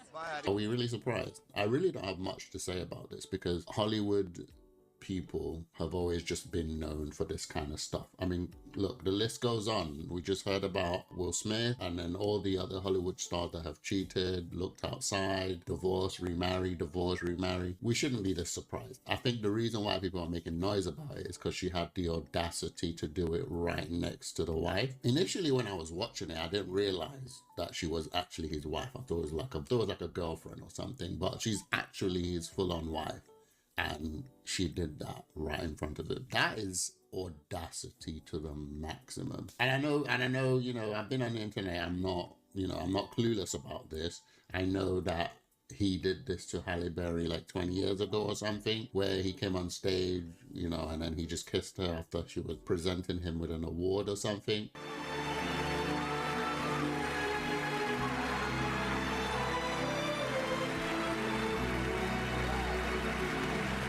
It's just the audacity of it. One of the reasons why I'm reacting to this video is just to show you guys how much more marriages are being portrayed in a way where they want you to believe that it's not that important. If he can do something like this and divorce rates can skyrocket and people can cheat and people can have, like Will Smith, open marriages, the more they give you this perspective that marriage is not that deep. When I was growing up, it was more about cohabitating or like just living together. You're married, but you're not married. Over the ages, there's always been something that comes up to try and make marriage or diminish the importance of it. If you're a young Christian, pay attention to this guy.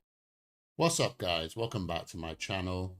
Something just popped into my mind and I just thought I'd get on camera and talk about it. So there's this notion that I was hearing when I was younger, even before I got into a relationship, and that is nobody's doing the virgin thing anymore. There was even a phase where people would say relationships that, especially the men, don't have experience, sexual experience, don't last. Growing up in the church, I was always taught and read in the Bible that virginity was very precious, especially for marriage. Although I was raised to be a virgin for marriage, I noticed a shift at that time, especially when I was like 16, 17, 18, and even through the time when I was dating my wife. I've already told you guys here on the channel that I met my wife when I was 19. Virginity was beginning to become something to be embarrassed about. In fact, it was something to be embarrassed about. I remember being in school, being in college, and girls being afraid to reveal that they were virgins. Boys especially being very afraid to reveal that they had never slept with a girl. It seemed as though it was now the cool thing to not be a virgin. And then now fast forward to now. And I noticed one of the stats that the Red Pill tried to pull is the fact that there's a male loneliness going on. I have a lot of people that I speak to. I work with young people as well. And majority of the people that I work with are virgins, especially the male, especially in this time, in this day and age where we've been talking about this in this channel, which is that men are not approaching women anymore, or boys are not approaching girls anymore, or the time have changed from when I was growing up where you could approach a young lady on the street or even whistle at them or whatever, because those things have now changed. Those rules of engagement have now changed. Guys, I showed you some videos on this channel of young ladies and young men coming out to say that they're 25, they're 21, they're 30, and they've never had a relationship. That got me thinking today, and I thought to myself, wait a minute. I thought people were no longer virgins. I thought it was impossible to find people who are virgin. Of course, you can argue that this is not by choice, but I would argue that this has always been a thing. You will always find people who keep their virginity until marriage. It literally just popped into my mind just now, because even in my own thinking, I've always, since all these like sexual revolution stuff started, even in my mind, I've always said to myself, it's going to be impossible for a young person to do what I did. I didn't have any sexual adventures. She was my first. My wife also was a virgin. I was her first. And the point of this video is to speak to any young person who is in the same boat, especially in a time where it seems as though it's not cool. I want to let you know that it is cool and it is God's will that you keep yourself until marriage. It may seem as though you're losing out now. It may seem as though you're the uncool one in the room, the one who's never had this or never had that. But if you trust God, you will find that he will honor you. This is the one thing I love about God. He tells us what he wants us to do. And those who honor him by doing what he says, even if you have like difficulties or hardship, but you stick to your guns, God will honor you in the end. Shout out to Just Witty. I'll put her name on the screen. I think she's in her mid-30s now, but she's a young lady who has kept her virginity. She even created content around it, and she's been so transparent about the fact that she had not found the person she wanted to be with. Nobody had taken her to a stage where she was going to get married. I've been watching her content for over 5 to 6 years now. To God be the glory. I saw her Instagram the other day, and she just got married. She kept that one really quiet. It's just one of those things that made me just go, wow, thank you, Lord, for honoring this young lady. Now, is virginity everything? Is that the thing that will keep your marriage? Not necessarily. You can keep your virginity, get married to a man who is a virgin, get married and start a family. That's not what keeps your marriage. What keeps your marriage is character, wisdom, and God being the center of everything. While it's not the most important thing, it is an important aspect of what God wants for us. So I just want to encourage the young Christian who is keeping themselves that you're not alone. You're not as alone as you think you are. There are lots of people, like the stats speaks for itself. You know, the red pill are using the stats as a way to own the women, or is it, I don't know whether it's even the feminists who use the stats. Nobody cares, but they're using the stats as a way to own the dating world. But really and truly, all it revealed to me today is that there's a lot of virgins out there. There's a lot of people who are waiting for a relationship, both believer and unbeliever. And for me, it just proved that God's word, regardless of the time, stands. Whether it was the 1980s or 2025, if God says this word is how it's meant to be, that word applies throughout the ages. And God's word says you should be a virgin before marriage. It is what it is, right? You're meant to be pure. You're meant to be pure for your husband. You're meant to be pure for your wife. So young person, if you are at the stage of marriage, keep yourself. If you're in a relationship, keep yourself. If you're, seeing someone, keep yourself. If you haven't even met somebody yet, keep yourself. And if you have messed up already, let today be the day where you start to say, I've messed up, I've lost my virginity, but I'm going to try and do, God is a God of second chances, right? You may not be able to have it as the original, but God is able to meet you where you are. So start from today and decide for yourself. I'm not going to mess around. I'm not going to give it up to anybody. I'm not going to just let a guy that hasn't married me have the goods. From today on, I'm going to be consecrated. Guys, what do you think of what I'm talking about? Is this something you're struggling with? Is this something that you've thought about? Are you one of the people who have been embarrassed about being a virgin? Let me know in the comments below. What do you guys deal with? Let me know. How are you guys finding it? If you're in a relationship, but you're finding it hard. If you're a young person who just wants to know how it should be done, I'd really love to interact with you guys around this topic. Keep yourself. Don't let the society, don't let the times and seasons dictate to you what the word of God has already said you should do. It may be the unpopular thing, but you will find in the end that God will honor you. And look, guys, look, we're looking at the political climate right now. We're looking at the things that are going on around the world. At one point, some things were unpopular, and in fact, people were being persecuted for them. And now, all of a sudden, those things are popular, and those who were persecuting the other side for certain type of speech are now basically eating grass. So this is how life is. Things change. Today, it's not cool. Tomorrow is cool. So don't let society dictate to you what God has already written that you should be doing. Anyway, guys, I appreciate you guys watching my video. I hope I was clear in what I was saying. This wasn't a planned video, so I just felt it was interesting. Guys, check out my reaction channel. I'll put it on the screen right now. Please go over there, give me a like, comment, and sub. I'm currently watching a Marvel episode, TV show. Please go over there, check out my videos over there. Give me a like, comment, and sub on that channel as well. Check out my other channel with my kids as well. We do gaming over there, reviews, and all sorts over there. Guys, I'd love to hear your thoughts in the comments below. I'll see you on the next one.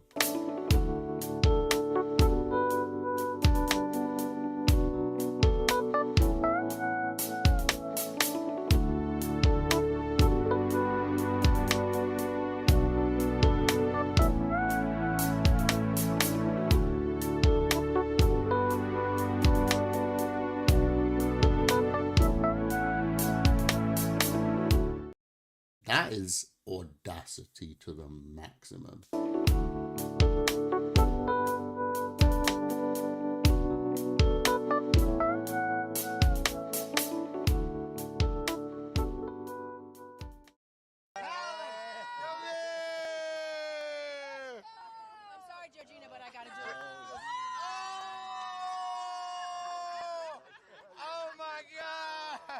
Oh look, it's the guy from Saved by the Bell. Wow! That worked out. He said that worked out. Look at the way he's holding her. That's his wife right next to him. This is a wonderful woman. You guys scored. Your ratings just went up. Maybe mine too, but yours definitely. He's still holding her tight. Because Georgina said I could. Yeah. Talk about the coolest girl ever. Ever. Girl power. And the smartest man to come back. This is the best, This man. is the Oscar moment of This all is the Oscar best. moments right here. Fabulous. We're going in setting with for the evening. best energy now, This man. is and the best crazy. of luck right here. You look beautiful, Hallie. He's going to do it. I know. This is going to be awesome. Either way. Look at the way she's looking at him. Oh my days. Thank you for being so fabulous. Are we really surprised? I really don't have much to say about this because Hollywood people have always just been known for this kind of stuff. I mean, look, the list goes on. We just heard about Will Smith and then all the other Hollywood stars that have cheated, looked outside, divorced, remarried, divorced, remarried. We shouldn't be this surprised. I think the reason why people are making noise about it is because she had the audacity to do it right next to the wife. That is audacity to the maximum. And I know, you know, I've been on the internet. I'm not clueless about this. I know that he did this to Halle Berry like 20 years ago or something, where he came on stage, you know, and then he just kissed her after she was presenting him with an award or something.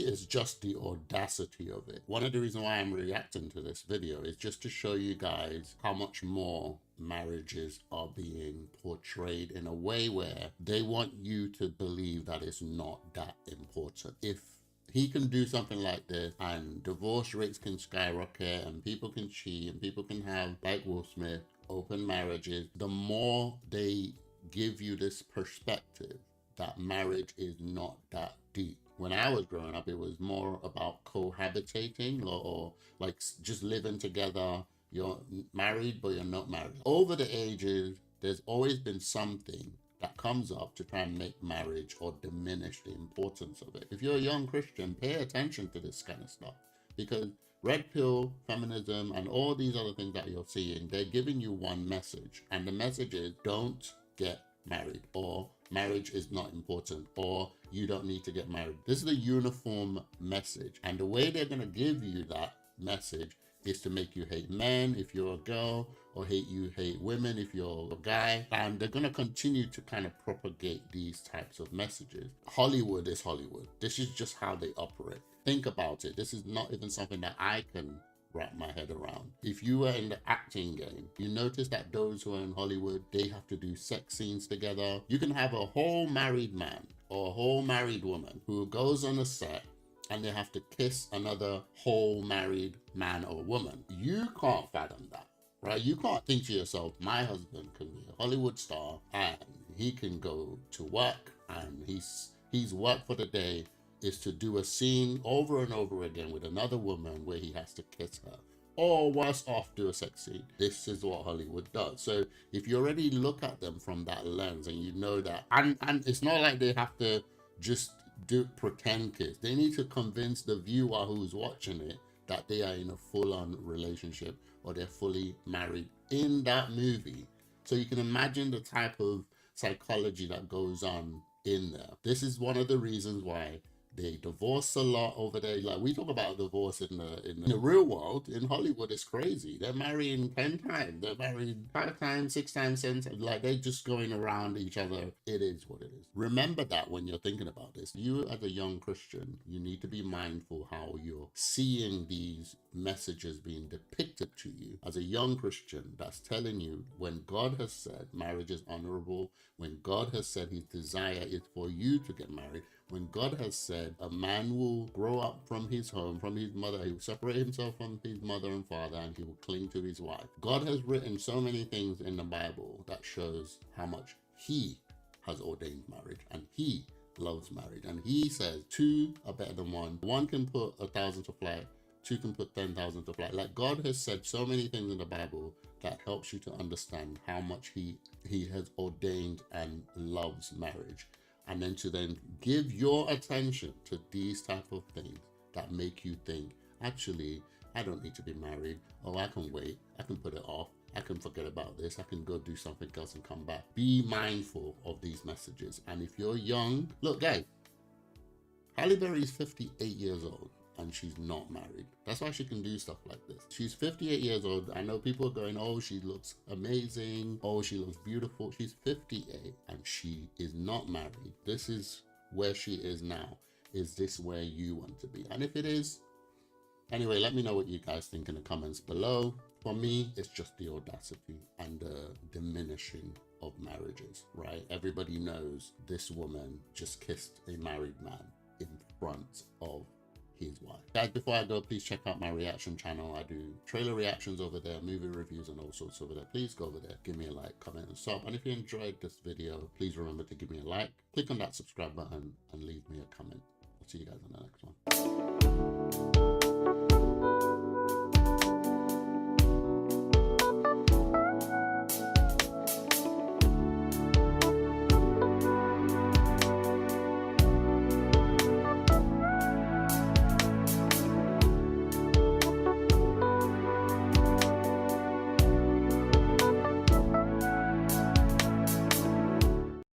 One of the things that's amazing about God is that he's a God of second chances. You can't change the past, you can't change yesterday, but you can move forward from where you are.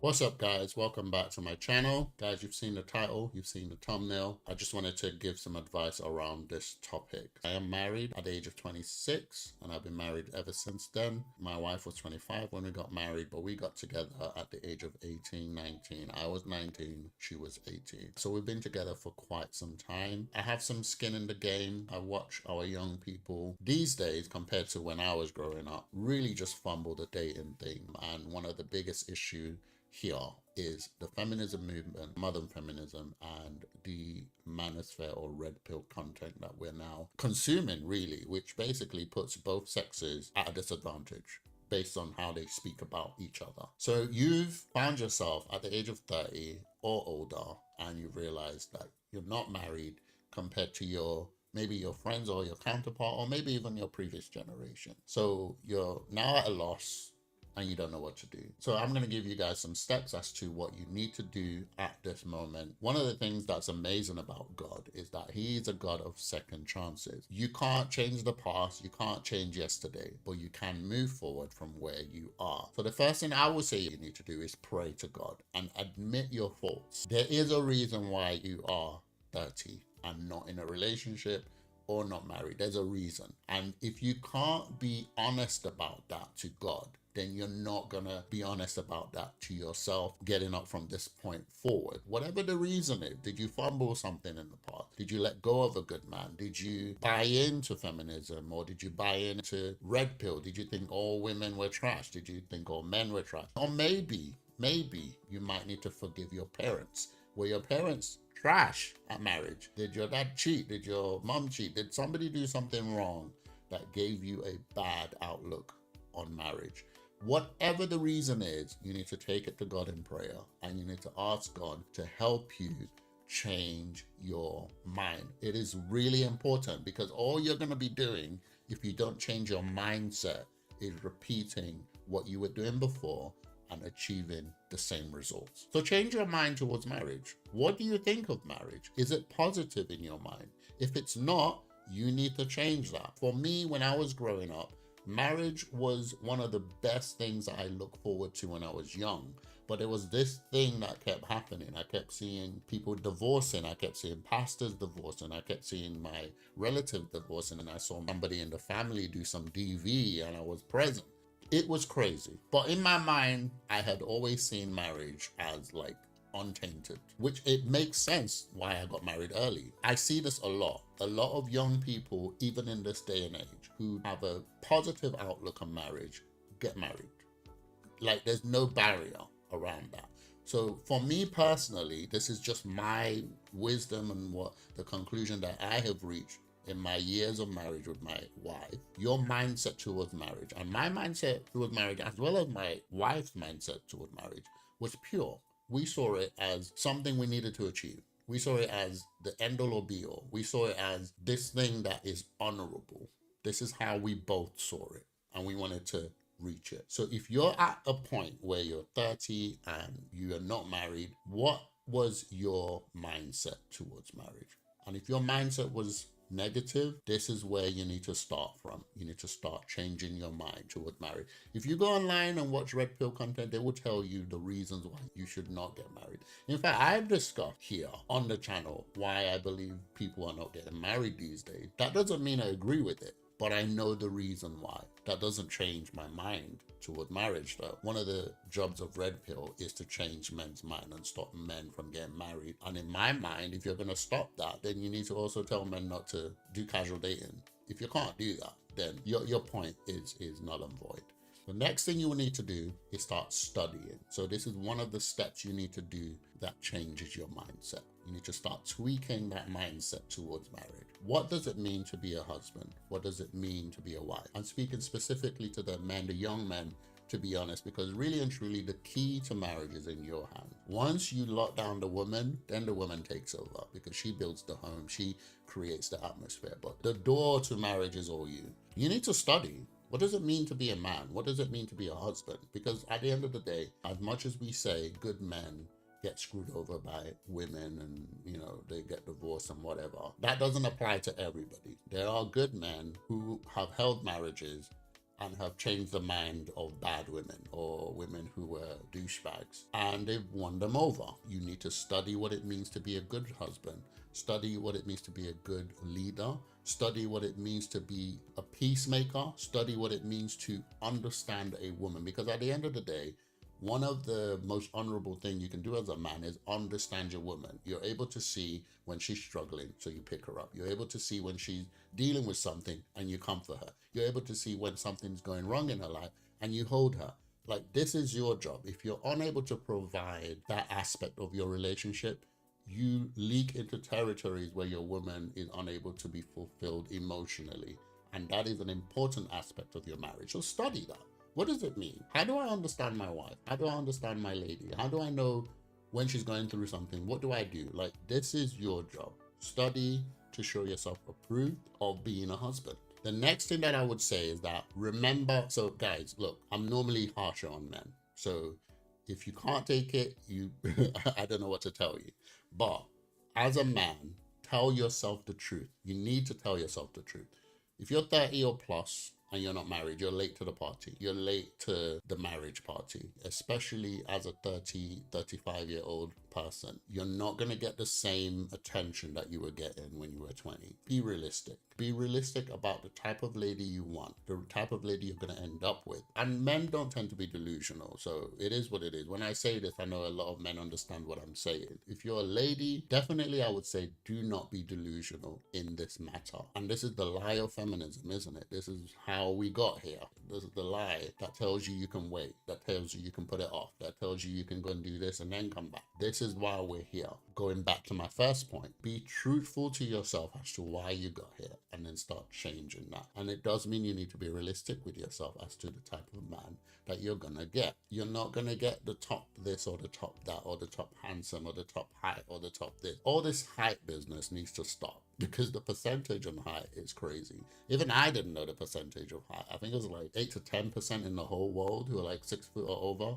That's crazy. The last thing I will tell you in this video is there's a girl in your circle. There's a girl that you like. There's a girl in your phone. There's a girl in your DM. There's a girl closer than you think. If you watch my previous video, I said to the guy that the girl that you like is closer than you think. The girl you're probably going to be with for the rest of your life is closer than you think. Start approaching. Ask your friends. Is there a girl that you think I would, you know, there might be a girl they know about. Get her number, call her, get her DM her. You never know. This is the fishing side of it. This is the hard part. This is the rejection part, which all men need to, if you watch my previous video, it's something that we just have to do as men. In terms of looking for the women, it is your job as the man to go out there, whether you use the dating app, whether you use Instagram, TikTok, whatever tool you choose to use, it is your job to go fishing and find the woman of your dream. So if you've not been approaching, you need to start from today. And if, look, guys, we live in a new day. If the girl says no, it is what it is, right? Maybe you might try one more time. Maybe you might leave it for a bit and try again. But if they said no,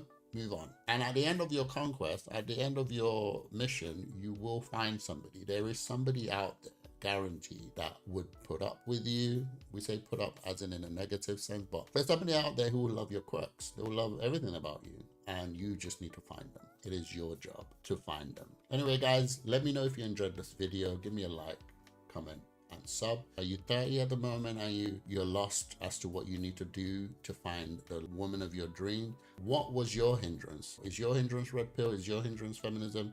What was it that held you back up until now? And let me know also if you're going to make that change and start approaching ladies in hopes of finally finding the one and getting married. Before I go, guys, please check out my reaction channel. I do movie reviews over there, gaming.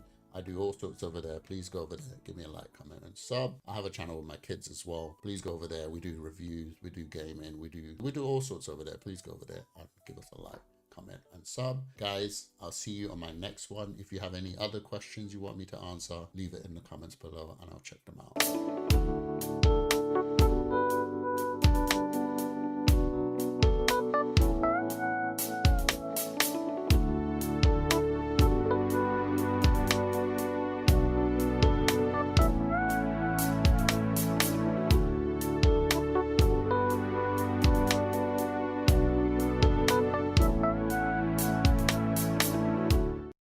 What's up, guys? Welcome back to my channel. Guys, you already know what we do over here. Relationship, marriage advice. Before I get into today's video, please leave a like, comment, and hit that subscribe button. Help me get to that 1,000 subscriber mark, guys. Let's get into it.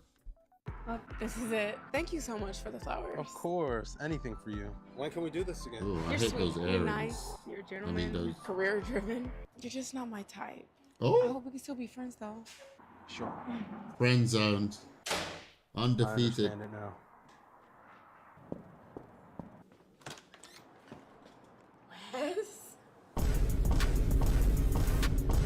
Oh, gangster, of course. The bad boy. I ain't got a place to stay right now, so sell with it. And she's gonna say yes, of course. Of course. There we go. Stay with me. Oh Typical. My God, baby. Oh my days. Check out some of these comments, guys. Somebody said, don't forget to borrow her car next time. That's crazy. A lady said, may that kind of foolishness never locate me again. So what that means is that she's been there, done that. So he's right. The video is right. Another person said, it's girl math. It is. We don't say it for no reason.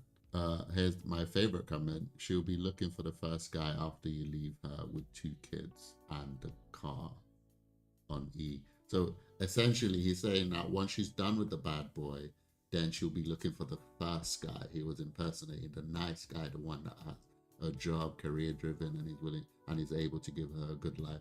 She'll be looking for him after she's had the 2 kids and been abused by the gangster. Guys, these things are not being said for no reason, right? The same way women have stereotypes of men, you know, all sorts of words that have been thrown at men for certain majority behavior. It's the same way this is a majority behavior that men see from women. When men are, you know, seen as not having the X factor or not having that spark, or they haven't blossomed, or they're the nice guy, the one that really likes the guy and would die for her. Women typically go, ew, I don't want that. But the bad boy who is, you know, willing to abuse her and treat her like trash and cheat on her and whatever, they go for that kind of guy because he's bad, he's mysterious, he's, you know, he's tall, he's handsome, he's muscly, he for some reason she wants to save him. I don't know where that comes from. And not just save him, but what's the word? What's that word they do in prison where you basically get that person to become a good person when you could have just had a good person already. It is what it is. This is said for a reason, is basically what I'm saying. This video is not lying at all. And it's over the generation. So it's not like it's a specific generation that did this. Even up till now, I see young people, Christians, doing it. You got the nice, cool guy in the church, but he's not cool enough for you. So you go for the guy who has a past and he's just getting saved. He's the one that you want. Nothing against those type of guys, but my point is you overlooked the ones that were there. It's a typical thing. It does happen, and I've seen it. I've seen the guy who has a past and just got saved, but he's struggling, literally decimate girls in the church, like sleep with each and every one of them. It's happened. But the boys who are there, who are taking the word of God and running with it, completely get overlooked. And those boys tend to go outside. They go to another church, they go to an event, they go somewhere and somebody finds them and takes them. And then the girl who was in the church with them starts going, oh, he was handsome. Stop it. Get up. Anyway, guys, let me know what you think in the comments below. Leave a like, comment, and sub. Appreciate you watching my videos today. Remember to help me to get to that 1,000 subscriber mark. I really appreciate you guys. If you hit that subscribe button today, leave a like and comment. And remember to check out my reaction channel. I react to trailers, movies, and all of the shenanigans over there. Please go over there, give me a like, comment, and sub. And check out my channel with my kids. We do the same thing over there, but with the kids. Please go over there, give us a like, comment, and sub. Guys, I'll see you on my next video.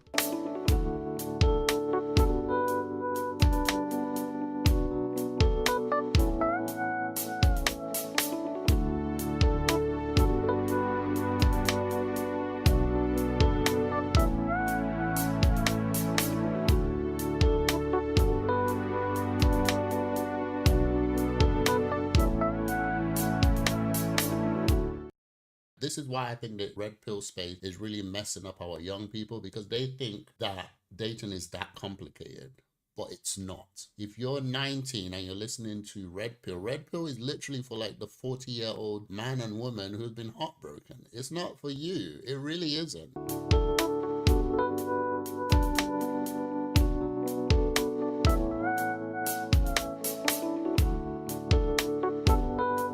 What's up, guys? Welcome back to my channel. Before I get into this video, guys, I'm sure you've seen the thumbnail and I'm sure you've seen the title. I just want to let you guys know that I'm married really young. I dated my wife from the age of 18, 19. I was 19, she was 18. If I had my way, I think a year or two maximum would have been more than enough to court, date, and all that stuff before I finally got married. So I say all of that today because the title of the video is how to find your significant other. One of the things that I've been seeing so much of in YouTube is how young men, especially in this day and age, whether it's Gen Z, Gen X, whatever you're called, I don't know the difference, are finding it hard to date, and they're finding it hard to approach ladies.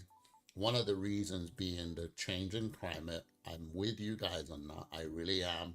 It's not the way it used to be back in my day, and I say that and it sounds like I'm an old person. I'm not. And back in my day, which is not that long ago, you could just walk up to a random girl on the road and get her number. That's literally how it used to be. Previous to that, I don't know how it worked, but during my time, the way we used to get girls was whether you're in school or college at the time, or uni, you'll just walk up to a girl on road, you like her, tell her a couple of cute words and get her number, and then we used to do it for fun. We used to do it for fun. Anyway, so unfortunately the climate has changed, so things are a little bit different for you. I think the rules are still the same. Boy meets girl, boy likes girl, boy asks girl out.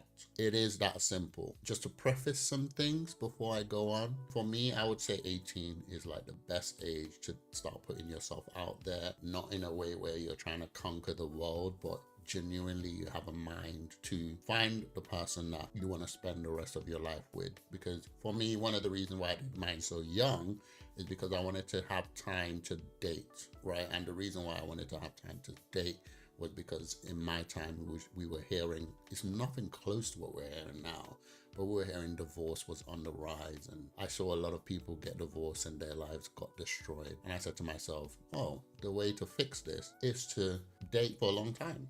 That was my reason. I didn't hear from anyone. There was no red pill back then. There was no black pill or feminism or all that. There was feminism, but we weren't on the internet like that, basically. So I just thought to myself, oh, they didn't get to know each other that much. Like, I think there was one couple that got married after like a couple months, another couple got married after a year. And I was like, oh, the best way to fix this is to get to know each other over a long period of time.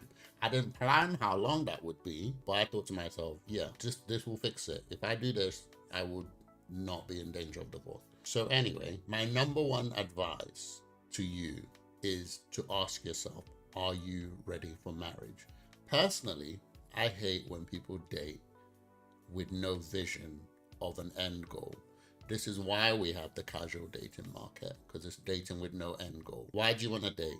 Are you ready for marriage? Because really and truly, marriage should be the end goal of any dating season. So as the man, right, because you hold all the cards when it comes to dating, no matter what the red pill tell you or the feminism tell you, you hold all the cards, right?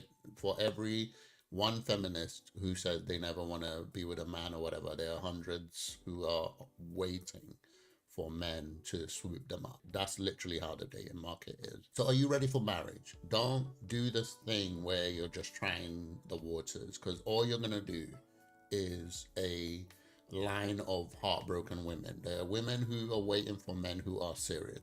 And if you happen to be that man, you take another woman off the market and that woman is happy. But if you're that man who ends up being her fourth, her fifth, her sixth, who broke her heart, you're creating more and more women who basically don't trust men. And that's how, just as men are created to be red pilled by a woman doing nonsense, women are created to be feminists by men doing nonsense. So are you ready?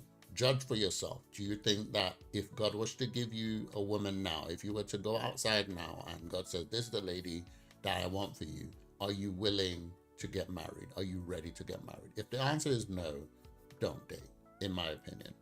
Especially as a young Christian, don't start dating. But if the answer is yes, then my first main advice is there a girl in your circle that you like? I would say to every young man who is stuck in this dating market, the person that you're meant to be with is closer than you think. Back in the day, and I know it's different for you guys now, but back in the day, normally men marry their friend. They married a girl that they've hung out with. They married a girl next door. And even though the internet has made things a bit more blurry, those rules still apply, right? There's a girl around you in your church. There's a girl in your school. There's a girl in your college. There's a girl in your uni that you looked at and you thought, oh, I like that girl. Why have you not approached her? Have you approached her? Because I would say it, and I would probably bank on it, that the girl you're meant to be with is closer than you think. So the question is, why haven't you approached her? And if you have approached her, what happened? The only reason why I would tell you not to approach a girl that you like is if the bro code. She's in a relationship, she's married, she's engaged. Those three things. If the girl is in a relationship but she's not married, unfortunately the bro code, the bro code existed years. Like, we used to call it the bro code. I don't know what you guys call it now, but it prevents a guy from approaching another man's girl, in layman's terms. If those three things are present, I would agree, don't approach her, even if you do like her. Just avert your gaze. The other advice I would give you guys is do you have friends who know others? There was a thing back in the day where a friend would say to you, oh, I know this girl and I think you two would be good together. This is a thing, and it's still very much a thing now. I can look at most of my friends and I know a girl that I could link them with, and I would, in my mind, I think they would go very well together. This is what traditional marriage was built on, and it's still happening until today. So do you have friends that you trust? Do you have lady friends? More importantly, if you're a guy, do you have lady friends that you trust? Which kind of contradicts my earlier point, where is that she's closer than you think, because that lady friend might be the one you're meant to be with, but we're going to pretend as if she's not. Do you have lady friends that you can trust and you can ask them, oh, is there a, you know, do you have a friend? Do you have a, because this is all rules of engagement that have not changed. Regardless of the internet, these things have not changed. It just seems that we're becoming more and more bad at the game that has existed from time. But yeah, ask your friends, do they have somebody, there's somebody that they know that they can link you up with. Literally, the internet is about linking. Instagram, Facebook, TikTok is all about, you know, adding somebody, friending someone, like sliding into someone's DM. Use it to your advantage, which goes to my next point, guys. I know a lot of people hate the internet, me too. The reason why we hate it is because of how it's being used, not because it's not good at its job. The internet is an amazing tool to do anything. Like, if you choose to do anything today, the internet can help you do it quicker than you could have done it if you were back in the day, right? So the internet is just a tool, and those tools include the dating apps, Instagram, Facebook, TikTok, all the things that we see all the negative stuff come out of. They have positive aspects to them. So I would say, if you're a young Christian who is, you don't know what you're doing with your life around dating, there are many just like you on TikTok. There are many just like you on Facebook. There are many just like you on Instagram. Get on there, get on those dating apps and link with somebody who is like-minded. Many young Christians are on those dating apps looking for somebody. The aim is to be smart about what you're doing. The aim is to make sure that you filter, meet the person in person, right? Go out with them, see what they're like. That's really the end game. Dating apps are not just to be used as just talking online. No, I would say once you get to a good, reasonable stage, meet the person physically, because this is what the tool is for. The tool of the internet is to help you meet that person who is like further away than where you are right now. You get to meet that person easier, but you still need to bring it back to the old-fashioned meeting face-to-face, going out to dinner, going out to somewhere, whatever it may be. You still need to bring it back to that. Back in my day, and I'm going to keep saying back in my day, we didn't make things so complicated, especially at the time I wasn't well-to-do financially. We went McDonald's together, we went ice skating, we took walks, took walks in the snow. Like, there were so many things. And look, young men, I know the internet tells you so much about how women are greedy and they want you to pay for the first day and pay for this. Those people online, they're women who have had multiple men. They've done stuff that they shouldn't have done. The average girl doesn't really care. The rules only apply if the girl doesn't like you, right? But if the girl likes you, she will go wherever it is you want them to go. If they have their head screwed on, and you know, if they're at your age, say you're 18, 19, 20, they're not going to be asking for lobster. They're not going to be asking for lobster. They just want to be with you, especially at that age. Young love manifests differently than what a 40-year-old woman telling another 40-year-old man, oh, you have to court me. It's different. It's different when you're 17, 18, 19. You don't have to do as much as it is. And this is why I think that the red pill space is really messing up our young people, because they think that dating is that complicated. But it's not. If you're 19 and you're listening to Red Pill is literally for like the 40-year-old man and woman who's been heartbroken. It's not for you. It really isn't, because you can easily meet somebody and you can date them at your level. Look, guys, I know young people at the age of 17. They don't even take the girl out and they get the girl. They don't even do anything. So you can't compare yourself to like the 40-year-old, the 40-year-old person who's telling you about how women are trash. That is not true. So yeah, use those dating apps to your advantage, but make sure the end goal is to meet the person face to face. and go out with them. Get a feel for them physically. Whatever it is you can afford, make sure you've discussed it from the get-go and go out together, get a feel for each other. You know, when I was going out with my lady, we didn't do restaurants. At the time, I wasn't well to do, so we didn't do restaurant. We did McDonald's, we did Nando's.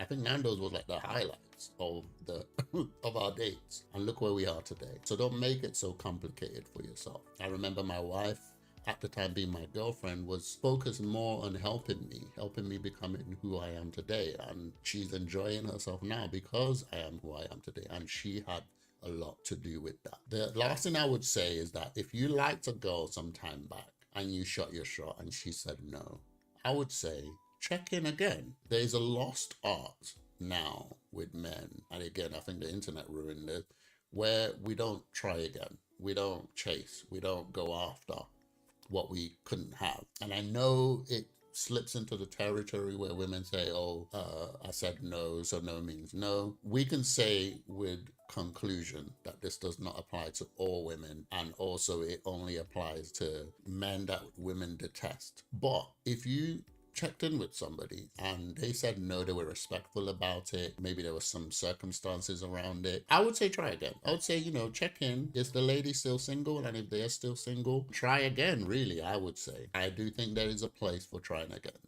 personally. In conclusion, guys, approach. That's the best way.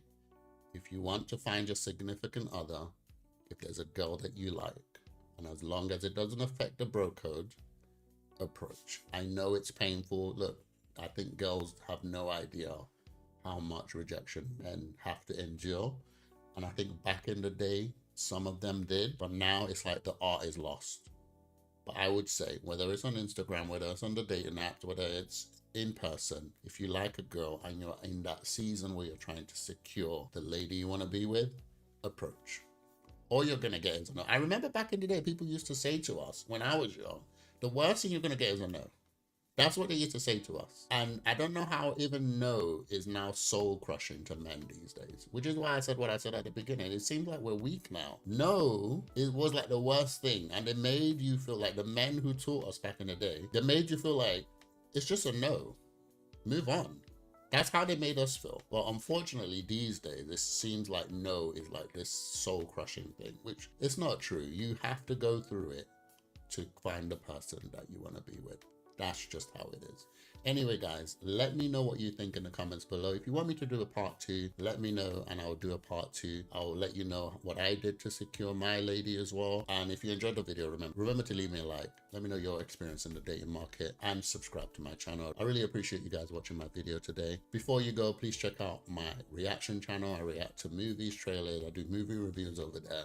Please go over there, give me a like, comment, and sub. And check out my channel with my kids. We do the same thing over there, movie reviews, gaming, and all sorts over there. But with my kids, go over there, give me a like, comment, and sub. Guys, I'll see you on my next video.